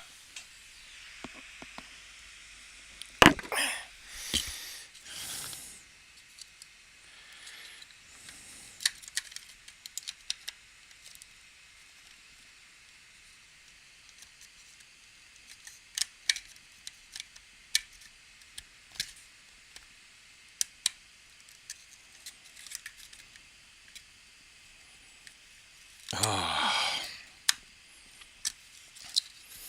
It's like it wants to work.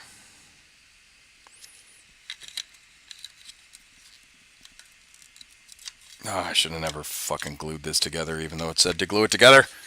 Ah!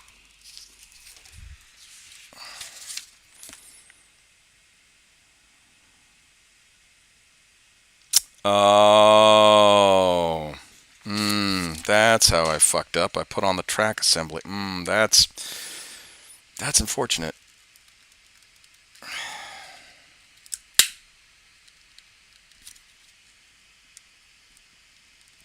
Oh no. Oh, that's where I fucked up.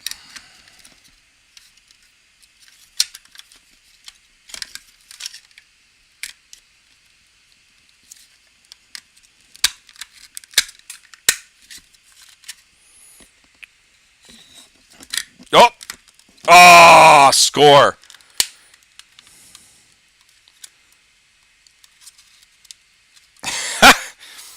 And there it shall stay. No, well, and there it shall. But you know what? We will glue it.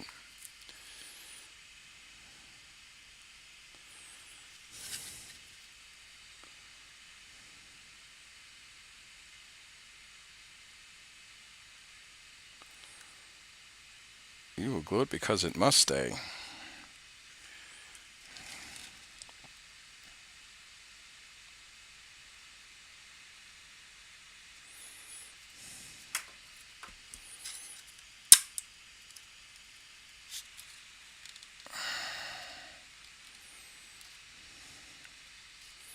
There we go.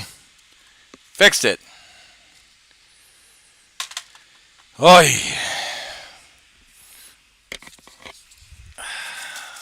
That could have been bad. That could have been a bad. All right. Bolter. Yep. Window. Okay.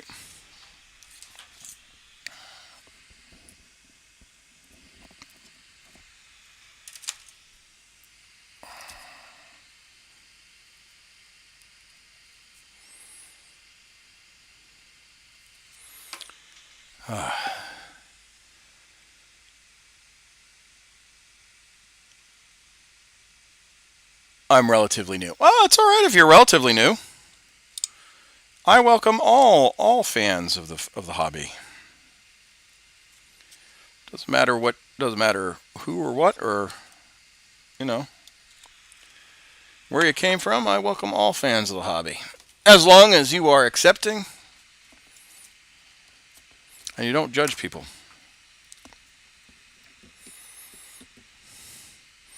And you don't gatekeep. The moment you start gatekeeping, yeah, that's it. I'm done. I'm done with you.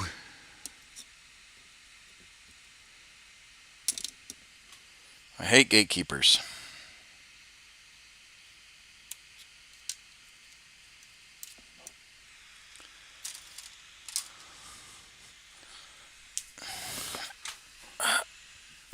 I don't know much about the Badab War. I've only been in under a year.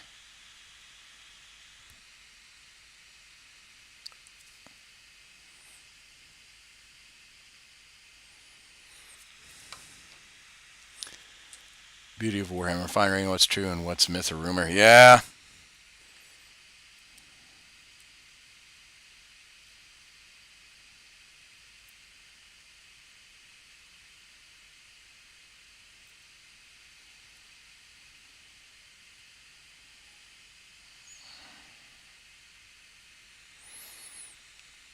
That's definitely the beauty of it.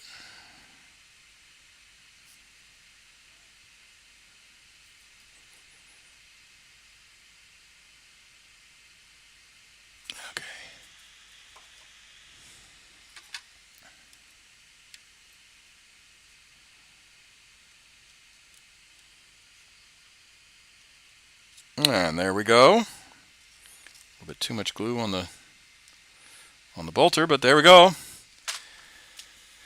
There's a finished chassis, and that's it. That's what's going to be it for me, guys.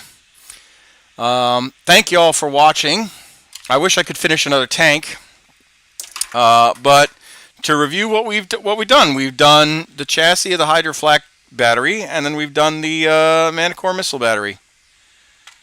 So that's what we've done so far on our stream. Thank you everyone for joining me, and I want to say thank you everyone for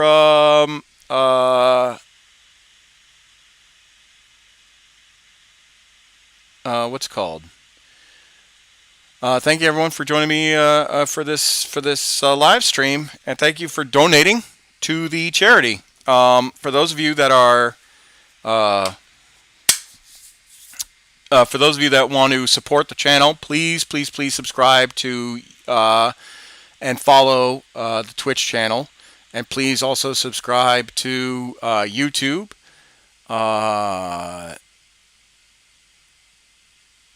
And please support Facebook and Twitter and whatnot. And I will see you guys in the next episode. Actually, tonight I'm going to be live streaming. Actually, tonight I am going to be live streaming a game. I don't know what I'm going to be live streaming. I'll probably be live streaming Squadrons, maybe, or maybe Warhammer. I might do Warhammer tonight, and then Squadrons tomorrow. But yep, that is going to be it for my. That is going to be it for this episode. My name is Commissar Hecht, and I'll see you guys in the next episode. Please like, comment, subscribe on YouTube, Twitch, Facebook, and Twitter. And I'll see you guys in the next episode. Take it easy. All right, thank you. And don't forget to donate to my Tiltify campaigns, please, and thank you.